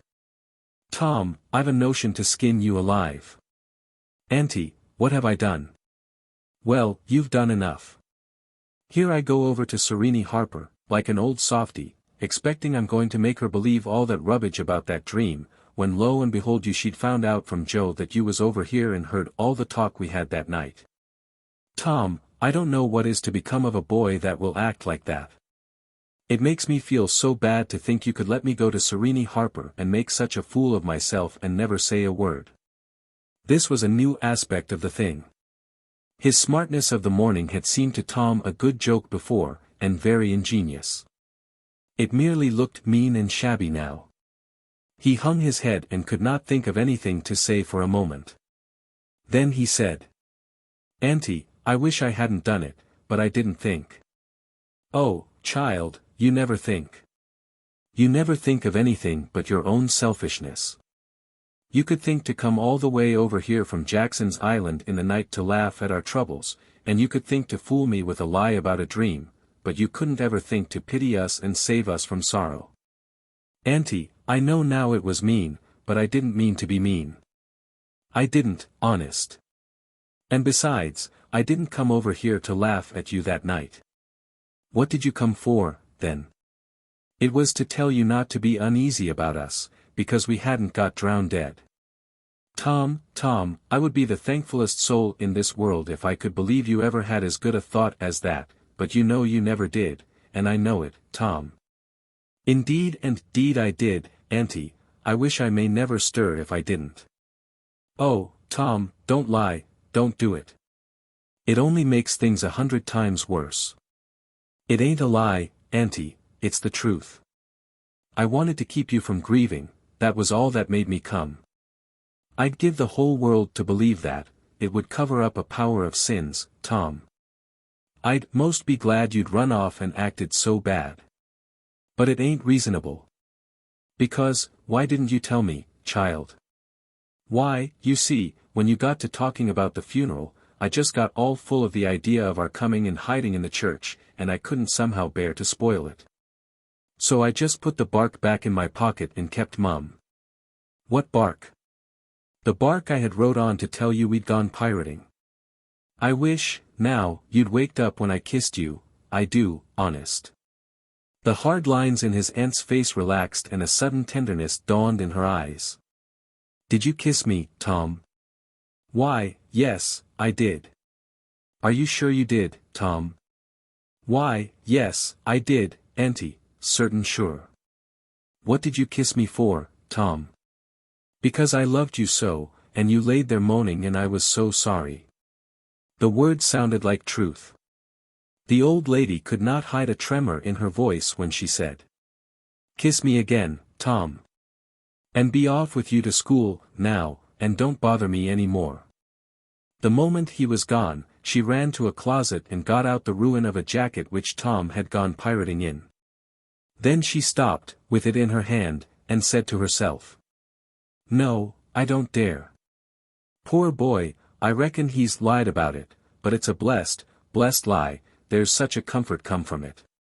I hope I know the Lord will forgive him, because it was such good-heartedness in him to tell it. But I don't want to find out it's a lie. I won't look." She put the jacket away, and stood by musing a minute. Twice she put out her hand to take the garment again, and twice she refrained. Once more she ventured, and this time she fortified herself with the thought, "It's a good lie, it's a good lie, I won't let it grieve me." So she sought the jacket pocket. A moment later she was reading Tom's piece of bark through flowing tears and saying, "I could forgive the boy, now, if he'd committed 1,000,000 sins." Chapter 20. There was something about Aunt Polly's manner, when she kissed Tom, that swept away his low spirits and made him light-hearted and happy again. He started to school and had the luck of coming upon Becky Thatcher at the head of Meadow Lane. His mood always determined his manner. Without a moment's hesitation he ran to her and said, "I acted mighty mean today, Becky, and I'm so sorry. I won't ever do that way again, as long as ever I live. Please make up, won't you?" The girl stopped and looked him scornfully in the face. "I'll thank you to keep yourself to yourself, Mr. Thomas Sawyer. I'll never speak to you again." She tossed her head and passed on. Tom was so stunned that he had not even presence of mind enough to say, "Who cares, Miss Smarty," until the right time to say it had gone by. So he said nothing. But he was in a fine rage, nevertheless. He moped into the schoolyard wishing she were a boy, and imagining how he would trounce her if she were. He presently encountered her and delivered a stinging remark as he passed. She hurled one in return, and the angry breach was complete. It seemed to Becky, in her hot resentment, that she could hardly wait for school to take in, she was so impatient to see Tom flogged for the injured spelling book. If she had had any lingering notion of exposing Alfred Temple, Tom's offensive fling had driven it entirely away. Poor girl, she did not know how fast she was nearing trouble herself. The master, Mr. Dobbins, had reached middle age with an unsatisfied ambition. The darling of his desires was, to be a doctor, but poverty had decreed that he should be nothing higher than a village schoolmaster. Every day he took a mysterious book out of his desk and absorbed himself in it at times when no classes were reciting. He kept that book under lock and key. There was not an urchin in school but was perishing to have a glimpse of it, but the chance never came. Every boy and girl had a theory about the nature of that book. But no two theories were alike, and there was no way of getting at the facts in the case. Now, as Becky was passing by the desk, which stood near the door, she noticed that the key was in the lock. It was a precious moment. She glanced around. Found herself alone, and the next instant she had the book in her hands. The title page, Professor Somebody's Anatomy, carried no information to her mind, so she began to turn the leaves. She came at once upon a handsomely engraved and colored frontispiece, a human figure, stark naked. At that moment a shadow fell on the page and Tom Sawyer stepped in at the door and caught a glimpse of the picture. Becky snatched at the book to close it, and had the hard luck to tear the pictured page half down the middle. She thrust the volume into the desk, turned the key, and burst out crying with shame and vexation. "Tom Sawyer, you are just as mean as you can be, to sneak up on a person and look at what they're looking at. How could I know you was looking at anything? You ought to be ashamed of yourself, Tom Sawyer. You know you're going to tell on me, and oh, what shall I do, what shall I do? I'll be whipped, and I never was whipped in school." Then she stamped her little foot and said, "Be so mean if you want to. I know something that's going to happen. You just wait and you'll see. Hateful, hateful, hateful." And she flung out of the house with a new explosion of crying. Tom stood still, rather flustered by this onslaught. Presently he said to himself, "What a curious kind of a fool a girl is. Never been licked in school. Shucks. What's a licking? That's just like a girl, they're so thin-skinned and chicken-hearted. Well, of course I ain't going to tell old Dobbins on this little fool, because there's other ways of getting even on her, that ain't so mean, but what of it? Old Dobbins will ask who it was tore his book. Nobody'll answer. Then he'll do just the way he always does, ask first one and then t'other, and when he comes to the right girl he'll know it, without any telling. Girls' faces always tell on them. They ain't got any backbone. She'll get licked. Well, it's a kind of a tight place for Becky Thatcher, because there ain't any way out of it." Tom conned the thing a moment longer, and then added, "All right, though, she'd like to see me in just such a fix, let her sweat it out." Tom joined the mob of skylarking scholars outside. In a few moments the master arrived and school took in. Tom did not feel a strong interest in his studies. Every time he stole a glance at the girl's side of the room Becky's face troubled him. Considering all things, he did not want to pity her, and yet it was all he could do to help it. He could get up no exultation that was really worthy the name. Presently the spelling book discovery was made, and Tom's mind was entirely full of his own matters for a while after that.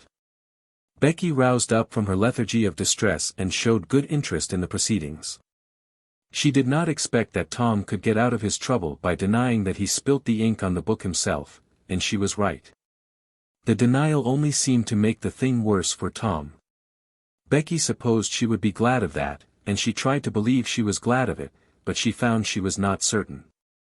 When the worst came to the worst, she had an impulse to get up and tell on Alfred Temple, but she made an effort and forced herself to keep still, because, said she to herself, he'll tell about me tearing the picture sure. I wouldn't say a word, not to save his life. Tom took his whipping and went back to his seat not at all broken-hearted, for he thought it was possible that he had unknowingly upset the ink on the spelling book himself. In some skylarking bout, he had denied it for form's sake and because it was custom, and had stuck to the denial from principle. A whole hour drifted by, the master sat nodding in his throne, the air was drowsy with the hum of study.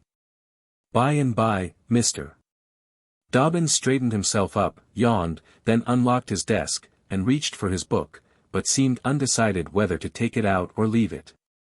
Most of the pupils glanced up languidly, but there were two among them that watched his movements with intent eyes. Mr. Dobbins fingered his book absently for a while, then took it out and settled himself in his chair to read. Tom shot a glance at Becky. He had seen a hunted and helpless rabbit look as she did, with a gun leveled at its head.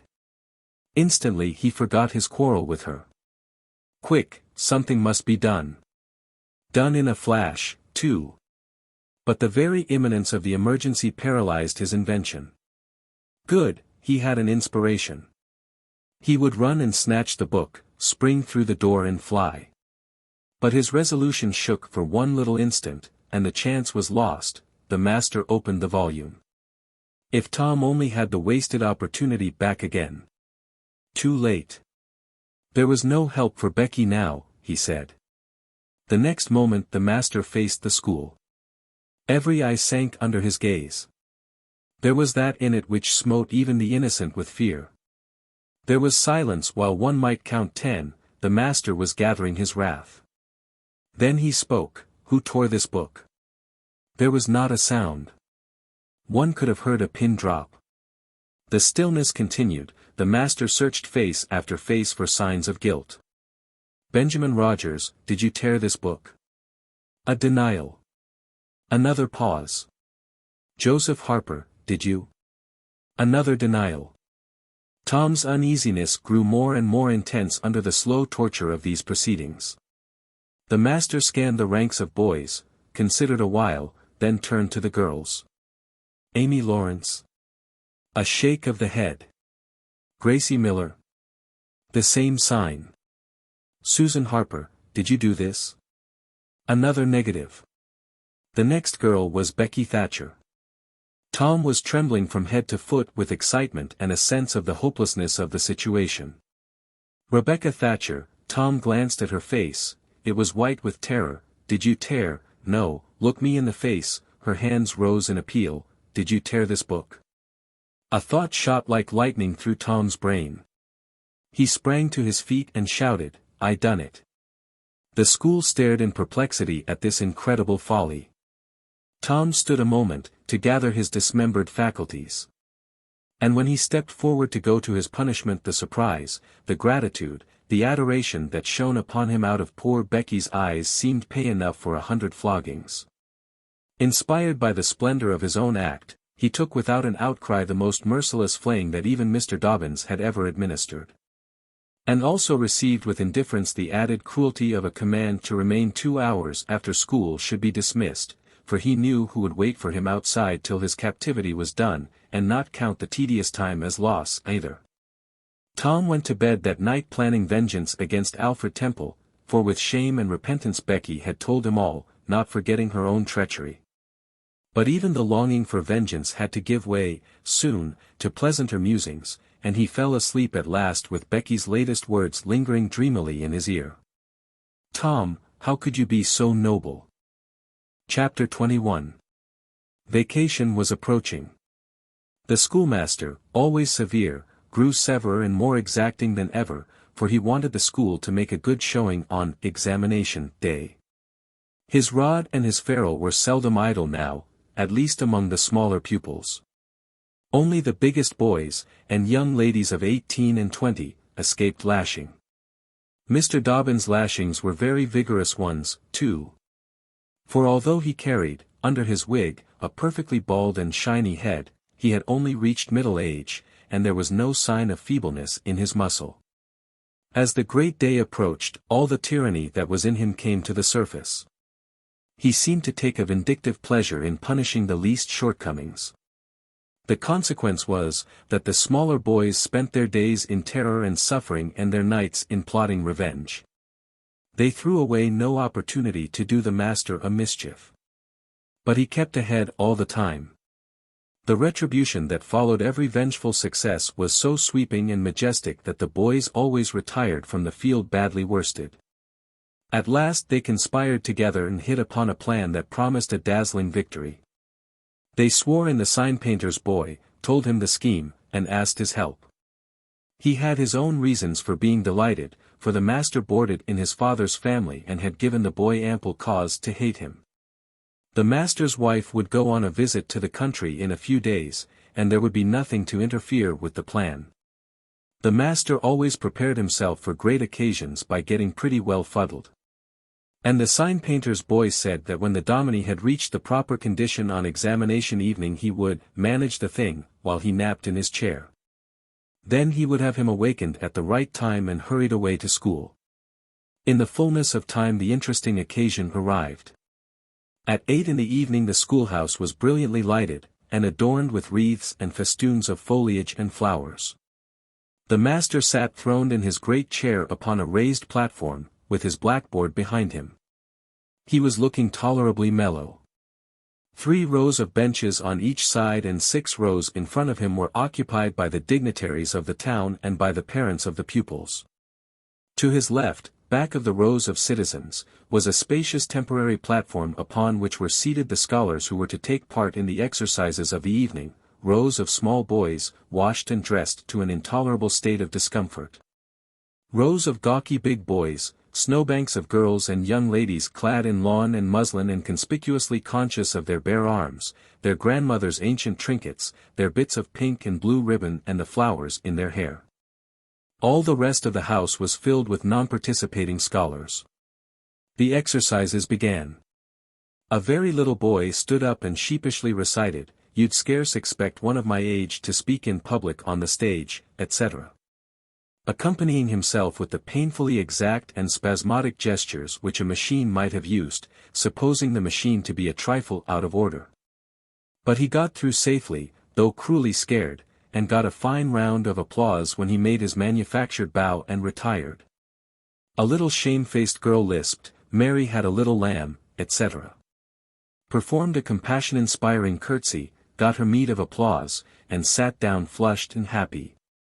Tom Sawyer stepped forward with conceited confidence and soared into the unquenchable and indestructible, "Give me liberty or give me death" speech, with fine fury and frantic gesticulation, and broke down in the middle of it. A ghastly stage fright seized him, his legs quaked under him and he was like to choke. True, he had the manifest sympathy of the house, but he had the house's silence, too, which was even worse than its sympathy. The master frowned, and this completed the disaster. Tom struggled a while and then retired, utterly defeated. There was a weak attempt at applause, but it died early. The boy stood on the burning deck, followed. Also, the Assyrian came down, and other declamatory gems. Then there were reading exercises, and a spelling fight. The meager Latin class recited with honor. The prime feature of the evening was in order, now, original compositions, by the young ladies. Each in her turn stepped forward to the edge of the platform, cleared her throat, held up her manuscript, tied with dainty ribbon, and proceeded to read, with labored attention to expression and punctuation. The themes were the same that had been illuminated upon similar occasions by their mothers before them, their grandmothers, and doubtless all their ancestors in the female line clear back to the Crusades. Friendship was one.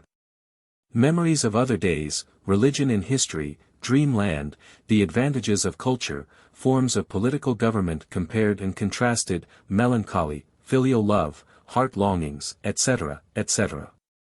A prevalent feature in these compositions was a nursed and petted melancholy, another was a wasteful and opulent gush of fine language. Another was a tendency to lug in by the ears particularly prized words and phrases until they were worn entirely out. And a peculiarity that conspicuously marked and marred them was the inveterate and intolerable sermon that wagged its crippled tail at the end of each and every one of them. No matter what the subject might be, a brain-racking effort was made to squirm it into some aspect or other that the moral and religious mind could contemplate with edification. The glaring insincerity of these sermons was not sufficient to compass the banishment of the fashion from the schools, and it is not sufficient today. It never will be sufficient while the world stands, perhaps. There is no school in all our land where the young ladies do not feel obliged to close their compositions with a sermon. And you will find that the sermon of the most frivolous and the least religious girl in the school is always the longest and the most relentlessly pious. But enough of this. Homely truth is unpalatable. Let us return to the examination. The first composition that was read was one entitled, "Is This, Then, Life?" Perhaps the reader can endure an extract from it. In the common walks of life, with what delightful emotions does the youthful mind look forward to some anticipated scene of festivity. Imagination is busy sketching rose-tinted pictures of joy. In fancy, the voluptuous votary of fashion sees herself amid the festive throng, the observed of all observers. Her graceful form, arrayed in snowy robes, is whirling through the mazes of the joyous dance. Her eye is brightest, her step is lightest in the gay assembly. In such delicious fancies time quickly glides by, and the welcome hour arrives for her entrance into the Elysian world, of which she has had such bright dreams. How fairy-like does everything appear to her enchanted vision. Each new scene is more charming than the last. But after a while she finds that beneath this goodly exterior, all is vanity, the flattery which once charmed her soul, now grates harshly upon her ear, the ballroom has lost its charms. And with wasted health and embittered heart, she turns away with the conviction that earthly pleasures cannot satisfy the longings of the soul. And so forth and so on. There was a buzz of gratification from time to time during the reading, accompanied by whispered ejaculations of "how sweet," "how eloquent," "so true," etc. And after the thing had closed with a peculiarly afflicting sermon the applause was enthusiastic. Then arose a slim, melancholy girl, whose face had the interesting paleness that comes of pills and indigestion, and read a poem. 2 stanzas of it will do. A Missouri Maiden's Farewell to Alabama. Alabama, goodbye. I love thee well. But yet for a while do I leave thee now. Sad, yes, sad thoughts of thee my heart doth swell. And burning recollections throng my brow. For I have wandered through thy flowery woods. Have roamed and read near Tallapoosa's stream. Have listened to Tallassie's warring floods. And wooed on Coosa's side Aurora's beam. Yet shame I not to bear an o'er full heart. Nor blush to turn behind my tearful eyes. 'Tis from no stranger land I now must part. 'Tis to no strangers left I yield these sighs. Welcome and home were mine within this state. Whose valleys I leave, whose spires fade fast from me. And cold must be mine eyes, and heart, and tete. When, dear Alabama, they turn cold on thee. There were very few there who knew what tete meant, but the poem was very satisfactory, nevertheless. Next appeared a dark-complexioned, black-eyed, black-haired young lady, who paused an impressive moment, assumed a tragic expression, and began to read in a measured, solemn tone. A vision. Dark and tempestuous was night. Around the throne on high not a single star quivered, but the deep intonations of the heavy thunder constantly vibrated upon the ear. Whilst the terrific lightning revelled in angry mood through the cloudy chambers of heaven, seeming to scorn the power exerted over its terror by the illustrious Franklin. Even the boisterous winds unanimously came forth from their mystic homes, and blustered about as if to enhance by their aid the wildness of the scene. At such a time, so dark, so dreary, for human sympathy my very spirit sighed. But instead thereof, my dearest friend, my counselor, my comforter and guide, my joy in grief, my second bliss in joy, came to my side. She moved like one of those bright beings pictured in the sunny walks of fancy's Eden by the romantic and young, a queen of beauty unadorned save by her own transcendent loveliness. So soft was her step, it failed to make even a sound, and but for the magical thrill imparted by her genial touch, as other unobtrusive beauties, she would have glided away unperceived, unsought. A strange sadness rested upon her features, like icy tears upon the robe of December, as she pointed to the contending elements without, and bade me contemplate the 2 beings presented. This nightmare occupied some 10 pages of manuscript and wound up with a sermon so destructive of all hope to non-Presbyterians that it took the first prize. This composition was considered to be the very finest effort of the evening. The mayor of the village, in delivering the prize to the author of it, made a warm speech in which he said that it was by far the most eloquent thing he had ever listened to, and that Daniel Webster himself might well be proud of it. It may be remarked, in passing, that the number of compositions in which the word beauteous was overfondled, and human experience referred to as life's page, was up to the usual average. Now the master, mellow almost to the verge of geniality, put his chair aside, turned his back to the audience, and began to draw a map of America on the blackboard, to exercise the geography class upon. But he made a sad business of it with his unsteady hand, and a smothered titter rippled over the house. He knew what the matter was, and set himself to write it. He sponged out lines and remade them. But he only distorted them more than ever, and the tittering was more pronounced. He threw his entire attention upon his work, now, as if determined not to be put down by the mirth. He felt that all eyes were fastened upon him. He imagined he was succeeding, and yet the tittering continued, it even manifestly increased. And well it might. There was a garret above, pierced with a scuttle over his head. And down through this scuttle came a cat, suspended around the haunches by a string. She had a rag tied about her head and jaws to keep her from mewing. As she slowly descended she curved upward and clawed at the string, she swung downward and clawed at the intangible air. The tittering rose higher and higher, the cat was within 6 inches of the absorbed teacher's head, down, down, a little lower, and she grabbed his wig with her desperate claws, clung to it, and was snatched up into the garret in an instant with her trophy still in her possession. And how the light did blaze abroad from the master's bald pate, for the sign-painter's boy had gilded it. That broke up the meeting. The boys were avenged. Vacation had come. Note, the pretended compositions quoted in this chapter are taken without alteration from a volume entitled Prose and Poetry, by a Western lady, but they are exactly and precisely after the schoolgirl pattern. And hence are much happier than any mere imitations could be. Chapter 22. Tom joined the new order of cadets of temperance, being attracted by the showy character of their regalia. He promised to abstain from smoking, chewing, and profanity as long as he remained a member. Now he found out a new thing, namely, that to promise not to do a thing is the surest way in the world to make a body want to go and do that very thing. Tom soon found himself tormented with a desire to drink and swear. The desire grew to be so intense that nothing but the hope of a chance to display himself in his red sash kept him from withdrawing from the order. 4th of July was coming. But he soon gave it up before he had worn his shackles over 48 hours, and fixed his hopes upon old Judge Fraser, Justice of the Peace, who was apparently on his deathbed and would have a big public funeral. Since he was so high an official. During 3 days Tom was deeply concerned about the judge's condition and hungry for news of it. Sometimes his hopes ran high, so high that he would venture to get out his regalia and practice before the looking-glass. But the judge had a most discouraging way of fluctuating. At last he was pronounced upon the mend, and then convalescent. Tom was disgusted, and felt a sense of injury, too. He handed in his resignation at once, and that night the judge suffered a relapse and died. Tom resolved that he would never trust a man like that again. The funeral was a fine thing.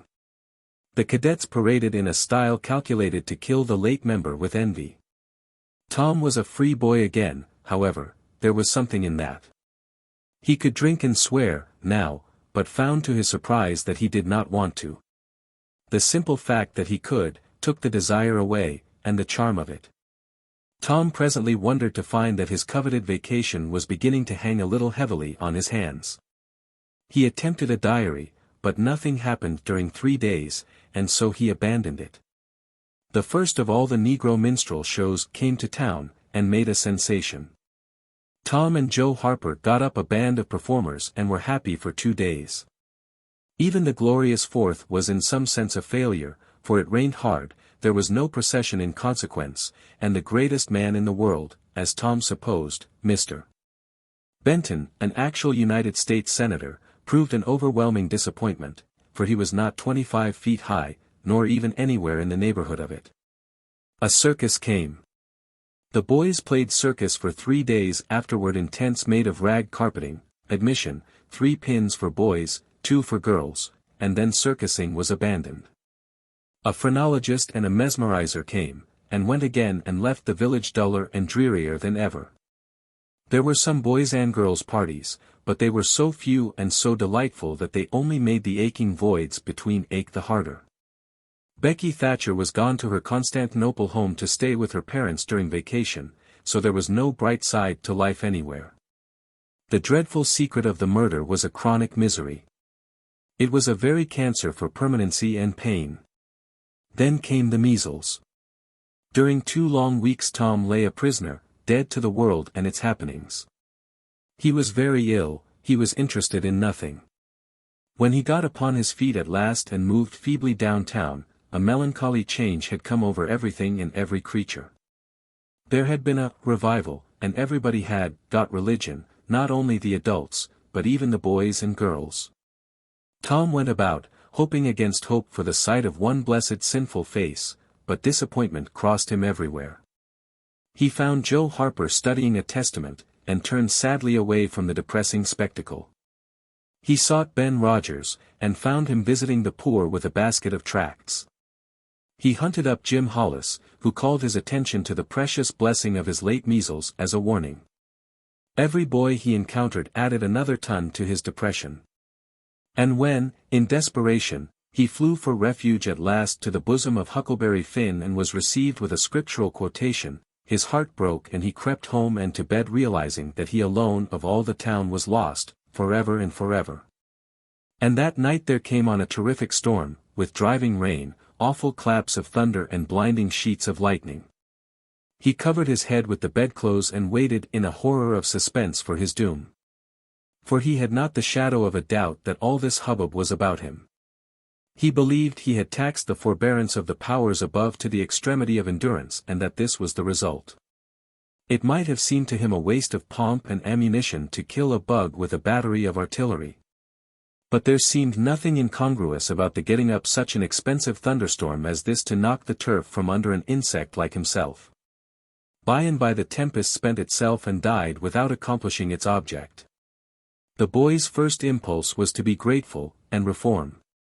His second was to wait, for there might not be any more storms. The next day the doctors were back. Tom had relapsed. The 3 weeks he spent on his back this time seemed an entire age. When he got abroad at last he was hardly grateful that he had been spared, remembering how lonely was his estate, how companionless and forlorn he was. He drifted listlessly down the street and found Jim Hollis acting as judge in a juvenile court that was trying a cat for murder, in the presence of her victim, a bird. He found Joe Harper and Huck Finn up an alley eating a stolen melon. Poor lads! They, like Tom, had suffered a relapse. Chapter 23. At last the sleepy atmosphere was stirred, and vigorously, the murder trial came on in the court. It became the absorbing topic of village talk immediately. Tom could not get away from it.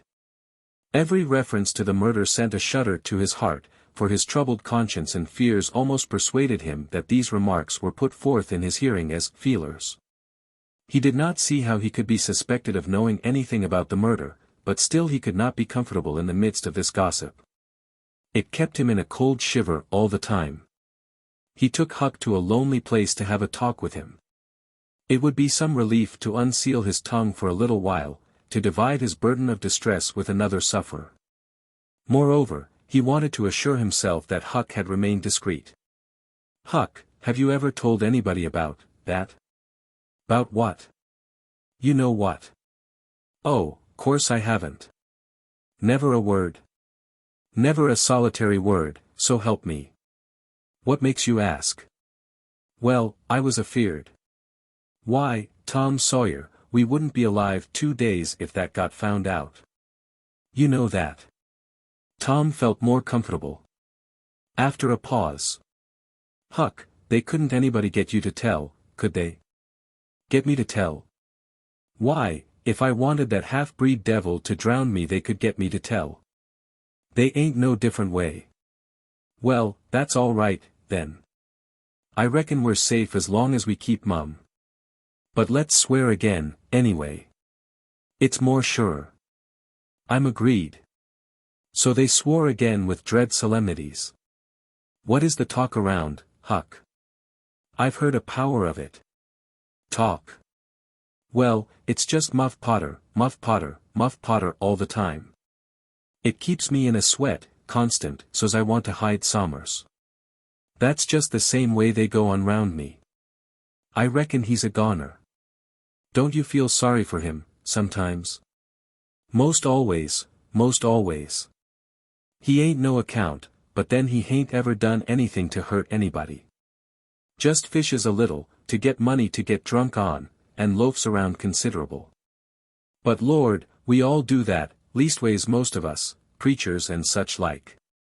But he's kind of good. He give me half a fish, once, when there weren't enough for two, and lots of times he's kind of stood by me when I was out of luck.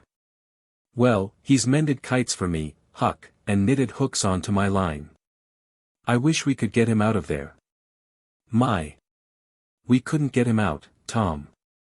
And besides, 'twouldn't do any good, they'd catch him again. Yes, so they would. But I hate to hear 'em abuse him so like the dickens when he never done that.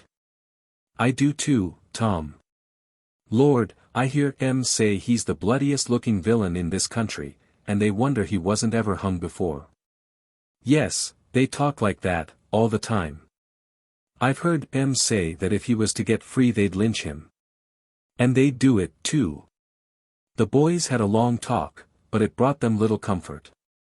As the twilight drew on, they found themselves hanging about the neighborhood of the little isolated jail, perhaps with an undefined hope that something would happen that might clear away their difficulties. But nothing happened. There seemed to be no angels or fairies interested in this luckless captive. The boys did as they had often done before, went to the cell grating and gave Potter some tobacco and matches. He was on the ground floor and there were no guards.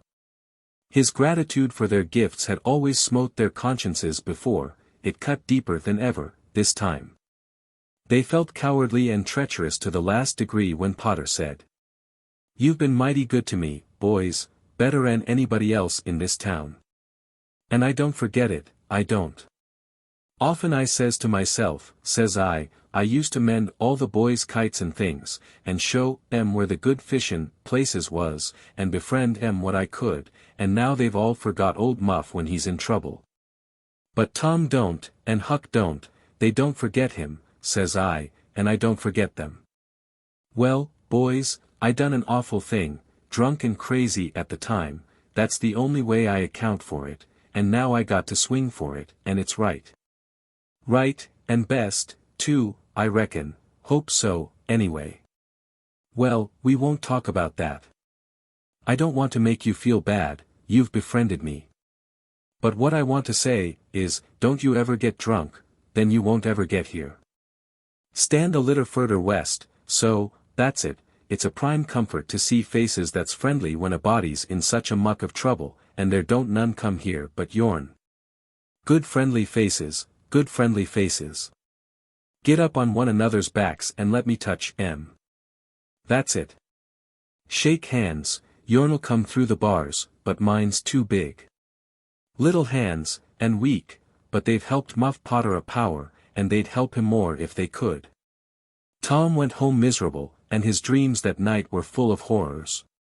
The next day and the day after, he hung about the courtroom, drawn by an almost irresistible impulse to go in, but forcing himself to stay out. Huck was having the same experience. They studiously avoided each other. Each wandered away, from time to time, but the same dismal fascination always brought them back presently. Tom kept his ears open when idlers sauntered out of the courtroom, but invariably heard distressing news. The toils were closing more and more relentlessly around poor Potter. At the end of the second day the village talk was to the effect that Injun Joe's evidence stood firm and unshaken, and that there was not the slightest question as to what the jury's verdict would be. Tom was out late, that night, and came to bed through the window. He was in a tremendous state of excitement. It was hours before he got to sleep. All the village flocked to the courthouse the next morning, for this was to be the great day. Both sexes were about equally represented in the packed audience. After a long wait the jury filed in and took their places. Shortly afterward, Potter, pale and haggard, timid and hopeless, was brought in, with chains upon him, and seated where all the curious eyes could stare at him. No less conspicuous was Injun Joe, stolid as ever. There was another pause, and then the judge arrived and the sheriff proclaimed the opening of the court. The usual whisperings among the lawyers and gathering together of papers followed. These details and accompanying delays worked up an atmosphere of preparation that was as impressive as it was fascinating. Now a witness was called who testified that he found Muff Potter washing in the brook, at an early hour of the morning that the murder was discovered, and that he immediately sneaked away. After some further questioning, counsel for the prosecution said. Take the witness. The prisoner raised his eyes for a moment, but dropped them again when his own counsel said. I have no questions to ask him. The next witness proved the finding of the knife near the corpse. Counsel for the prosecution said. Take the witness. I have no questions to ask him, Potter's lawyer replied. A third witness swore he had often seen the knife in Potter's possession. Take the witness. Counsel for Potter declined to question him. The faces of the audience began to betray annoyance. Did this attorney mean to throw away his client's life without an effort? Several witnesses deposed concerning Potter's guilty behavior when brought to the scene of the murder. They were allowed to leave the stand without being cross-questioned. Every detail of the damaging circumstances that occurred in the graveyard upon that morning which all present remembered so well was brought out by credible witnesses, but none of them were cross-examined by Potter's lawyer. The perplexity and dissatisfaction of the House expressed itself in murmurs and provoked a reproof from the bench. Counsel for the prosecution now said. By the oaths of citizens whose simple word is above suspicion, we have fastened this awful crime, beyond all possibility of question, upon the unhappy prisoner at the bar. We rest our case here. A groan escaped from poor Potter, and he put his face in his hands and rocked his body softly to and fro, while a painful silence reigned in the courtroom.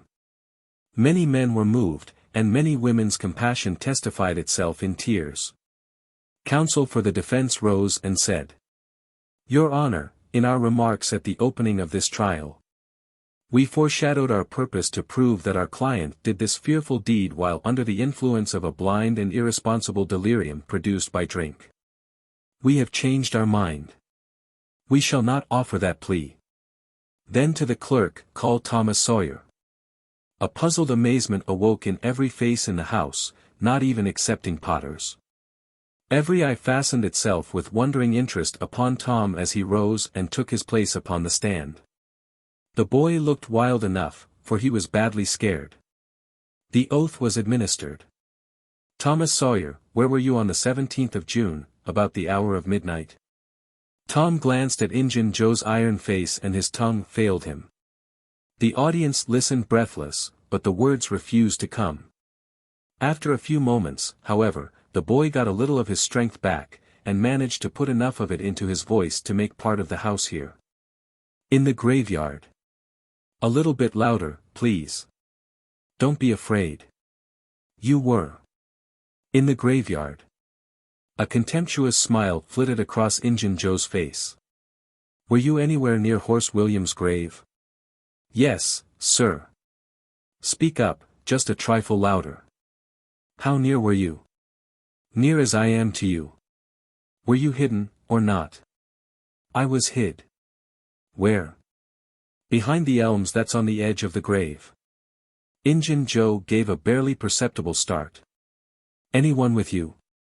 Yes, sir. I went there with. Wait a moment. Never mind mentioning your companion's name. We will produce him at the proper time. Did you carry anything there with you? Tom hesitated and looked confused. Speak out, my boy, don't be diffident. The truth is always respectable. What did you take there? Only a dead cat. There was a ripple of mirth, which the court checked. We will produce the skeleton of that cat. Now, my boy, tell us everything that occurred, tell it in your own way, don't skip anything, and don't be afraid. Tom began, hesitatingly at first, but as he warmed to his subject his words flowed more and more easily. In a little while every sound ceased but his own voice, every eye fixed itself upon him. With parted lips and bated breath the audience hung upon his words, taking no note of time, wrapped in the ghastly fascinations of the tale. The strain upon pent emotion reached its climax when the boy said. And as the doctor fetched the board around and Muff Potter fell, Injun Joe jumped with the knife and crash! Quick as lightning the half-breed sprang for a window, tore his way through all opposers, and was gone. Chapter 24. Tom was a glittering hero once more, the pet of the old, the envy of the young. His name even went into immortal print, for the village paper magnified him. There were some that believed he would be president, yet, if he escaped hanging.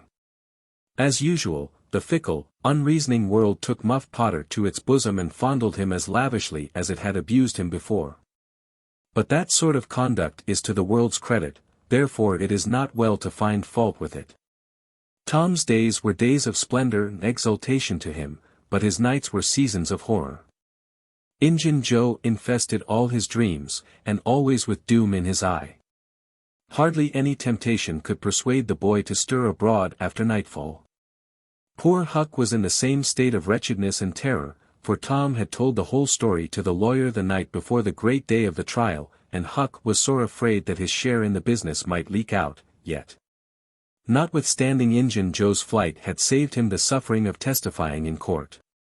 The poor fellow had got the attorney to promise secrecy, but what of that? Since Tom's harassed conscience had managed to drive him to the lawyer's house by night and wring a dread tale from lips that had been sealed with the dismalest and most formidable of oaths. Huck's confidence in the human race was well nigh obliterated.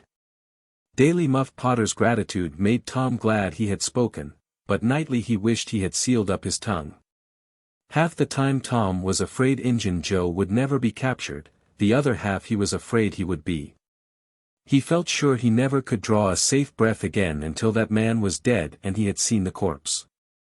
Rewards had been offered, the country had been scoured, but no Injun Joe was found. One of those omniscient and awe-inspiring marvels, a detective, came up from St. Louis, moused around, shook his head, looked wise, and made that sort of astounding success which members of that craft usually achieve. That is to say, he found a clue. But you can't hang a clue for murder, and so after that detective had got through and gone home, Tom felt just as insecure as he was before.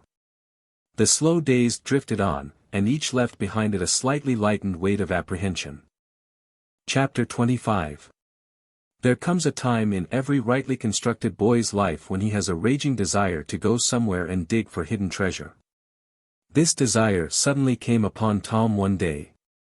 He sallied out to find Joe Harper, but failed of success. Next he sought Ben Rogers, he had gone fishing. Presently he stumbled upon Huck Finn the red-handed. Huck would answer. Tom took him to a private place and opened the matter to him confidentially. Huck was willing. Huck was always willing to take a hand in any enterprise that offered entertainment and required no capital, for he had a troublesome superabundance of that sort of time which is not money. "Where'll we dig?" said Huck. "Oh, most anywhere."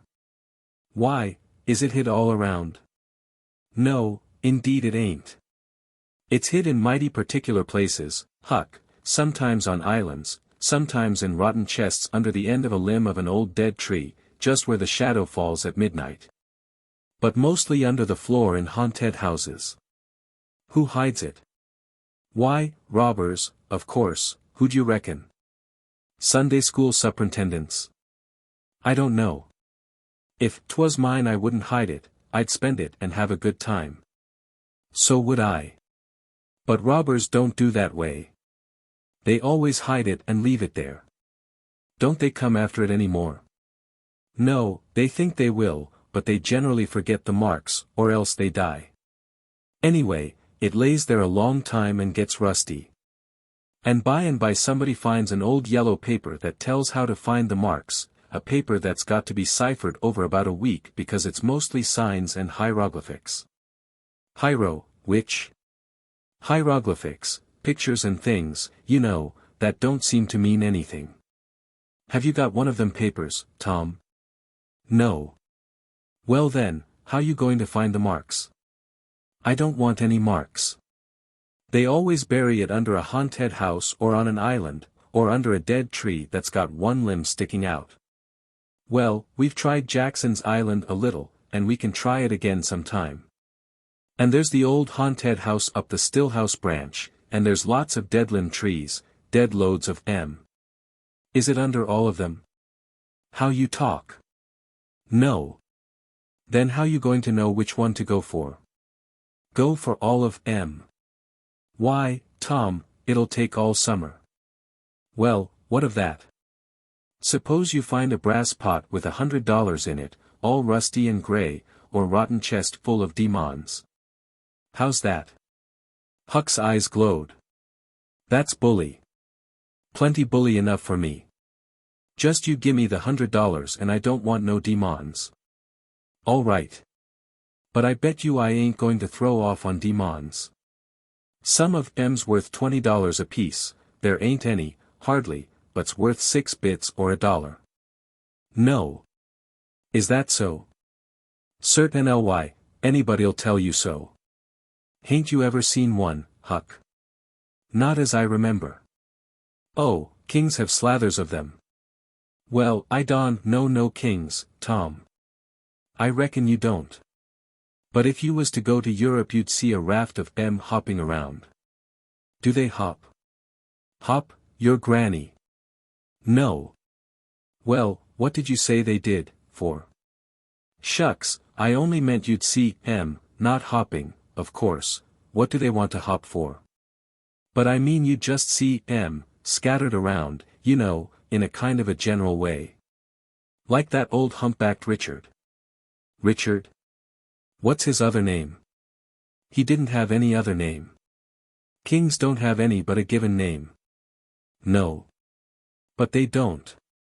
Well, if they like it, Tom, all right, but I don't want to be a king and have only just a given name, like a nigger.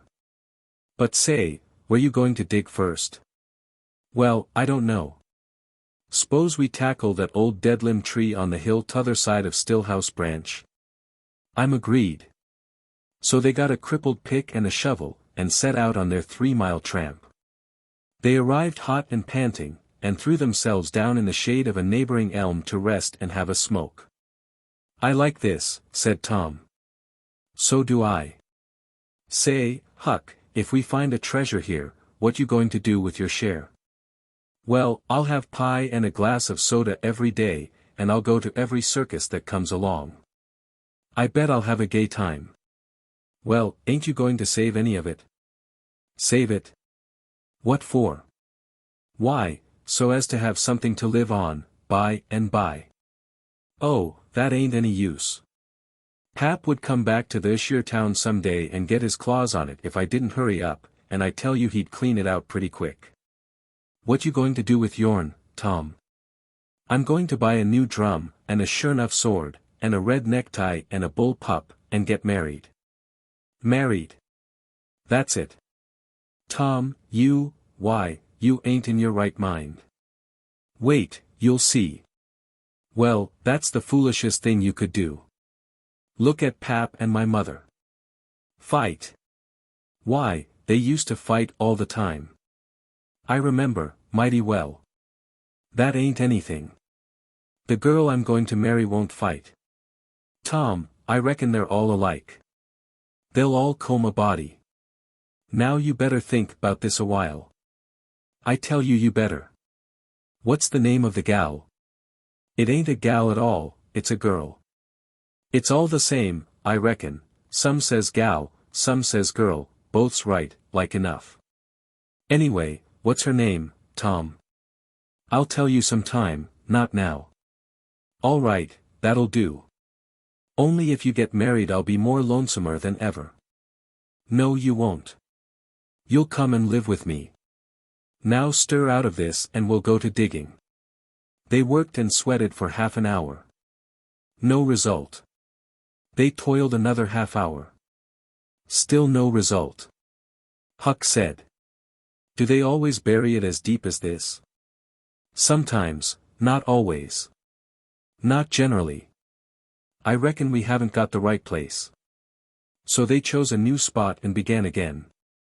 The labor dragged a little, but still they made progress. They pegged away in silence for some time. Finally Huck leaned on his shovel, swabbed the beaded drops from his brow with his sleeve, and said. Where you going to dig next, after we get this one? I reckon maybe we'll tackle the old tree that's over yonder on Cardiff Hill back of the widow's. I reckon that'll be a good one. But won't the widow take it away from us, Tom? It's on her land. She take it away. Maybe she'd like to try it once. Whoever finds one of these hid treasures, it belongs to him. It don't make any difference whose land it's on. That was satisfactory. The work went on.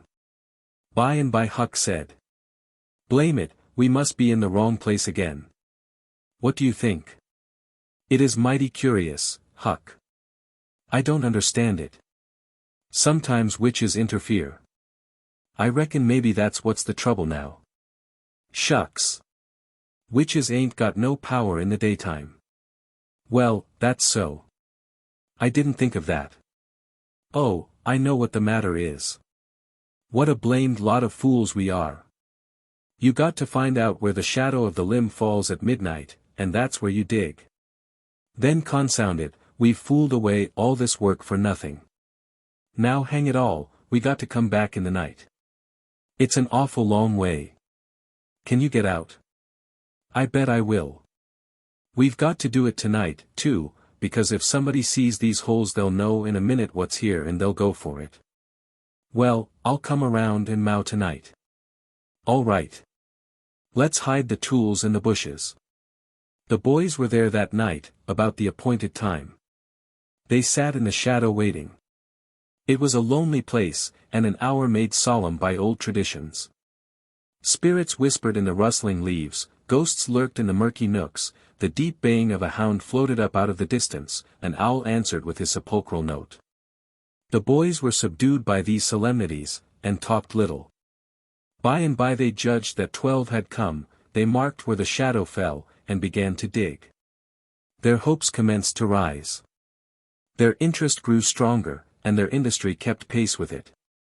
The hole deepened and still deepened, but every time their hearts jumped to hear the pick strike upon something, they only suffered a new disappointment. It was only a stone or a chunk. At last Tom said. It ain't any use, Huck, we're wrong again. Well, but we can't be wrong. We spotted the shadow to a dot. I know it, but then there's another thing. What's that? Why, we only guessed at the time. Like enough it was too late or too early. Huck dropped his shovel. That's it, said he. That's the very trouble. We got to give this one up. We can't ever tell the right time, and besides this kind of thing's too awful, here this time of night with witches and ghosts fluttering around so. I feel as if something's behind me all the time, and I'm afeard to turn around, because maybe there's others in front waiting for a chance. I've been creeping all over, ever since I got here. Well, I've been pretty much so, too, Huck. They most always put in a dead man when they bury a treasure under a tree, to look out for it. Lordy. Yes, they do. I've always heard that. Tom, I don't like to fool around much where there's dead people. A body's bound to get into trouble with them, sure. I don't like to stir them up either. S'pose this one here was to stick his skull out and say something. Don't, Tom. It's awful. Well, it just is. Huck, I don't feel comfortable a bit. Say, Tom, let's give this place up, and try somewheres else. All right, I reckon we better. What'll it be? Tom considered a while, and then said. The haunted house. That's it. Blame it, I don't like haunted houses, Tom. Why, they're a darn sight worse'n dead people. Dead people might talk, maybe, but they don't come sliding around in a shroud, when you ain't noticing, and peep over your shoulder all of a sudden and grit their teeth, the way a ghost does. I couldn't stand such a thing as that, Tom, nobody could. Yes, but, Huck, ghosts don't travel around only at night. They won't hinder us from digging there in the daytime. Well, that's so. But you know mighty well people don't go about that haunted house in the day nor the night. Well, that's mostly because they don't like to go where a man's been murdered, anyway, but nothing's ever been seen around that house except in the night, just some blue lights slipping by the windows, no regular ghosts. Well, where you see one of them blue lights flickering around, Tom, you can bet there's a ghost mighty close behind it. It stands to reason. Because you know that they don't anybody but ghosts use them. Yes, that's so. But anyway they don't come around in the daytime, so what's the use of our being afeared? Well, all right. We'll tackle the haunted house if you say so, but I reckon it's taking chances. They had started down the hill by this time. There in the middle of the moonlit valley below them stood the haunted house, utterly isolated, its fences gone long ago, rank weeds smothering the very doorsteps, the chimney crumbled to ruin, the window sashes vacant. A corner of the roof caved in. The boys gazed a while, half expecting to see a blue light flit past a window. Then talking in a low tone, as befitted the time and the circumstances, they struck far off to the right, to give the haunted house a wide berth, and took their way homeward through the woods that adorned the rearward side of Cardiff Hill. Chapter 26. About noon the next day the boys arrived at the dead tree. They had come for their tools. Tom was impatient to go to the haunted house, Huck was measurably so, also, but suddenly said. "Looky here, Tom, do you know what day it is?" Tom mentally ran over the days of the week, and then quickly lifted his eyes with a startled look in them. "My! I never once thought of it, Huck." "Well, I didn't neither, but all at once it popped onto me that it was Friday. Blame it, a body can't be too careful, Huck. We might got into an awful scrape, tackling such a thing on a Friday. Might. Better say we would. There's some lucky days, maybe, but Friday ain't. Any fool knows that. I don't reckon you was the first that found it out, Huck." "Well, I never said I was, did I? And Friday ain't all, neither. I had a rotten bad dream last night, dreamt about rats." "No. Sure sign of trouble.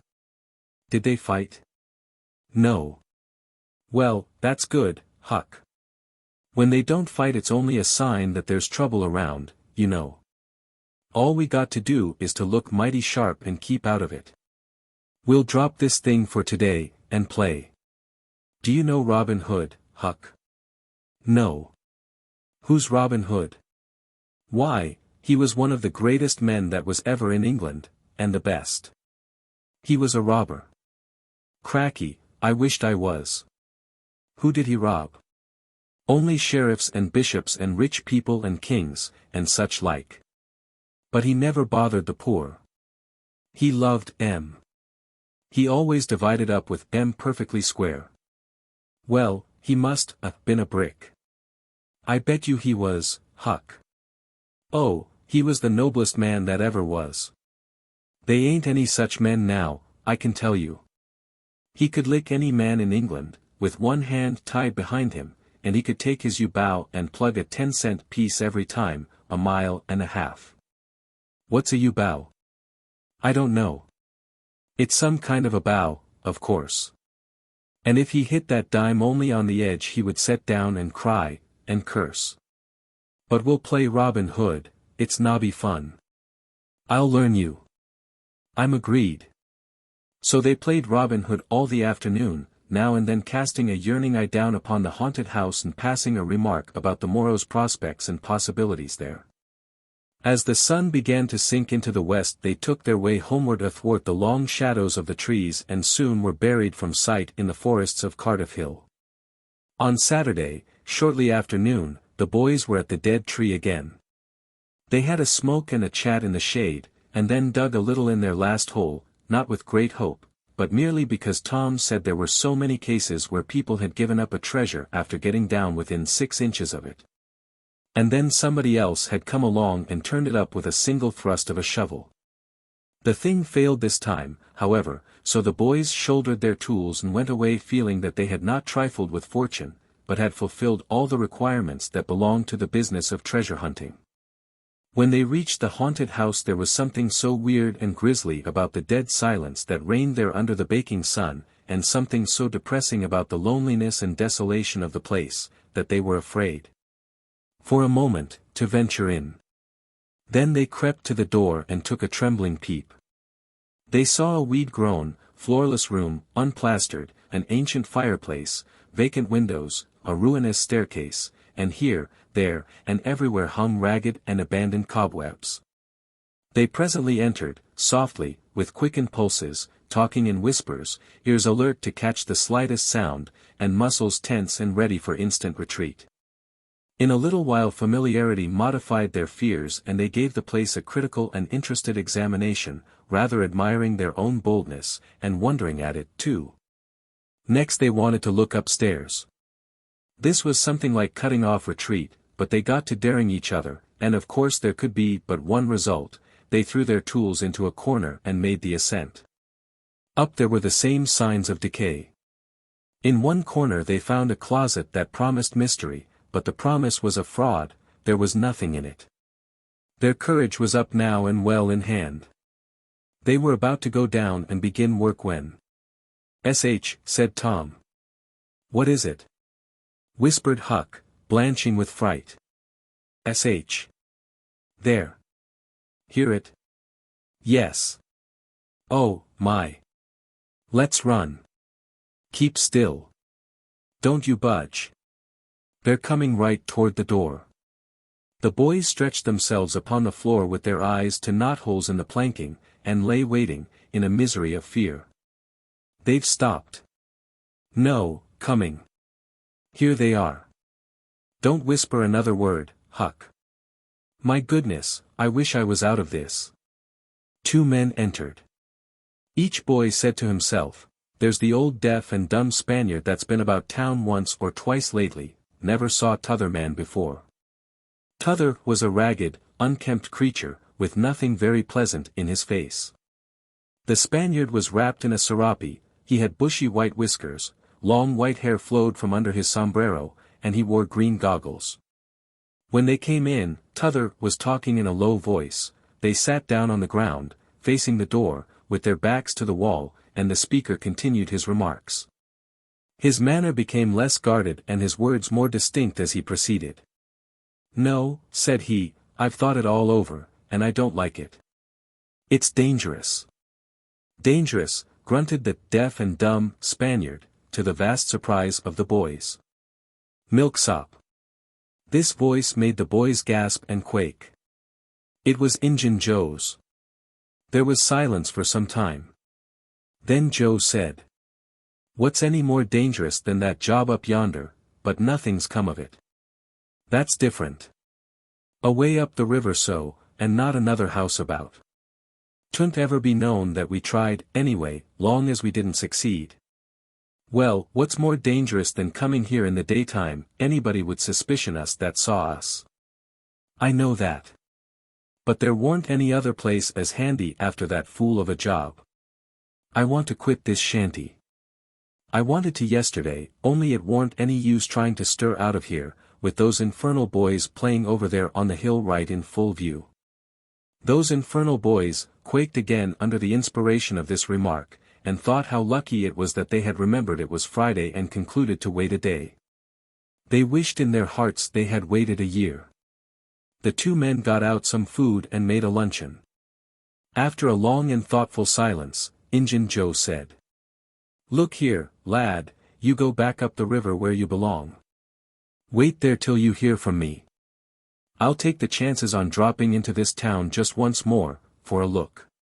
We'll do that dangerous job after I've spied around a little and think things look well for it. Then, for Texas. We'll leg it together." This was satisfactory. Both men presently fell to yawning, and Injun Joe said, "I'm dead for sleep. It's your turn to watch." He curled down in the weeds and soon began to snore. His comrades stirred him once or twice and he became quiet. Presently the watcher began to nod, his head drooped lower and lower, both men began to snore now. The boys drew a long, grateful breath. Tom whispered, "Now's our chance, come." Huck said, "I can't, I'd die if they was to wake." Tom urged, Huck held back. At last Tom rose slowly and softly, and started alone. But the first step he made wrung such a hideous creak from the crazy floor that he sank down almost dead with fright. He never made a second attempt. The boys lay there counting the dragging moments till it seemed to them that time must be done and eternity growing gray, and then they were grateful to note that at last the sun was setting. Now one snore ceased. Injun Joe sat up, stared around, smiled grimly upon his comrade, whose head was drooping upon his knees, stirred him up with his foot and said, "Here. You're a watchman, ain't you? All right, though, nothing's happened. My. Have I been asleep? Oh, partly. Nearly time for us to be moving, pard. What'll we do with what little swag we've got left? I don't know, leave it here as we've always done, I reckon. No use to take it away till we start south. 650 in silver's something to carry. Well, all right, it won't matter to come here once more. No, but I'd say come in the night as we used to do, it's better. Yes, but look here. It may be a good while before I get the right chance at that job, accidents might happen, 'tain't in such a very good place, we'll just regularly bury it, and bury it deep. Good idea, said the comrade, who walked across the room, knelt down, raised one of the rearward hearthstones and took out a bag that jingled pleasantly. He subtracted from it $20 or $30 for himself and as much for Injun Joe, and passed the bag to the latter, who was on his knees in the corner, now, digging with his bowie knife. The boys forgot all their fears, all their miseries in an instant. With gloating eyes they watched every movement. Luck, the splendor of it was beyond all imagination. $600 was money enough to make half a dozen boys rich. Here was treasure hunting under the happiest auspices, there would not be any bothersome uncertainty as to where to dig. They nudged each other every moment, eloquent nudges and easily understood, for they simply meant, "Oh, but ain't you glad now we're here?" Joe's knife struck upon something. "Hello," said he. "What is it?" said his comrade. "Half-rotten plank, no, it's a box, I believe. Here, bear a hand and we'll see what it's here for." "Never mind, I've broke a hole." He reached his hand in and drew it out. "Man, it's money." The two men examined the handful of coins. They were gold. The boys above were as excited as themselves, and as delighted. Joe's comrade said, "We'll make quick work of this. There's an old rusty pick over amongst the weeds in the corner the other side of the fireplace, I saw it a minute ago." He ran and brought the boys' pick and shovel. Injun Joe took the pick, looked it over critically, shook his head, muttered something to himself, and then began to use it. The box was soon unearthed. It was not very large. It was iron-bound and had been very strong before the slow years had injured it. The men contemplated the treasure a while in blissful silence. "Pard, there's thousands of dollars here," said Injun Joe. "'Twas always said that Merle's gang used to be around here one summer," the stranger observed. "I know it," said Injun Joe, "and this looks like it, I should say. Now you won't need to do that job." The half-breed frowned. Said he. "You don't know me. Least you don't know all about that thing. 'Tain't robbery altogether, it's revenge," and a wicked light flamed in his eyes. "I'll need your help in it. When it's finished, then Texas. Go home to your Nance and your kids, and stand by till you hear from me." "Well, if you say so, what'll we do with this, bury it again?" "Yes." Ravishing delight overhead. "No. By the great sachem, no." Profound distress overhead. "I'd nearly forgot. That pick had fresh earth on it." The boys were sick with terror in a moment. "What business has a pick and a shovel here? What business with fresh earth on them? Who brought them here, and where are they gone? Have you heard anybody, seen anybody?" "What? Bury it again and leave them to come and see the ground disturbed?" "Not exactly, not exactly. We'll take it to my den." "Why, of course. Might have thought of that before." "You mean number 1? "No, number 2, under the cross. The other place is bad, too common." "All right. It's nearly dark enough to start." Injun Joe got up and went about from window to window cautiously peeping out. Presently he said, Who could have brought those tools here? Do you reckon they can be upstairs? The boys' breath forsook them. Injun Joe put his hand on his knife, halted a moment, undecided, and then turned toward the stairway. The boys thought of the closet, but their strength was gone. The steps came creaking up the stairs. The intolerable distress of the situation woke the stricken resolution of the lads. They were about to spring for the closet, when there was a crash of rotten timbers and Injun Joe landed on the ground amid the debris of the ruined stairway. He gathered himself up cursing, and his comrade said, "Now what's the use of all that? If it's anybody, and they're up there, let them stay there, who cares? If they want to jump down, now, and get into trouble, who objects? It will be dark in 15 minutes, and then let them follow us if they want to. I'm willing. In my opinion, whoever hove those things in here caught a sight of us and took us for ghosts or devils or something. I'll bet they're running yet." Joe grumbled a while, then he agreed with his friend that what daylight was left ought to be economized in getting things ready for leaving. Shortly afterward they slipped out of the house in the deepening twilight, and moved toward the river with their precious box. Tom and Huck rose up, weak but vastly relieved, and stared after them through the chinks between the logs of the house. Follow? Not they. They were content to reach ground again without broken necks, and take the townward track over the hill. They did not talk much. They were too much absorbed in hating themselves, hating the ill luck that made them take the spade and the pick there. But for that, Injun Joe never would have suspected. He would have hidden the silver with the gold to wait there till his revenge was satisfied, and then he would have had the misfortune to find that money turn up missing. Bitter, bitter luck that the tools were ever brought there. They resolved to keep a lookout for that Spaniard when he should come to town, spying out for chances to do his revengeful job, and follow him to number 2, wherever that might be. Then a ghastly thought occurred to Tom. Revenge? What if he means us, Huck? "Oh, don't," said Huck, nearly fainting.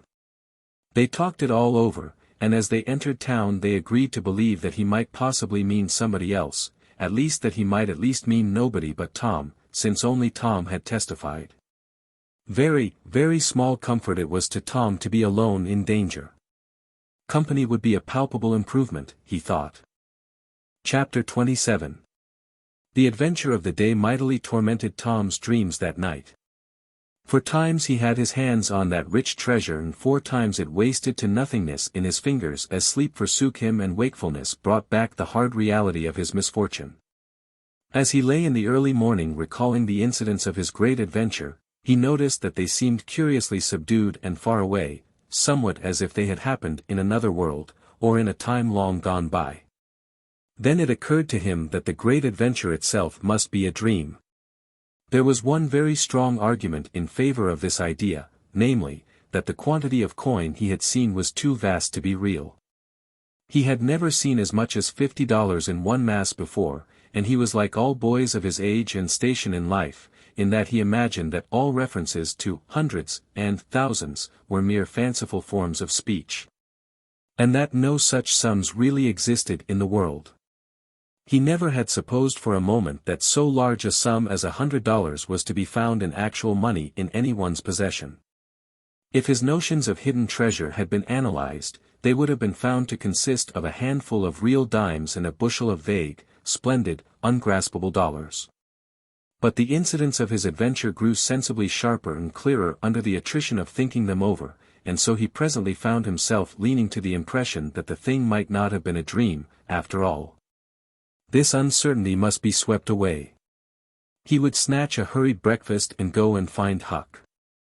Huck was sitting on the gunwale of a flatboat, listlessly dangling his feet in the water and looking very melancholy. Tom concluded to let Huck lead up to the subject. If he did not do it, then the adventure would be proved to have been only a dream. "Hello, Huck." "Hello, yourself." Silence, for a minute. "Tom, if we'd, left the blamed tools at the dead tree, we'd, got the money." "Oh, ain't it awful?" "'Tain't a dream, then, 'tain't a dream. Somehow I most wish it was." "Dogged if I don't," Huck.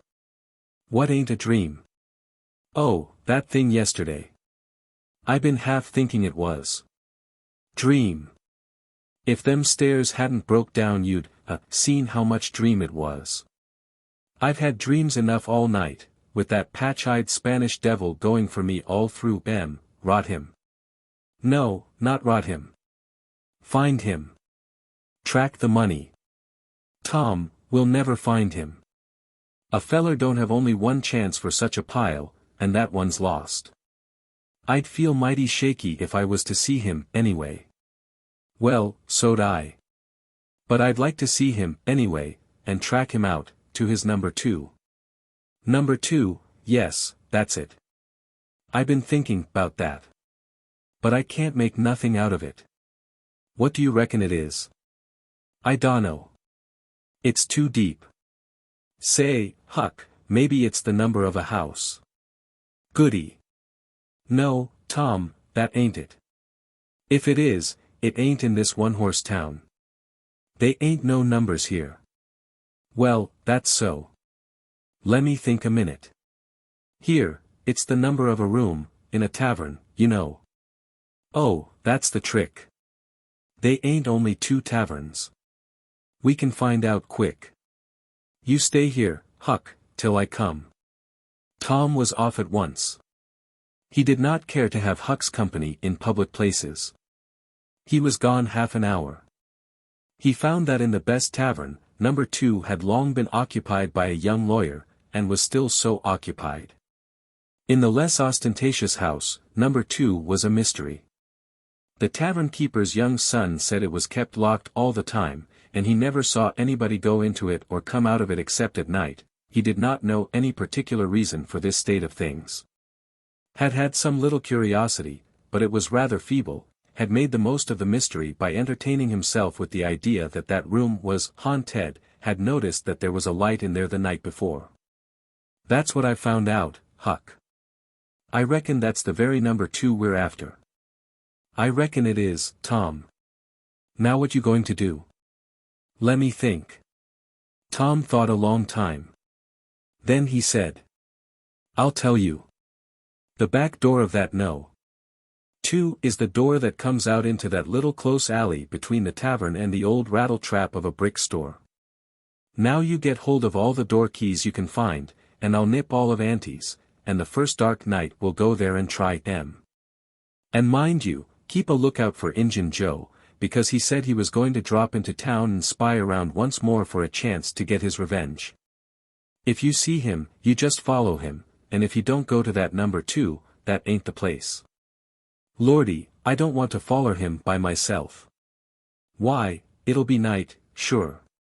He mightn't ever see you, and if he did, maybe he'd never think anything. Well, if it's pretty dark I reckon I'll track him. I dunno.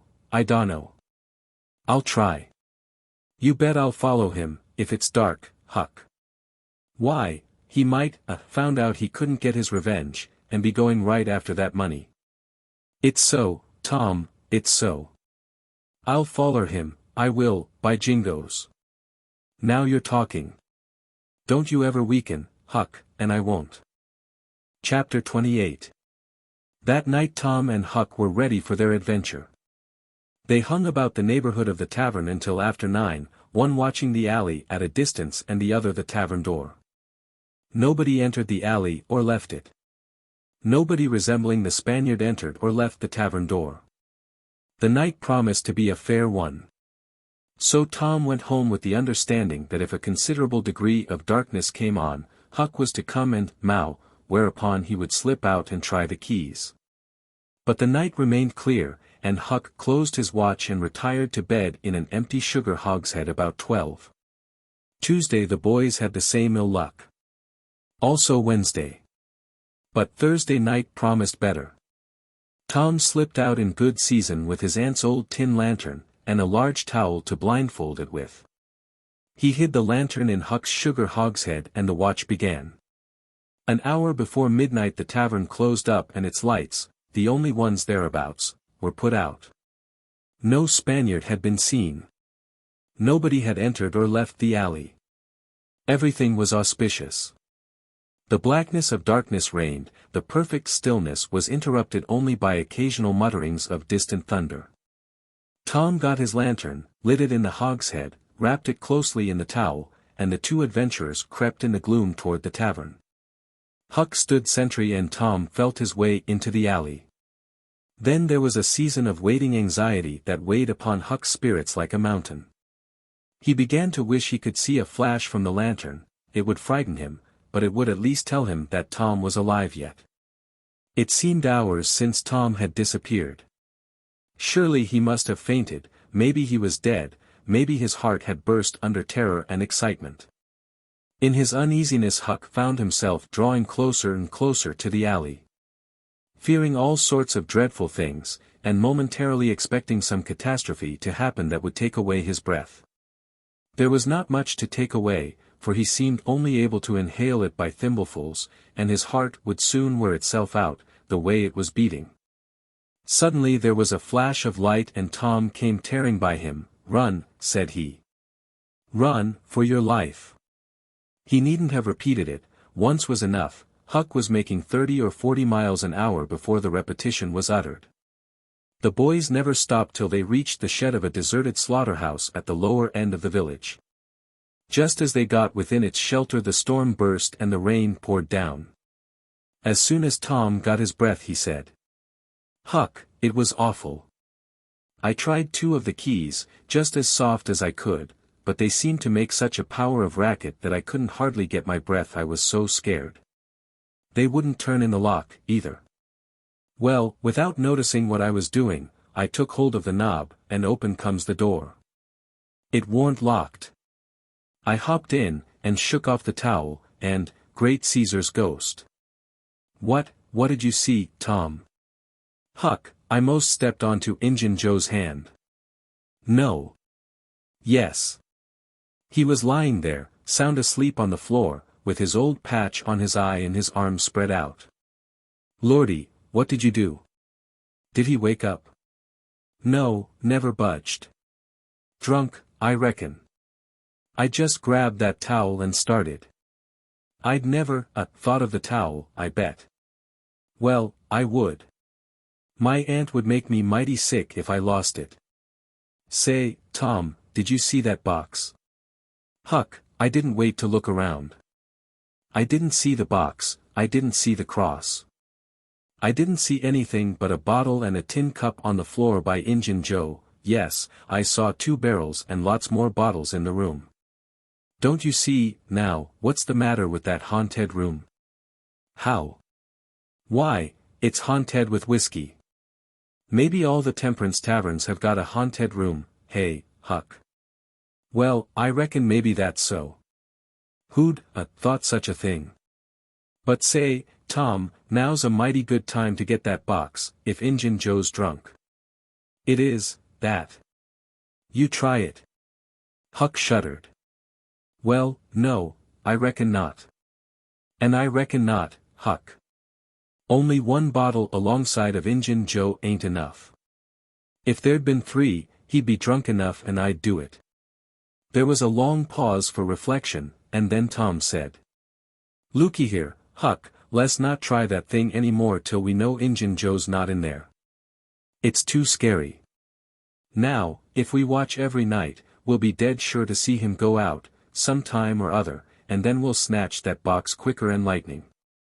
"Well, I'm agreed. I'll watch the whole night long, and I'll do it every night, too, if you'll do the other part of the job." "All right, I will. All you got to do is to trot up Hooper Street a block and mow, and if I'm asleep, you throw some gravel at the window and that'll fetch me." "Agreed, and good as wheat. Now, Huck, the storm's over, and I'll go home. It'll begin to be daylight in a couple of hours. You go back and watch that long, will you?" "I said I would, Tom, and I will. I'll high-and-tea that tavern every night for a year. I'll sleep all day and I'll stand watch all night." "That's all right. Now, where you going to sleep?" "In Ben Rogers' hayloft. He lets me, and so does his pap's nigger man, Uncle Jake. I tote water for Uncle Jake whenever he wants me to, and any time I ask him he gives me a little something to eat if he can spare it. That's a mighty good nigger, Tom. He likes me, because I don't ever act as if I was above him. Sometime I've set right down and eat with him. But you needn't tell that. A body's got to do things when he's awful hungry he wouldn't want to do as a steady thing. Well, if I don't want you in the daytime, I'll let you sleep. I won't come bothering around. Any time you see something's up, in the night, just skip right around and meow. Chapter 29. The first thing Tom heard on Friday morning was a glad piece of news. Judge Thatcher's family had come back to town the night before. Both Injun Joe and the treasure sunk into secondary importance for a moment, and Becky took the chief place in the boy's interest.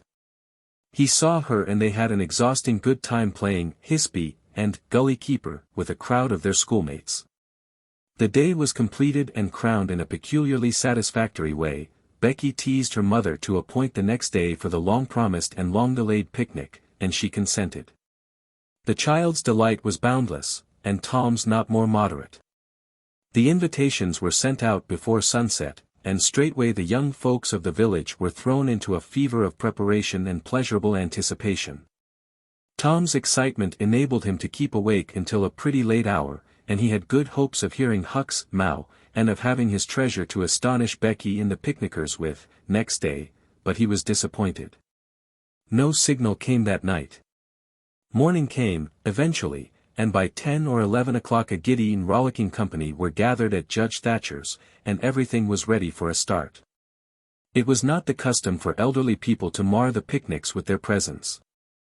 The children were considered safe enough under the wings of a few young ladies of 18 and a few young gentlemen of 23 or thereabouts. The old steam ferry boat was chartered for the occasion. Presently the gay throng filed up the main street laden with provision baskets. Sid was sick and had to miss the fun. Mary remained at home to entertain him. The last thing Mrs. Thatcher said to Becky was, "You'll not get back till late. Perhaps you'd better stay all night with some of the girls that live near the ferry landing, child." "Then I'll stay with Susie Harper, Mama." "Very well. And mind and behave yourself and don't be any trouble." Presently, as they tripped along, Tom said to Becky, "Say, I'll tell you what we'll do.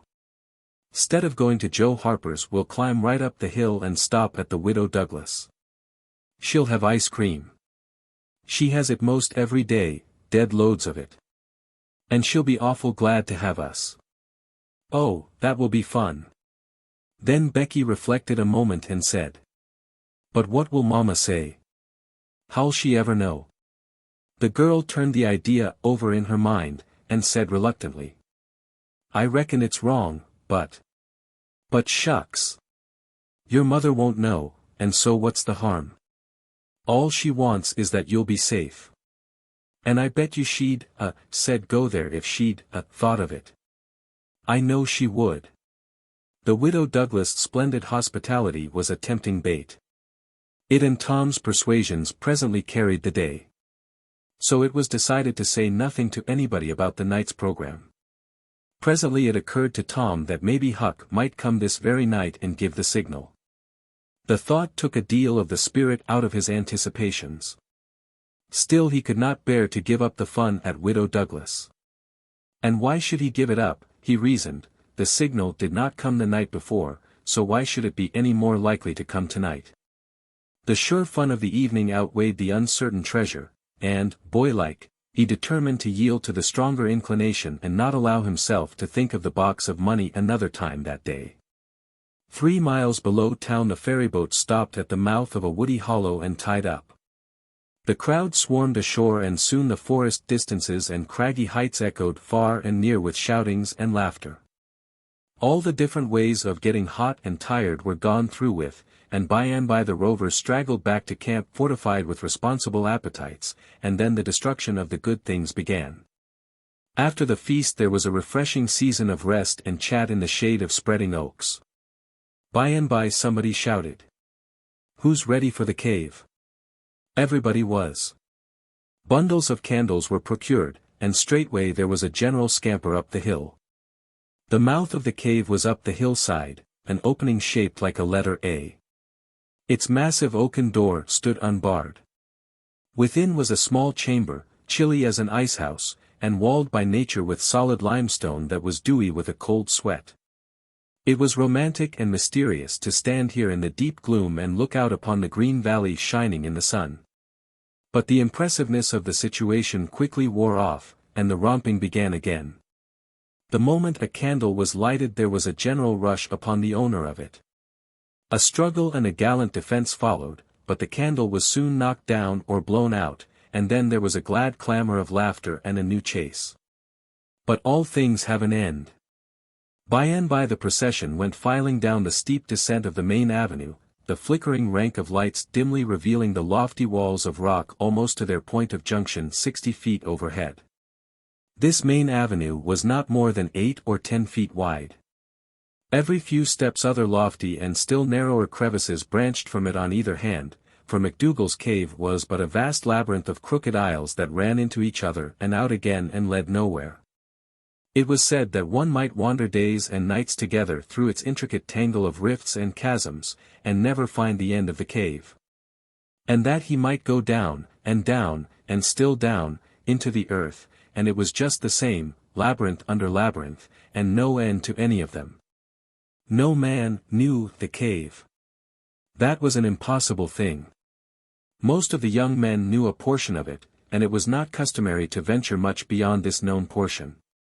Tom Sawyer knew as much of the cave as any one.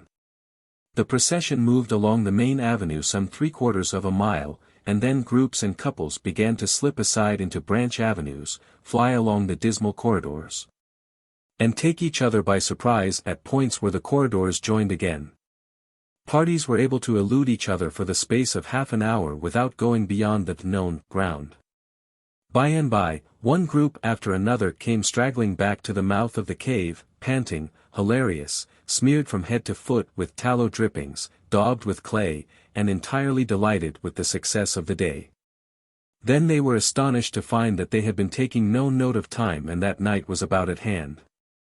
The clanging bell had been calling for half an hour. However, this sort of close to the day's adventures was romantic and therefore satisfactory. When the ferryboat with her wild freight pushed into the stream, nobody cared sixpence for the wasted time but the captain of the craft. Huck was already upon his watch when the ferryboat's lights went glinting past the wharf. He heard no noise on board, for the young people were as subdued and still as people usually are who are nearly tired to death. He wondered what boat it was, and why she did not stop at the wharf, and then he dropped her out of his mind and put his attention upon his business. The night was growing cloudy and dark. 10 o'clock came, and the noise of vehicles ceased, scattered lights began to wink out, all straggling foot passengers disappeared, the village betook itself to its slumbers and left the small watcher alone with the silence and the ghosts. 11 o'clock came, and the tavern lights were put out, darkness everywhere, now. Huck waited what seemed a weary long time, but nothing happened. His faith was weakening. Was there any use? Was there really any use? Why not give it up and turn in? A noise fell upon his ear. He was all attention in an instant. The alley door closed softly. He sprang to the corner of the brick store. The next moment 2 men brushed by him, and one seemed to have something under his arm. It must be that box. So they were going to remove the treasure. Why call Tom now? It would be absurd, the men would get away with the box and never be found again. No, he would stick to their wake and follow them. He would trust to the darkness for security from discovery. So communing with himself, Huck stepped out and glided along behind the men, cat-like, with bare feet, allowing them to keep just far enough ahead not to be invisible. They moved up the river street 3 blocks, then turned to the left up a cross street. They went straight ahead, then, until they came to the path that led up Cardiff Hill, this they took. They passed by the old Welshman's house, halfway up the hill, without hesitating, and still climbed upward. Good, thought Huck, they will bury it in the old quarry. But they never stopped at the quarry. They passed on, up the summit. They plunged into the narrow path between the tall sumac bushes, and were at once hidden in the gloom. Huck closed up and shortened his distance, now, for they would never be able to see him. He trotted along a while. Then slackened his pace, fearing he was gaining too fast, moved on a piece, then stopped altogether, listened, no sound, none, save that he seemed to hear the beating of his own heart. The hooting of an owl came over the hill, ominous sound. But no footsteps. Heavens, was everything lost? He was about to spring with winged feet, when a man cleared his throat not 4 feet from him. Huck's heart shot into his throat, but he swallowed it again. And then he stood there shaking as if a dozen agues had taken charge of him at once, and so weak that he thought he must surely fall to the ground. He knew where he was. He knew he was within 5 steps of the stile leading into Widow Douglas' grounds. Very well, he thought, let them bury it there, it won't be hard to find. Now there was a voice, a very low voice, Injun Joe's. Damn her, maybe she's got company, there's lights, late as it is. I can't see any. This was that stranger's voice, the stranger of the haunted house. A deadly chill went to Huck's heart. This, then, was the revenge job. His thought was, to fly. Then he remembered that the Widow Douglas had been kind to him more than once, and maybe these men were going to murder her.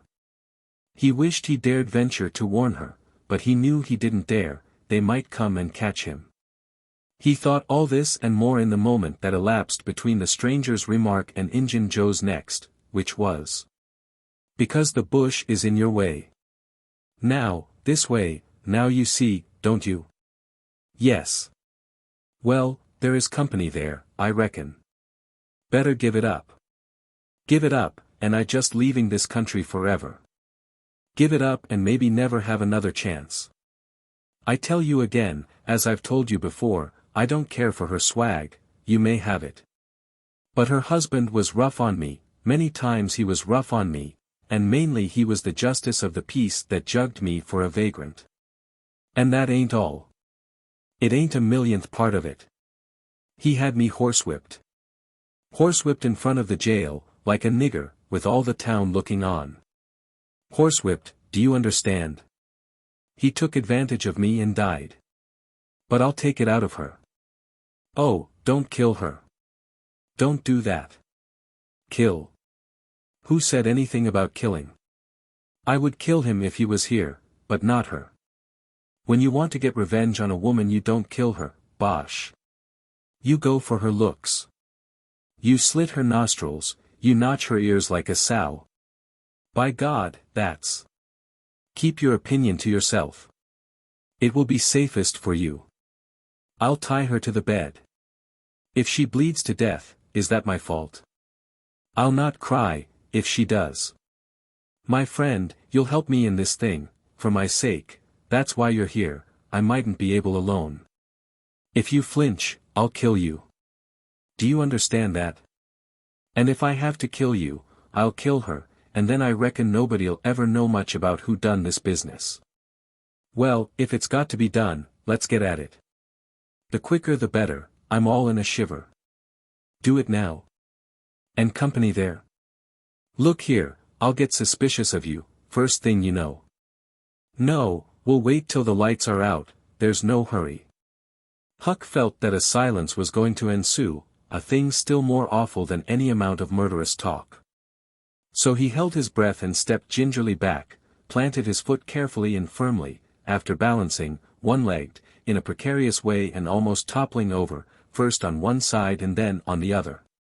He took another step back, with the same elaboration and the same risks, then another, and, a twig snapped under his foot. His breath stopped and he listened.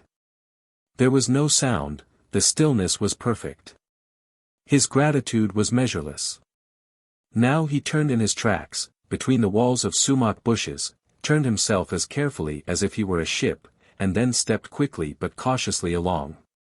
When he emerged at the quarry he felt secure, and so he picked up his nimble heels and flew. Down, down he sped, till he reached the Welshman's. He banged at the door, and presently the heads of the old man and his 2 stalwart sons were thrust from windows. What's the row there? Who's banging?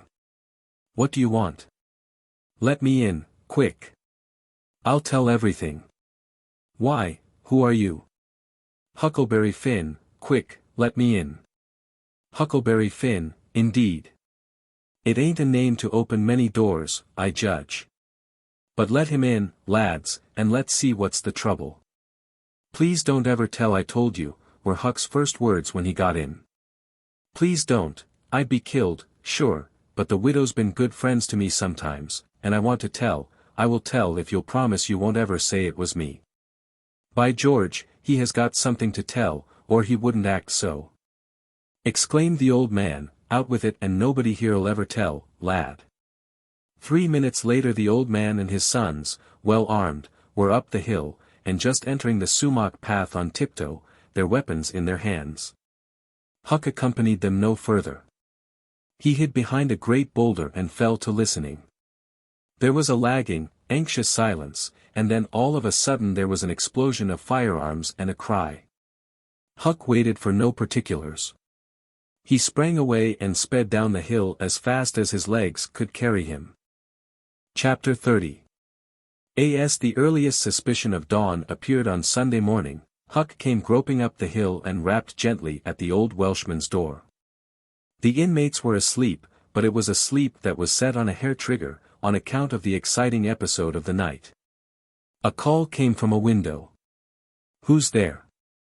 Huck's scared voice answered in a low tone. Please let me in. It's only Huck Finn. It's a name that can open this door night or day, lad, and welcome. These were strange words to the vagabond boy's ears, and the pleasantest he had ever heard. He could not recollect that the closing word had ever been applied in his case before. The door was quickly unlocked, and he entered. Huck was given a seat and the old man and his brace of tall sons speedily dressed themselves. Now, my boy, I hope you're good and hungry, because breakfast will be ready as soon as the sun's up, and we'll have a piping hot one, too, make yourself easy about that. I and the boys hoped you'd turn up and stop here last night. I was awful scared, said Huck, and I run. I took out when the pistols went off, and I didn't stop for 3 mile. I've come now because I wanted to know about it, you know. And I come before daylight because I didn't want to run across them devils, even if they was dead. Well, poor chap, you do look as if you'd had a hard night of it, but there's a bed here for you when you've had your breakfast. No, they ain't dead, lad, we are sorry enough for that. You see we knew right where to put our hands on them, by your description.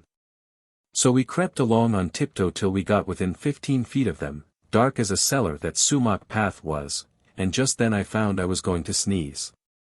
It was the meanest kind of luck. I tried to keep it back, but no use, 'twas bound to come, and it did come. I was in the lead with my pistol raised, and when the sneeze started those scoundrels rustling to get out of the path, I sung out, "Fire, boys!" and blazed away at the place where the rustling was. So did the boys. But they were off in a jiffy, those villains, and we after them, down through the woods. I judge we never touched them. They fired a shot apiece as they started, but their bullets whizzed by and didn't do us any harm. As soon as we lost the sound of their feet we quit chasing, and went down and stirred up the constables. They got a posse together, and went off to guard the river bank, and as soon as it is light the sheriff and a gang are going to beat up the woods. My boys will be with them presently. I wish we had some sort of description of those rascals, 'twould help a good deal. But you couldn't see what they were like, in the dark, lad, I suppose? Oh yes, I saw them downtown and followed them. Splendid. Describe them, my boy. One's the old deaf and dumb Spaniard that's been around here once or twice, and t'other's a mean-looking, ragged. That's enough, lad, we know the men. Happened on them in the woods back of the widow's one day, and they slunk away. Off with you, boys, and tell the sheriff, get your breakfast tomorrow morning. The Welshman's sons departed at once. As they were leaving the room Huck sprang up and exclaimed. Oh, please don't tell anybody it was me that blowed on them. Oh, please. All right if you say it, Huck, but you ought to have the credit of what you did." "Oh no, no. Please don't tell." When the young men were gone, the old Welshman said, "They won't tell, and I won't. But why don't you want it known?" Huck would not explain, further than to say that he already knew too much about one of those men and would not have the man know that he knew anything against him for the whole world. He would be killed for knowing it, sure. The old man promised secrecy once more, and said, "How did you come to follow these fellows, lad? Were they looking suspicious?" Huck was silent while he framed a duly cautious reply. Then he said, "Well, you see, I'm a kind of a hard lot, least everybody says so, and I don't see nothing egg in it, and sometimes I can't sleep much, on account of thinking about it and sort of trying to strike out a new way of doing. That was the way of it last night. I couldn't sleep, and so I come along up street, 'bout midnight, turning it all over, and when I got to that old shackly brick store by the Temperance Tavern, I backed up egg in the wall to have another think. Well, just then along comes these two chaps slipping along close by me, with something under their arm, and I reckoned they'd stole it. One was smoking, and t'other one wanted a light. So they stopped right before me and the cigars lit up their faces and I see that the big one was the deaf and dumb Spaniard, by his white whiskers and the patch on his eye, and t'other one was a rusty, ragged-looking devil. Could you see the rags by the light of the cigars?" This staggered Huck for a moment. Then he said, "Well, I don't know, but somehow it seems as if I did." Then they went on, "And you follered 'em, yes. That was it. I wanted to see what was up, they sneaked along so. I dogged 'em to the widder's stile, and stood in the dark and heard the ragged one beg for the widder, and the Spaniard swear he'd spile her looks just as I told you and your two." "What? The deaf and dumb man said all that?" Huck had made another terrible mistake. He was trying his best to keep the old man from getting the faintest hint of who the Spaniard might be, and yet his tongue seemed determined to get him into trouble in spite of all he could do. He made several efforts to creep out of his scrape, but the old man's eye was upon him and he made blunder after blunder. Presently the Welshman said, "My boy, don't be afraid of me. I wouldn't hurt a hair of your head for all the world. No, I'd protect you, I'd protect you. This Spaniard is not deaf and dumb, you've let that slip without intending it, you can't cover that up now. You know something about that Spaniard that you want to keep dark. Now trust me, tell me what it is, and trust me, I won't betray you." Huck looked into the old man's honest eyes a moment, then bent over and whispered in his ear, "'Tain't a Spaniard, it's Injun Joe." The Welshman almost jumped out of his chair. In a moment he said, "It's all plain enough, now. When you talked about notching ears and slitting noses I judged that that was your own embellishment, because white men don't take that sort of revenge. But an Injun. That's a different matter altogether." During breakfast the talk went on, and in the course of it the old man said that the last thing which he and his sons had done, before going to bed, was to get a lantern and examine the stile and its vicinity for marks of blood. They found none, but captured a bulky bundle of what? If the words had been lightning they could not have leaped with a more stunning suddenness from Huck's blanched lips. His eyes were staring wide, now, and his breath suspended, waiting for the answer. The Welshman started, stared in return, 3 seconds, 5 seconds, 10, then replied, "Of burglars' tools. Why, what's the matter with you?" Huck sank back, panting gently, but deeply, unutterably grateful. The Welshman eyed him gravely, curiously, and presently said, "Yes, burglars' tools. That appears to relieve you a good deal. But what did give you that turn? What were you expecting we'd found?" Huck was in a close place, the inquiring eye was upon him, he would have given anything for material for a plausible answer, nothing suggested itself, the inquiring eye was boring deeper and deeper, a senseless reply offered, there was no time to weigh it. So at a venture he uttered it, feebly. "Sunday school books, maybe." Poor Huck was too distressed to smile, but the old man laughed loud and joyously, shook up the details of his anatomy from head to foot, and ended by saying that such a laugh was money in a man's pocket. Because it cut down the doctor's bill like everything. Then he added, "Poor old chap, you're white and jaded, you ain't well a bit, no wonder you're a little flighty and off your balance. But you'll come out of it. Rest and sleep will fetch you out all right, I hope."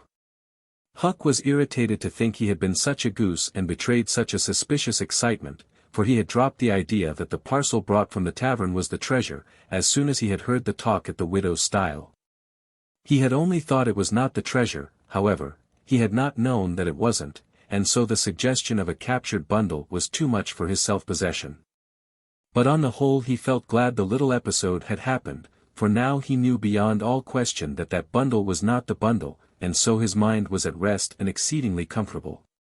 In fact, everything seemed to be drifting just in the right direction. Now, the treasure must be still in no.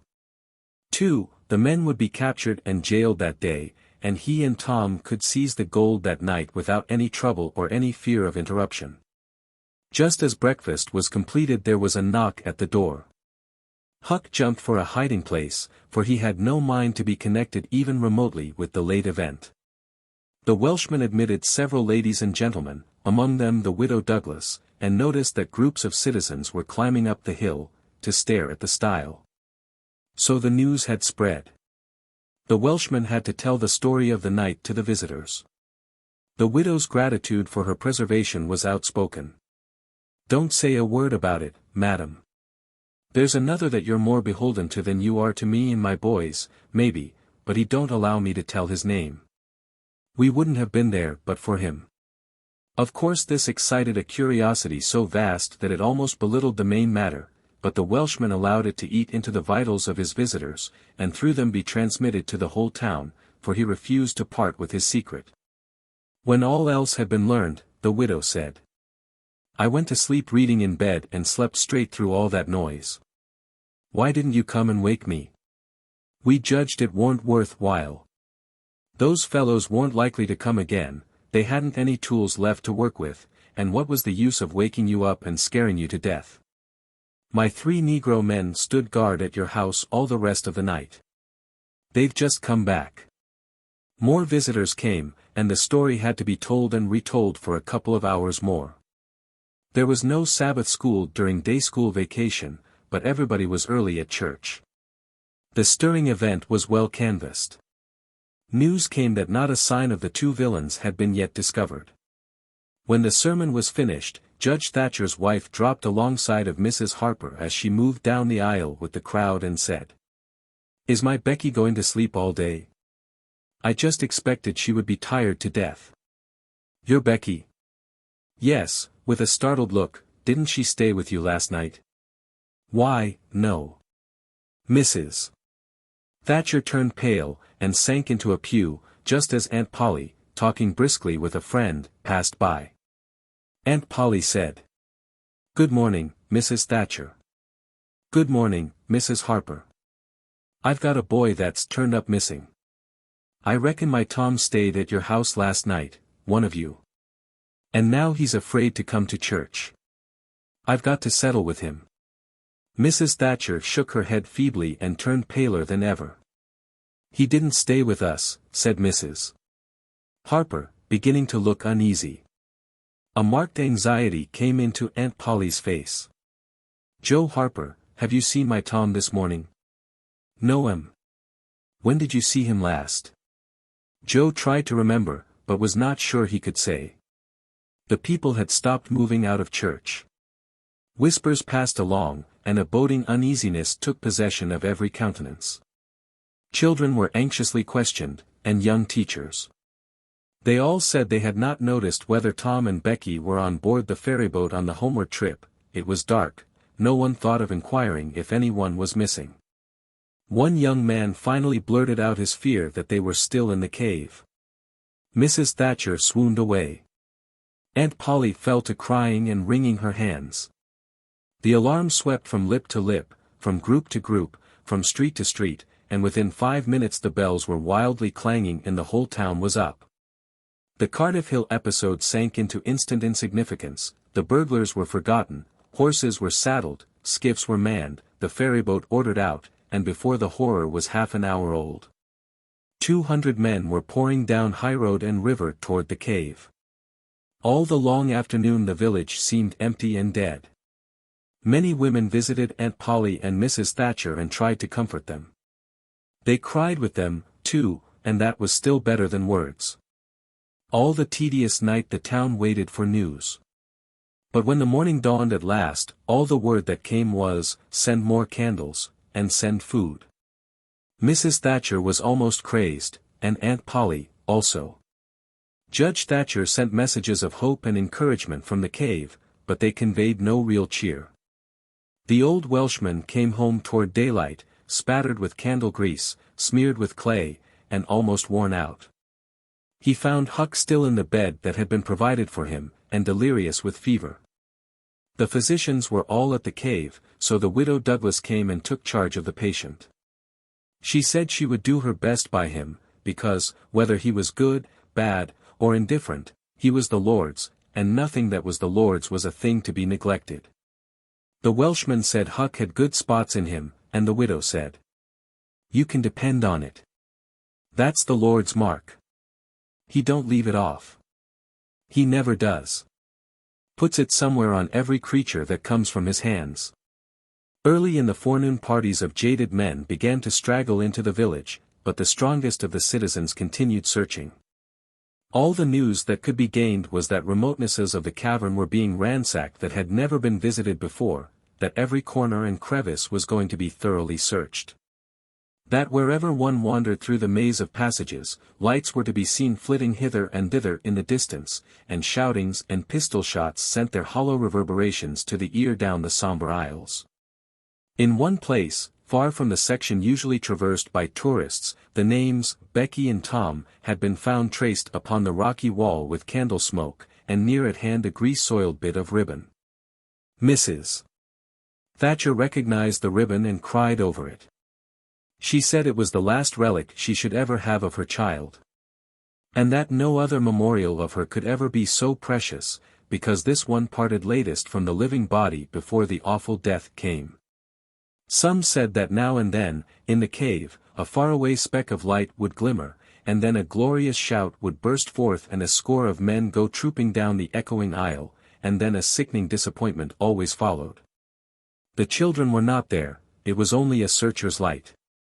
3 dreadful days and nights dragged their tedious hours along, and the village sank into a hopeless stupor. No one had heart for anything. The accidental discovery, just made, that the proprietor of the Temperance Tavern kept liquor on his premises, scarcely fluttered the public pulse, tremendous as the fact was.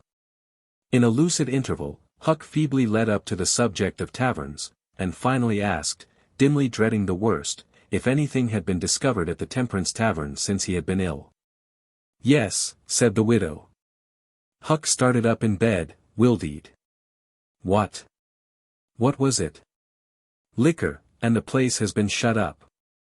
"Lie down, child, what a turn you did give me. Only tell me just one thing, only just one, please. Was it Tom Sawyer that found it?" The widow burst into tears. "Hush, hush, child, hush. I've told you before, you must not talk.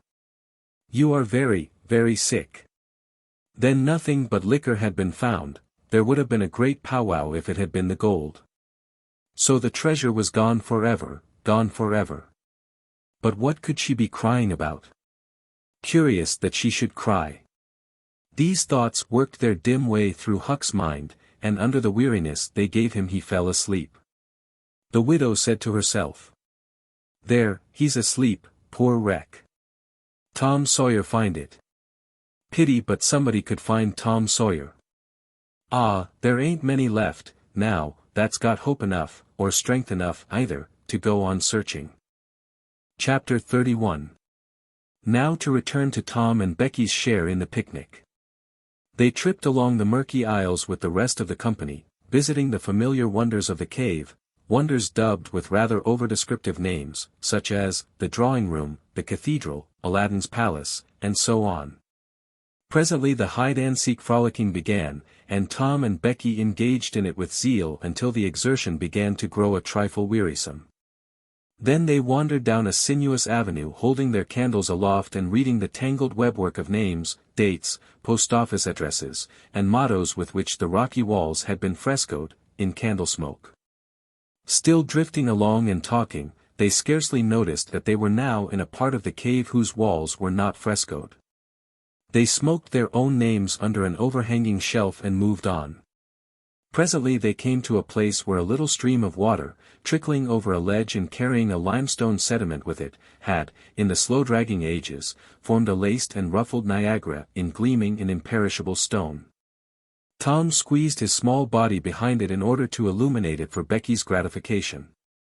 He found that it curtained a sort of steep natural stairway which was enclosed between narrow walls, and at once the ambition to be a discoverer seized him. Becky responded to his call, and they made a smoke mark for future guidance, and started upon their quest.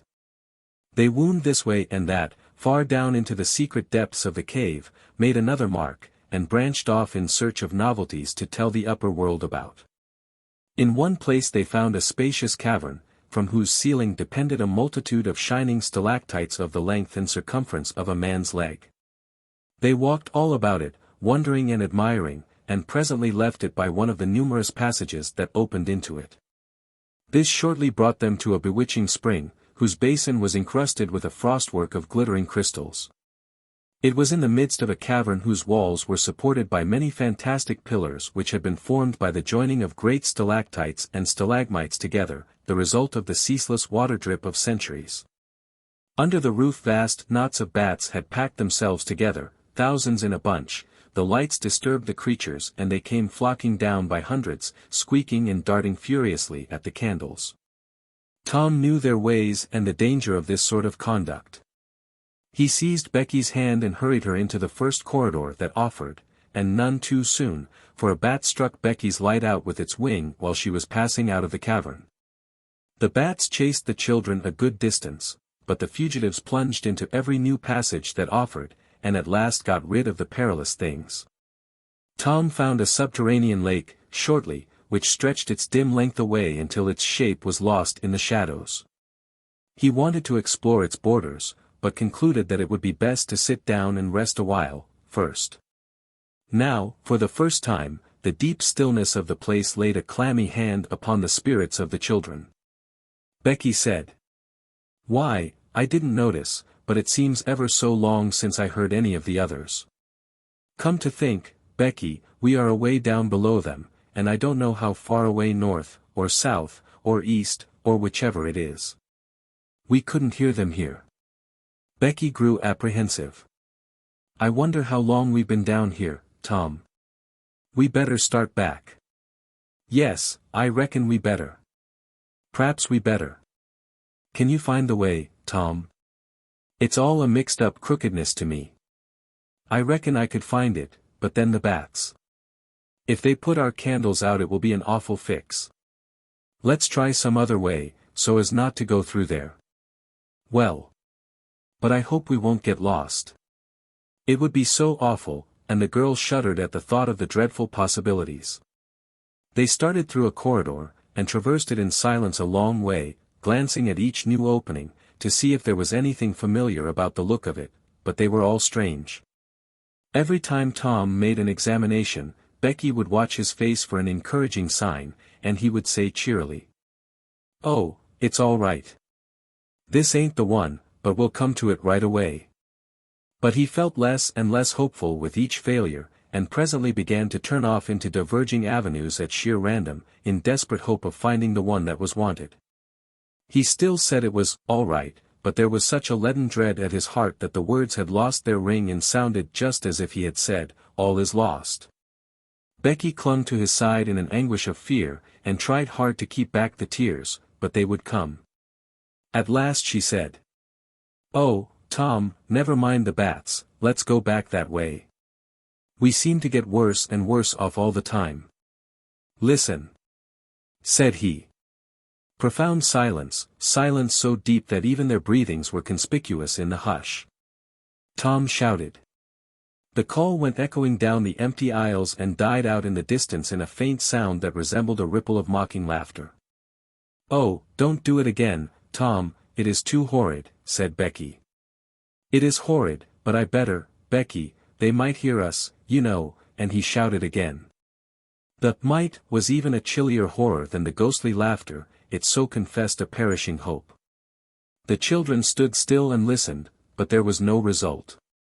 Tom turned upon the back track at once, and hurried his steps.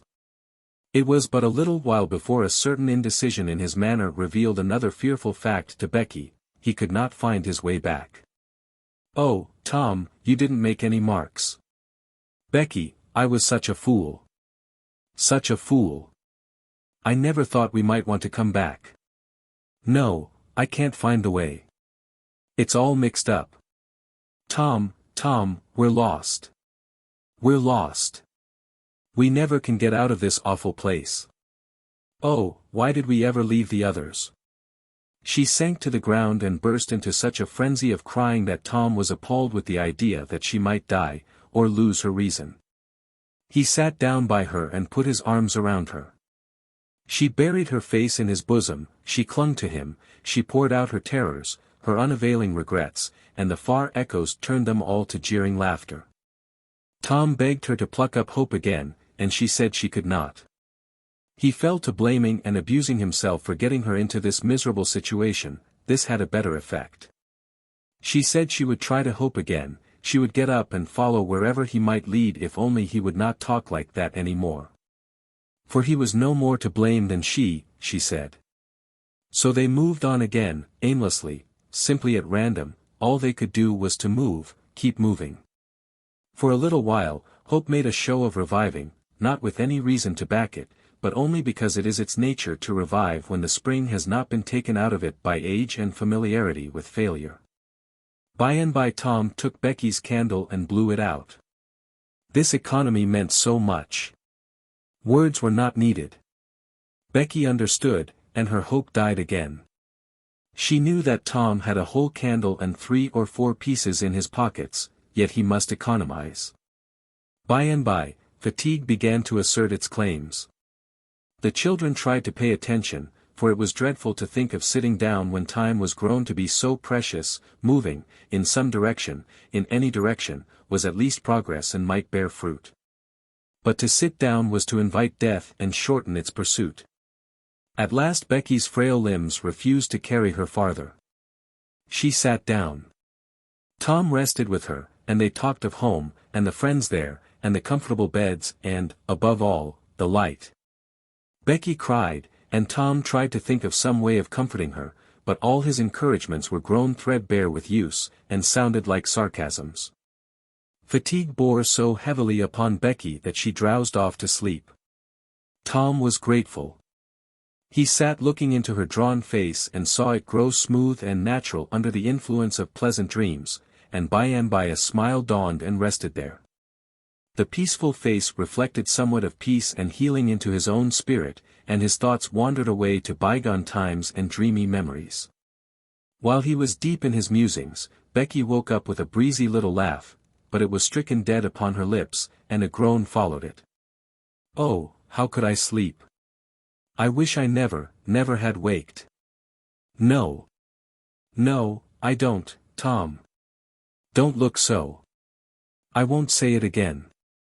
I'm glad you've slept, Becky, you'll feel rested, now, and we'll find the way out. We can try, Tom, but I've seen such a beautiful country in my dream. I reckon we are going there. Maybe not. Cheer up, Becky, and let's go on trying." They rose up and wandered along, hand in hand and hopeless.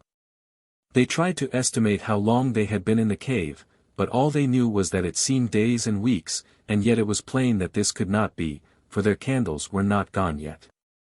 A long time after this, they could not tell how long, Tom said they must go softly and listen for dripping water, they must find a spring. They found one presently, and Tom said it was time to rest again. Both were cruelly tired, yet Becky said she thought she could go a little farther. She was surprised to hear Tom dissent. She could not understand it. They sat down, and Tom fastened his candle to the wall in front of them with some clay. Thought was soon busy, nothing was said for some time. Then Becky broke the silence. "Tom, I am so hungry." Tom took something out of his pocket. "Do you remember this?" said he. Becky almost smiled. "It's our wedding cake, Tom." "Yes, I wish it was as big as a barrel, for it's all we've got. I saved it from the picnic for us to dream on, Tom, the way grown-up people do with wedding cake, but it'll be our." She dropped the sentence where it was. Tom divided the cake and Becky ate with good appetite, while Tom nibbled at his moiety. There was abundance of cold water to finish the feast with. By and by Becky suggested that they move on again. Tom was silent a moment. Then he said, "Becky, can you bear it if I tell you something?" Becky's face paled, but she thought she could. "Well, then, Becky, we must stay here, where there's water to drink. That little piece is our last candle." Becky gave loose to tears and wailings. Tom did what he could to comfort her, but with little effect. At length Becky said, "Tom." "Well, Becky? They'll miss us and hunt for us."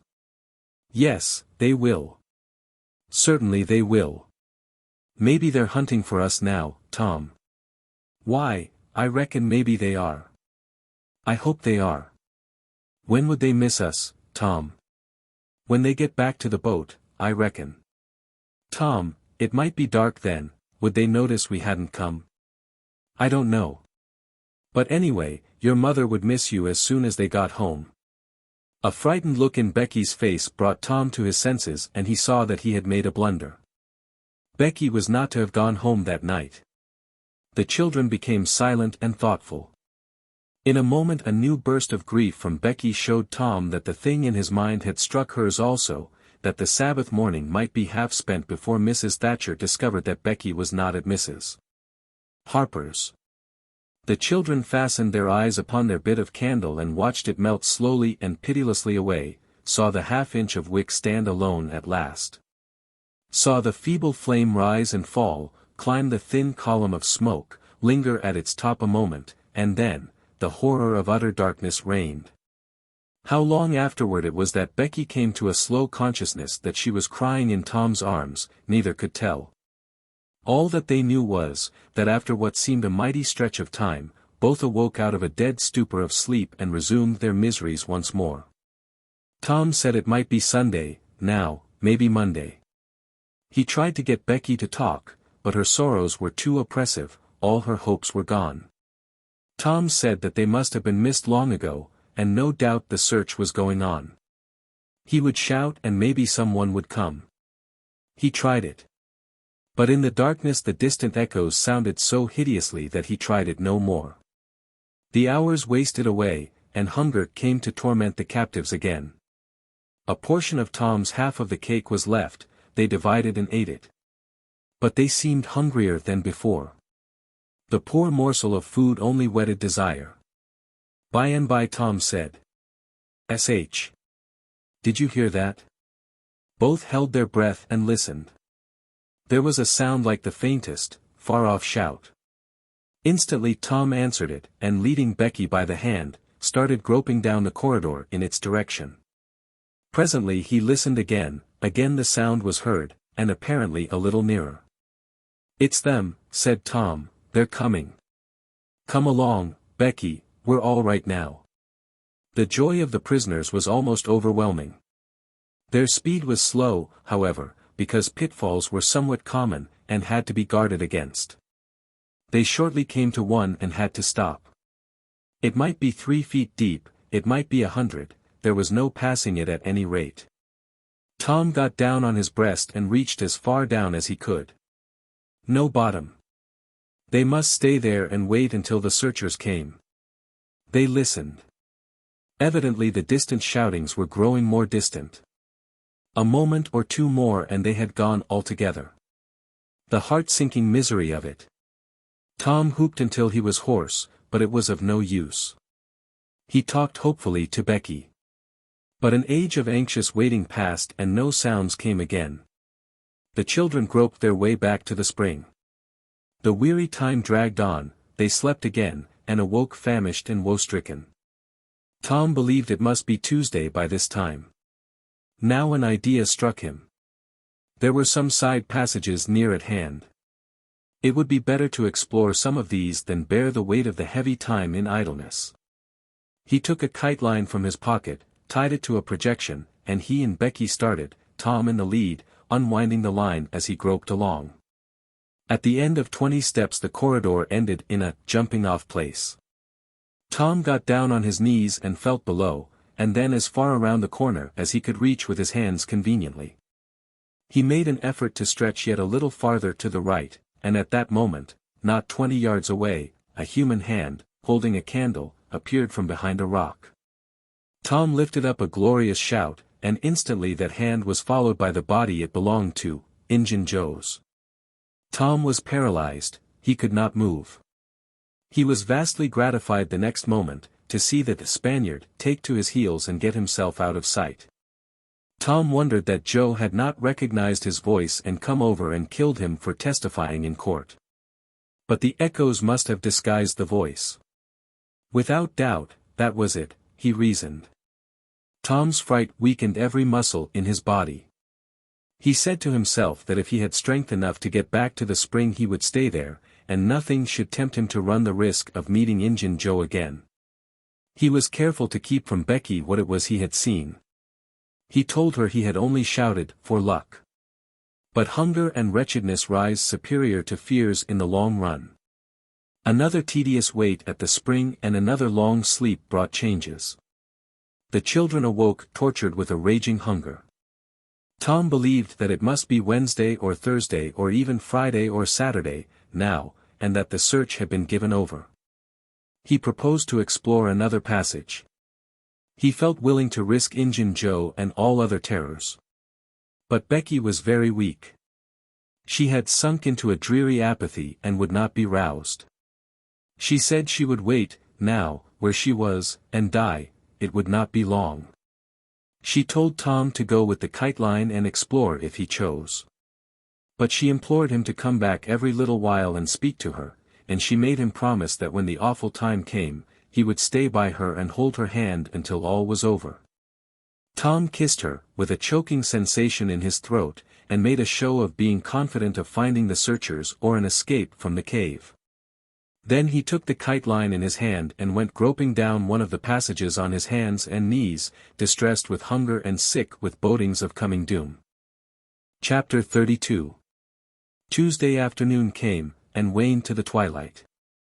The village of St. Petersburg still mourned. The lost children had not been found. Public prayers had been offered up for them, and many a private prayer that had the petitioner's whole heart in it, but still no good news came from the cave. The majority of the searchers had given up the quest and gone back to their daily avocations, saying that it was plain the children could never be found. Mrs. Thatcher was very ill, and a great part of the time delirious. People said it was heartbreaking to hear her call her child, and raise her head and listen a whole minute at a time, then lay it wearily down again with a moan. Aunt Polly had drooped into a settled melancholy, and her grey hair had grown almost white. The village went to its rest on Tuesday night, sad and forlorn. Away in the middle of the night a wild peal burst from the village bells, and in a moment the streets were swarming with frantic half-clad people, who shouted, "Turn out! Turn out! They're found! They're found!" Tin pans and horns were added to the din, the population massed itself and moved toward the river, met the children coming in an open carriage drawn by shouting citizens, thronged around it, joined its homeward march, and swept magnificently up the main street roaring huzzah after huzzah. The village was illuminated, nobody went to bed again, it was the greatest night the little town had ever seen.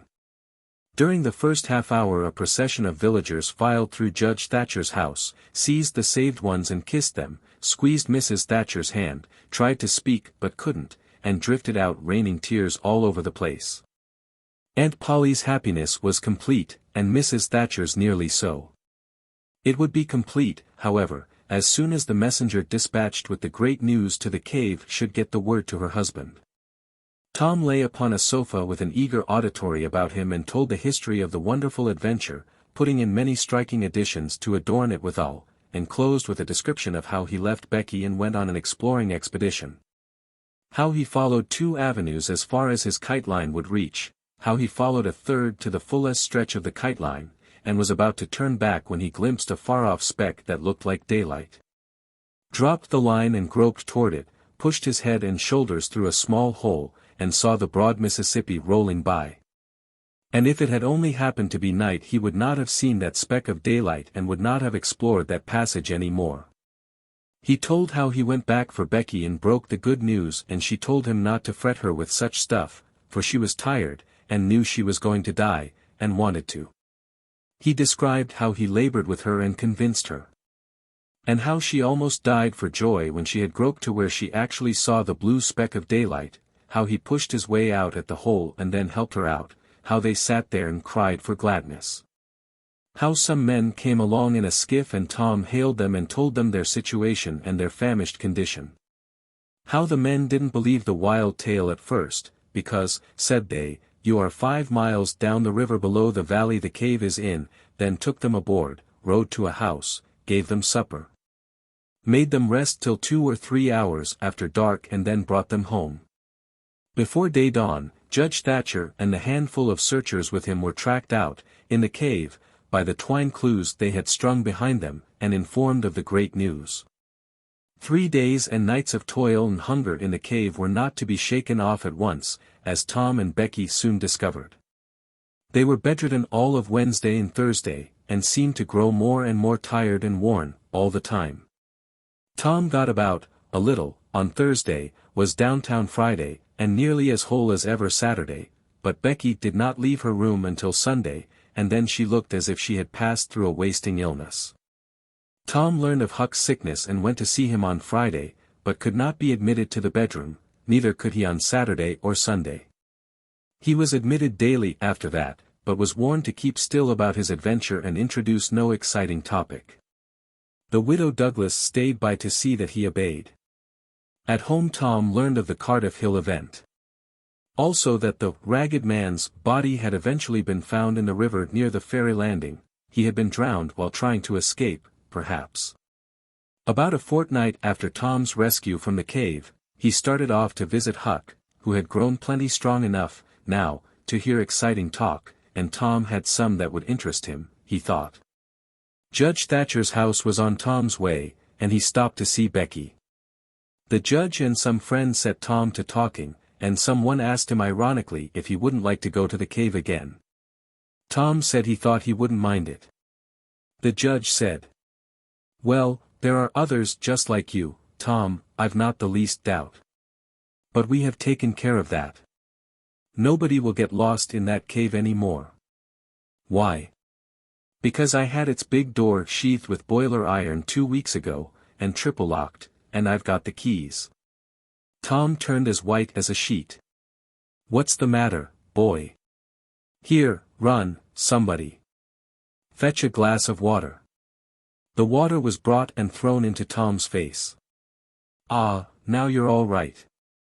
What was the matter with you, Tom?" "Oh, Judge, Injun Joe's in the cave."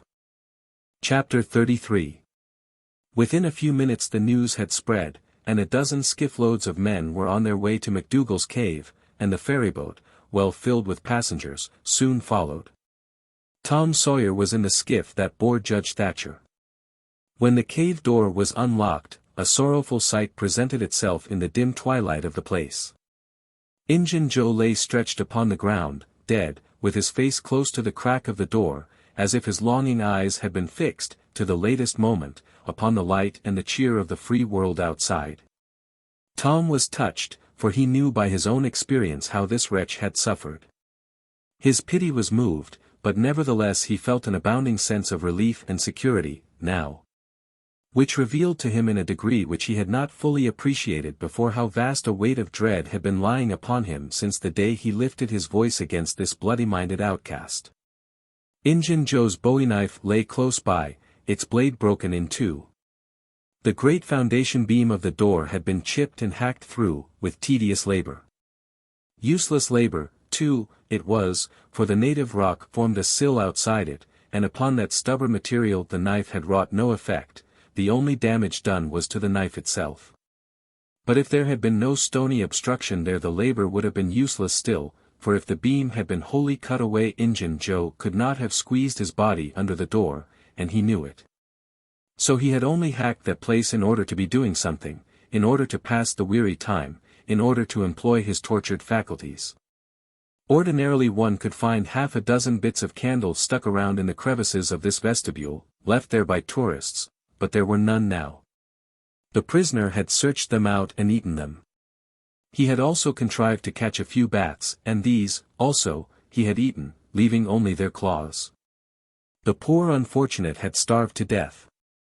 In one place, near at hand, a stalagmite had been slowly growing up from the ground for ages, builded by the water drip from a stalactite overhead. The captive had broken off the stalagmite, and upon the stump had placed a stone, wherein he had scooped a shallow hollow to catch the precious drop that fell once in every 3 minutes with the dreary regularity of a clock tick, a dessertspoonful once in 24 hours. That drop was falling when the pyramids were new, when Troy fell, when the foundations of Rome were laid, when Christ was crucified, when the Conqueror created the British Empire, when Columbus sailed, when the massacre at Lexington was news. It is falling now. It will still be falling when all these things shall have sunk down the afternoon of history, and the twilight of tradition, and been swallowed up in the thick night of oblivion. Has everything a purpose and a mission? Did this drop fall patiently during 5,000 years to be ready for this flitting human insect's need?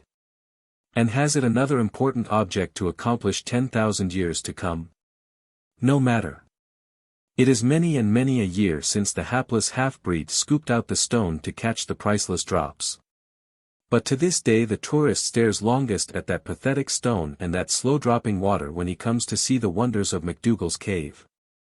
Injun Joe's cup stands first in the list of the cavern's marvels, even Aladdin's palace cannot rival it. Injun Joe was buried near the mouth of the cave. And people flocked there in boats and wagons from the towns and from all the farms and hamlets for 7 miles around. They brought their children, and all sorts of provisions, and confessed that they had had almost as satisfactory a time at the funeral as they could have had at the hanging. This funeral stopped the further growth of one thing, the petition to the governor for Injun Joe's pardon. The petition had been largely signed.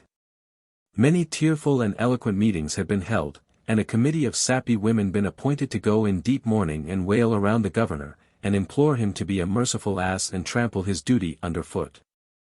Injun Joe was believed to have killed 5 citizens of the village, but what of that? If he had been Satan himself there would have been plenty of weaklings ready to scribble their names to a pardon petition, and drip a tear on it from their permanently impaired and leaky waterworks. The morning after the funeral Tom took Huck to a private place to have an important talk. Huck had learned all about Tom's adventure from the Welshman and the widow Douglas, by this time, but Tom said he reckoned there was one thing they had not told him, that thing was what he wanted to talk about now. Huck's face saddened. He said, "I know what it is. You got into number 2 and never found anything but whiskey. Nobody told me it was you, but I just knowed it must been you, soon as I heard 'bout that whiskey business. And I knowed you hadn't got the money because you'd got at me some way or other and told me even if you was mum to everybody else. Tom, something's always told me we'd never get hold of that swag. Why, Huck, I never told on that tavern keeper. You know his tavern was all right the Saturday I went to the picnic. Don't you remember you was to watch there that night? Oh yes. Why, it seems 'bout a year ago. It was that very night that I follered Injun Joe to the Widders. You followed him? Yes, but you keep mum. I reckon Injun Joe's left friends behind him, and I don't want them souring on me and doing me mean tricks. If it hadn't been for me he'd be down in Texas now, all right." Then Huck told his entire adventure in confidence to Tom, who had only heard of the Welshman's part of it before. "Well," said Huck, presently, coming back to the main question, "whoever nipped the whiskey in no. 2, nipped the money, too, I reckon, anyways it's a goner for us, Tom. Huck, that money wasn't ever in number 2. What? Huck searched his comrade's face keenly. Tom, have you got on the track of that money again? Huck, it's in the cave. Huck's eyes blazed. Say it again, Tom. The money's in the cave. Tom, honest Injun, now, is it fun, or earnest? Earnest, Huck, just as earnest as ever I was in my life. Will you go in there with me and help get it out? I bet I will. I will if it's where we can blaze our way to it and not get lost. Huck, we can do that without the least little bit of trouble in the world. Good as wheat. What makes you think the money's? Huck, you just wait till we get in there.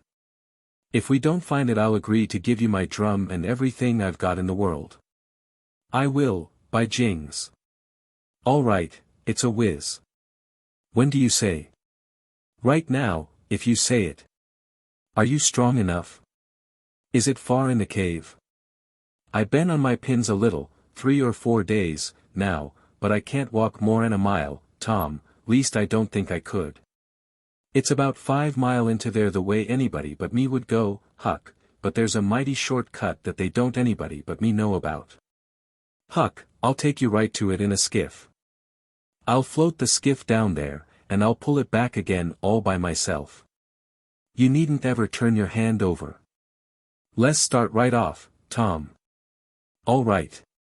We want some bread and meat, and our pipes, and a little bag or 2, and 2 or 3 kite strings, and some of these newfangled things they call lucifer matches. I tell you, many's the time I wished I had some when I was in there before. A trifle after noon the boys borrowed a small skiff from a citizen who was absent, and got under way at once.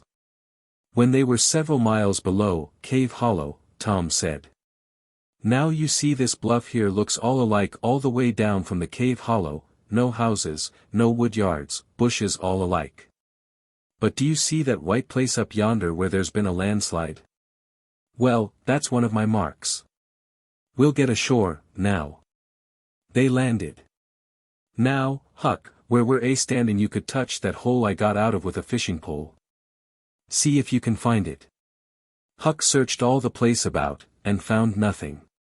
Tom proudly marched into a thick clump of sumac bushes and said, "Here you are.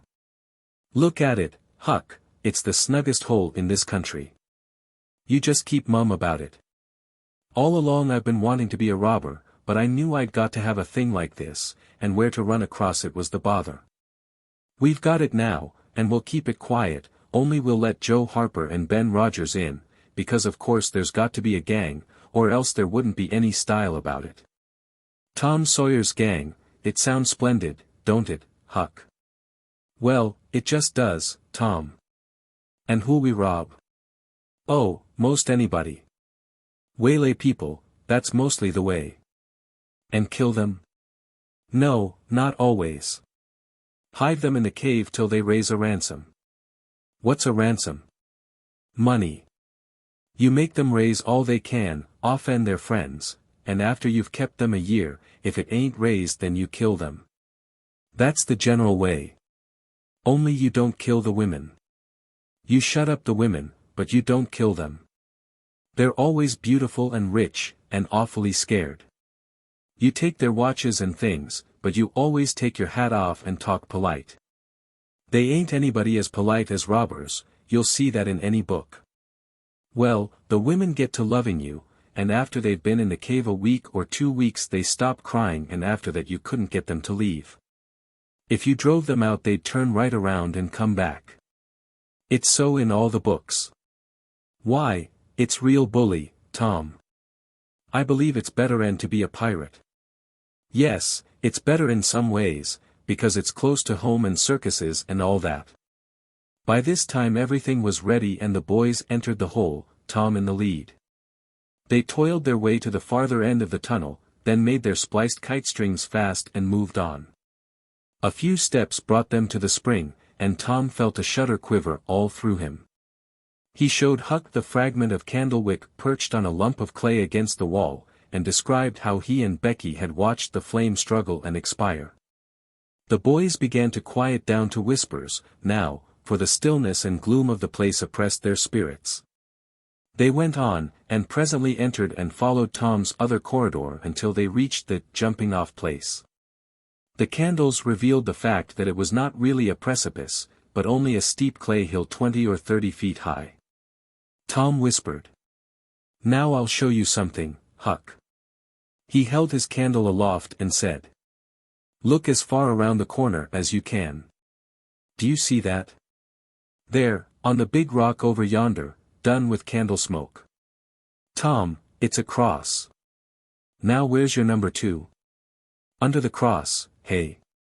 Right yonder's where I saw Injun Joe poke up his candle, Huck." Huck stared at the mystic sign a while, and then said with a shaky voice. "Tom, let's get out of here." "What? And leave the treasure?" "Yes, leave it. Injun Joe's ghost is round about there, certain." "No it ain't, Huck, no it ain't. It would haunt the place where he died, away out at the mouth of the cave, 5 mile from here." "No, Tom, it wouldn't. It would hang round the money. I know the ways of ghosts, and so do you." Tom began to fear that Huck was right. Misgivings gathered in his mind. But presently an idea occurred to him. "Looky here, Huck, what fools we're making of ourselves. Injun Joe's ghost ain't a-going to come around where there's a cross." The point was well taken. It had its effect. "Tom, I didn't think of that. But that's so. It's luck for us, that cross is. I reckon we'll climb down there and have a hunt for that box." Tom went first, cutting rude steps in the clay hill as he descended. Huck followed. 4 avenues opened out of the small cavern which the great rock stood in. The boys examined 3 of them with no result. They found a small recess in the one nearest the base of the rock, with a pallet of blankets spread down in it, also an old suspender, some bacon rind, and the well-gnawed bones of 2 or 3 fowls. But there was no money box. The lad searched and researched this place, but in vain. Tom said. He said under the cross. Well, this comes nearest to being under the cross. It can't be under the rock itself, because that's set solid on the ground. They searched everywhere once more, and then sat down discouraged. Huck could suggest nothing. By and by Tom said. "Looky here, Huck, there's footprints and some candle grease on the clay about one side of this rock, but not on the other sides. Now, what's that for? I bet you the money is under the rock. I'm going to dig in the clay." "That ain't no bad notion, Tom," said Huck with animation. Tom's real Barlow was out at once, and he had not dug 4 inches before he struck wood. "Hey, Huck, you hear that?" Huck began to dig and scratch now. Some boards were soon uncovered and removed. They had concealed a natural chasm which led under the rock. Tom got into this and held his candle as far under the rock as he could, but said he could not see to the end of the rift. He proposed to explore. He stooped and passed under. The narrow way descended gradually. He followed its winding course, first to the right, then to the left, Huck at his heels. Tom turned a short curve, by and by, and exclaimed. "My goodness, Huck, looky here." It was the treasure box, sure enough, occupying a snug little cavern, along with an empty powder keg, a couple of guns in leather cases, 2 or 3 pairs of old moccasins, a leather belt and some other rubbish well soaked with the water drip. "Got it at last," said Huck, plowing among the tarnished coins with his hand. "My, but we're rich, Tom." "Huck, I always reckoned we'd get it. It's just too good to believe, but we have got it, sure. Say, let's not fool around here. Let's snake it out. Lemme see if I can lift the box." It weighed about 50 pounds. Tom could lift it, after an awkward fashion, but could not carry it conveniently. "I thought so," he said. "They carried it like it was heavy, that day at the haunted house. I noticed that. I reckon I was right to think of fetching the little bags along." The money was soon in the bags and the boys took it up to the crossrock. "Now let's fetch the guns and things," said Huck. "No, Huck, leave them there. They're just the tricks to have when we go to robbing. We'll keep them there all the time, and we'll hold our orgies there, too. It's an awful snug place for orgies." "What orgies?" "I dunno. But robbers always have orgies, and of course we've got to have them, too. Come along, Huck, we've been in here a long time. It's getting late, I reckon. I'm hungry, too. We'll eat and smoke when we get to the skiff." They presently emerged into the clump of sumac bushes, looked warily out, found the coast clear, and were soon lunching and smoking in the skiff. As the sun dipped toward the horizon they pushed out and got under way. Tom skimmed up the shore through the long twilight, chatting cheerily with Huck, and landed shortly after dark. "Now, Huck," said Tom, "we'll hide the money in the loft of the widow's woodshed, and I'll come up in the morning and we'll count it and divide, and then we'll hunt up a place out in the woods for it where it will be safe. Just you lay quiet here and watch the stuff till I run and hook Benny Taylor's little wagon. I won't be gone a minute." He disappeared, and presently returned with the wagon, put the 2 small sacks into it, threw some old rags on top of them, and started off, dragging his cargo behind him. When the boys reached the Welshman's house, they stopped to rest. Just as they were about to move on, the Welshman stepped out and said, "Hello, who's that?" "Huck and Tom Sawyer." "Good. Come along with me, boys, you are keeping everybody waiting. Here, hurry up, trot ahead, I'll haul the wagon for you." "Why, it's not as light as it might be. Got bricks in it, or old metal?" "Old metal," said Tom. "I judged so. The boys in this town will take more trouble and fool away more time hunting up 6 bits worth of old iron to sell to the foundry than they would to make twice the money at regular work. But that's human nature. Hurry along, hurry along." The boys wanted to know what the hurry was about.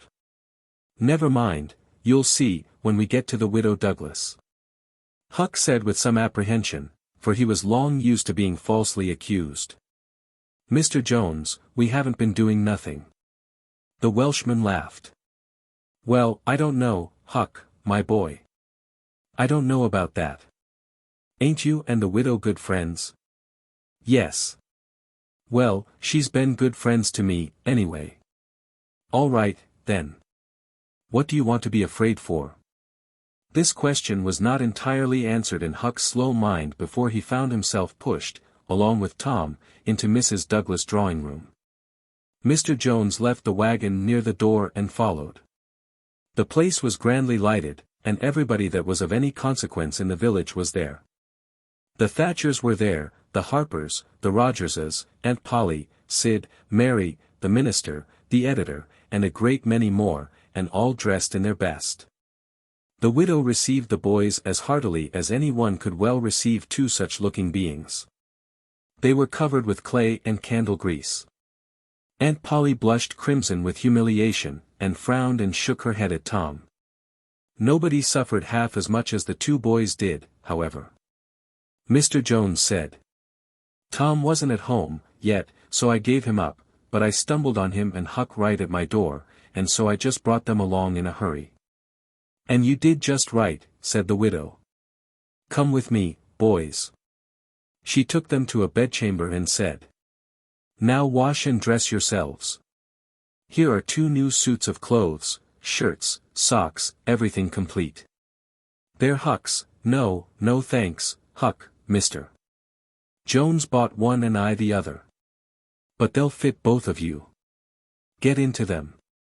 We'll wait, come down when you are slicked up enough." Then she left. Chapter 34. Huck said, "Tom, we can slope, if we can find a rope. The window ain't high from the ground." "Shucks. What do you want to slope for?" "Well, I ain't used to that kind of a crowd. I can't stand it. I ain't going down there, Tom." "Oh, bother. It ain't anything. I don't mind it a bit. I'll take care of you." Sid appeared. "Tom," said he, "Auntie has been waiting for you all the afternoon.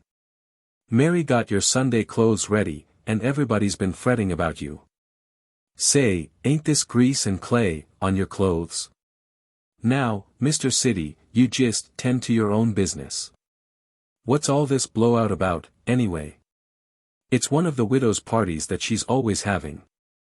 This time it's for the Welshman and his sons, on account of that scrape they helped her out of the other night. And say, I can tell you something, if you want to know." "Well, what?" "Why, old Mr. Jones is going to try to spring something on the people here tonight, but I overheard him tell Auntie today about it, as a secret, but I reckon it's not much of a secret now. Everybody knows, the widow, too, for all she tries to let on she don't. Mr. Jones was bound Huck should be here, couldn't get along with his grand secret without Huck, you know." "Secret about what, Sid?" "About Huck tracking the robbers to the widow's. I reckon Mr.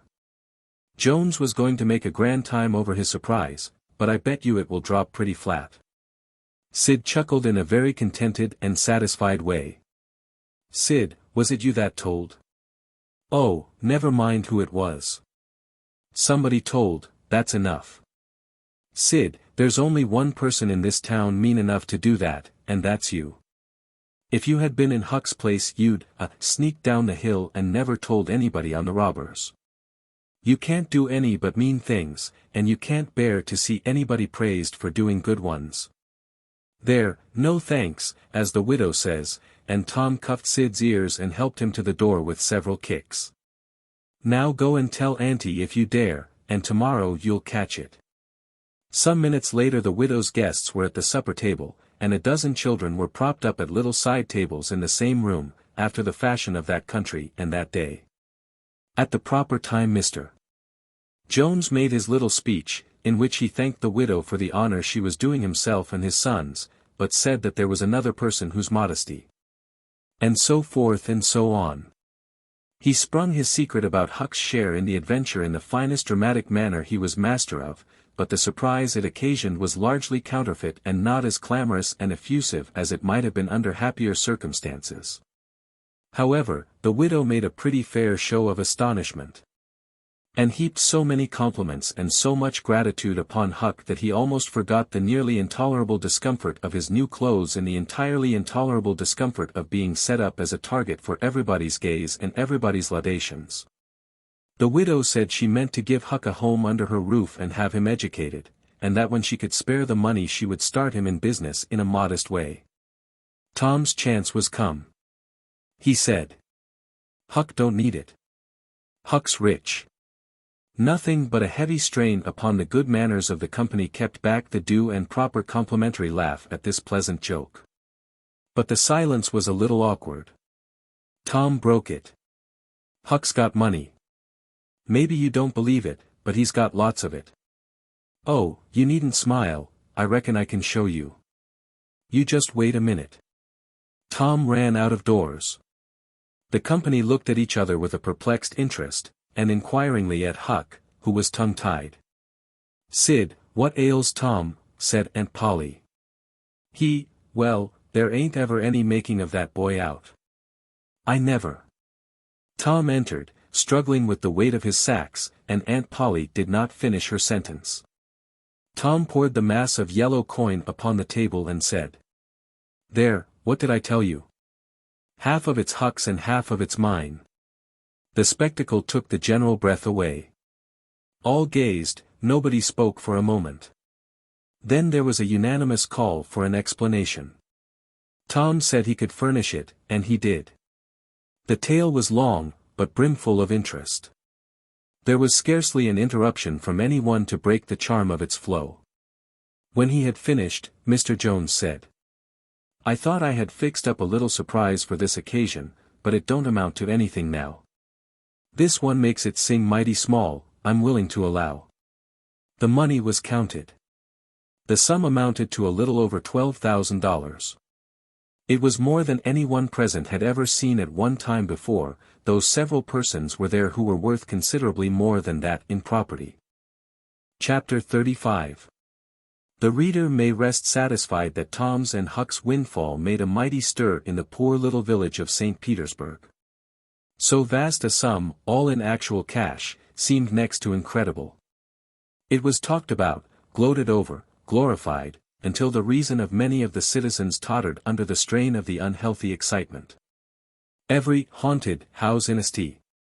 Petersburg and the neighboring villages was dissected, plank by plank, and its foundations dug up and ransacked for hidden treasure, and not by boys, but men, pretty grave, unromantic men, too, some of them. Wherever Tom and Huck appeared they were courted, admired, stared at. The boys were not able to remember that their remarks had possessed weight before, but now their sayings were treasured and repeated. Everything they did seemed somehow to be regarded as remarkable. They had evidently lost the power of doing and saying commonplace things. Moreover, their past history was raked up and discovered to bear marks of conspicuous originality. The village paper published biographical sketches of the boys. The widow Douglas put Huck's money out at 6%, and Judge Thatcher did the same with Tom's at Aunt Polly's request. Each lad had an income, now, that was simply prodigious, $1 for every weekday in the year and half of the Sundays. It was just what the minister got. No, it was what he was promised. He generally couldn't collect it. $1.25 a week would board, lodge, and school a boy in those old simple days, and clothe him and wash him, too, for that matter. Judge Thatcher had conceived a great opinion of Tom. He said that no commonplace boy would ever have got his daughter out of the cave. When Becky told her father, in strict confidence, how Tom had taken her whipping at school, the judge was visibly moved. And when she pleaded grace for the mighty lie which Tom had told in order to shift that whipping from her shoulders to his own, the judge said with a fine outburst that it was a noble, a generous, a magnanimous lie, a lie that was worthy to hold up its head and march down through history breast to breast with George Washington's lauded truth about the hatchet. Becky thought her father had never looked so tall and so superb as when he walked the floor and stamped his foot and said that. She went straight off and told Tom about it. Judge Thatcher hoped to see Tom a great lawyer or a great soldier some day. He said he meant to look to it that Tom should be admitted to the National Military Academy and afterward trained in the best law school in the country, in order that he might be ready for either career or both. Huck Finn's wealth and the fact that he was now under the widow Douglas' protection introduced him into society, dragged him into it, hurled him into it, and his sufferings were almost more than he could bear. The widow's servants kept him clean and neat, combed and brushed, and they bedded him nightly in unsympathetic sheets that had not one little spot or stain which he could press to his heart and know for a friend. He had to eat with a knife and fork. He had to use napkin, cup, and plate. He had to learn his book, he had to go to church, he had to talk so properly that speech was become insipid in his mouth. Whithersoever he turned, the bars and shackles of civilization shut him in and bound him hand and foot. He bravely bore his miseries 3 weeks, and then one day turned up missing. For 48 hours the widow hunted for him everywhere in great distress. The public were profoundly concerned, they searched high and low, they dragged the river for his body. Early the third morning Tom Sawyer wisely went poking among some old empty hogsheads down behind the abandoned slaughterhouse, and in one of them he found the refugee. Huck had slept there. He had just breakfasted upon some stolen odds and ends of food, and was lying off, now, in comfort, with his pipe. He was unkempt, uncombed, and clad in the same old ruin of rags that had made him picturesque in the days when he was free and happy. Tom routed him out, told him the trouble he had been causing, and urged him to go home. Huck's face lost its tranquil content, and took a melancholy cast. He said, "Don't talk about it, Tom. I've tried it, and it don't work, Tom. It ain't for me, I ain't used to it.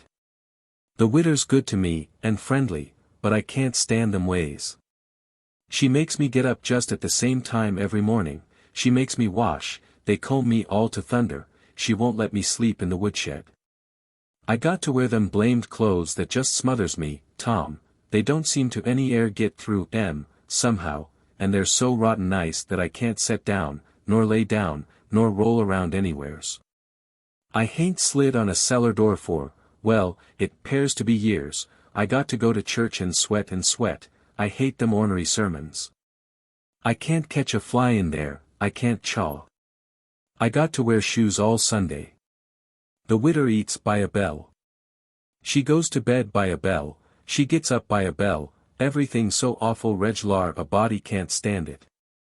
Well, everybody does that way, Huck. Tom, it don't make no difference. I ain't everybody, and I can't stand it. It's awful to be tied up so. And grub comes too easy, I don't take no interest in vittles, that way. I got to ask to go fishing, I got to ask to go in swimming, derned if I hain't got to ask to do everything. Well, I'd got to talk so nice it wasn't no comfort, I'd got to go up in the attic and rip out a while, every day, to get a taste in my mouth, or I'd a died, Tom. The widder wouldn't let me smoke. She wouldn't let me yell, she wouldn't let me gape, nor stretch, nor scratch, before folks, then with a spasm of special irritation and injury, and Dad fetch it, she prayed all the time. I never see such a woman. I had to shove, Tom, I just had to. And besides, that school's going to open, and I'd a had to go to it, well, I wouldn't stand that, Tom. Looky here, Tom, being rich ain't what it's cracked up to be. It's just worry, and sweat, and a wishing you was dead all the time. Now these clothes suits me, and this barrel suits me, and I ain't ever going to shake 'em any more. Tom, I wouldn't ever got into all this trouble if it hadn't been for that money. Now you just take my share of it along with your and gimme a 10-center sometimes, not many times, because I don't give a dern for a thing thout it's tolerable hard to get, and you go and beg off for me with the widder. Oh, Huck, you know I can't do that. 'Tain't fair, and besides if you'll try this thing just a while longer you'll come to like it. Like it? Yes, the way I'd like a hot stove if I was to set on it long enough. No, Tom, I won't be rich, and I won't live in them cussed smothery houses. I like the woods, and the river, and hogsheads, and I'll stick to 'em, too. Blame it all. Just as we'd got guns, and a cave, and all just fixed to rob, here this dern foolishness has got to come up and spile it all. Tom saw his opportunity. Looky here, Huck, being rich ain't going to keep me back from turning robber. No. Oh, good licks, are you in real deadwood earnest, Tom? Just as dead earnest as I'm sitting here. But Huck, we can't let you into the gang if you ain't respectable, you know. Huck's joy was quenched. Can't let me in, Tom. Didn't you let me go for a pirate? Yes, but that's different. A robber is more high-toned than what a pirate is, as a general thing. In most countries they're awful high up in the nobility, dukes and such. Now, Tom, hain't you always been friendly to me? You wouldn't shut me out, would you, Tom? You wouldn't do that, now, would you, Tom? Huck, I wouldn't want to, and I don't want to, but what would people say? Why, they'd say, MPH. Tom Sawyer's gang. Pretty low characters in it. They'd mean you, Huck. You wouldn't like that, and I wouldn't. Huck was silent for some time, engaged in a mental struggle. Finally he said. Well, I'll go back to the widder for a month and tackle it and see if I can come to stand it, if you'll let me belong to the gang, Tom. All right, Huck, it's a whiz. Come along, old chap, and I'll ask the widow to let up on you a little, Huck. Will you, Tom, now will you? That's good. If she'll let up on some of the roughest things, I'll smoke private and cuss private, and crowd through or bust. When you going to start the gang and turn robbers? Oh, right off. We'll get the boys together and have the initiation tonight, maybe. Have the which? Have the initiation. What's that? It's to swear to stand by one another, and never tell the gang's secrets, even if you're chopped all to flinders, and kill anybody and all his family that hurts one of the gang. That's gay, that's mighty gay, Tom, I tell you. Well, I bet it is. And all that swearing's got to be done at midnight, in the lonesomest, awfulest place you can find. A haunted house is the best, but they're all ripped up now. Well, midnight's good, anyway, Tom. Yes, so it is. And you've got to swear on a coffin, and sign it with blood. Now, that's something like. Why, it's a million times bullier than pirating. I'll stick to the widder till I rot, Tom.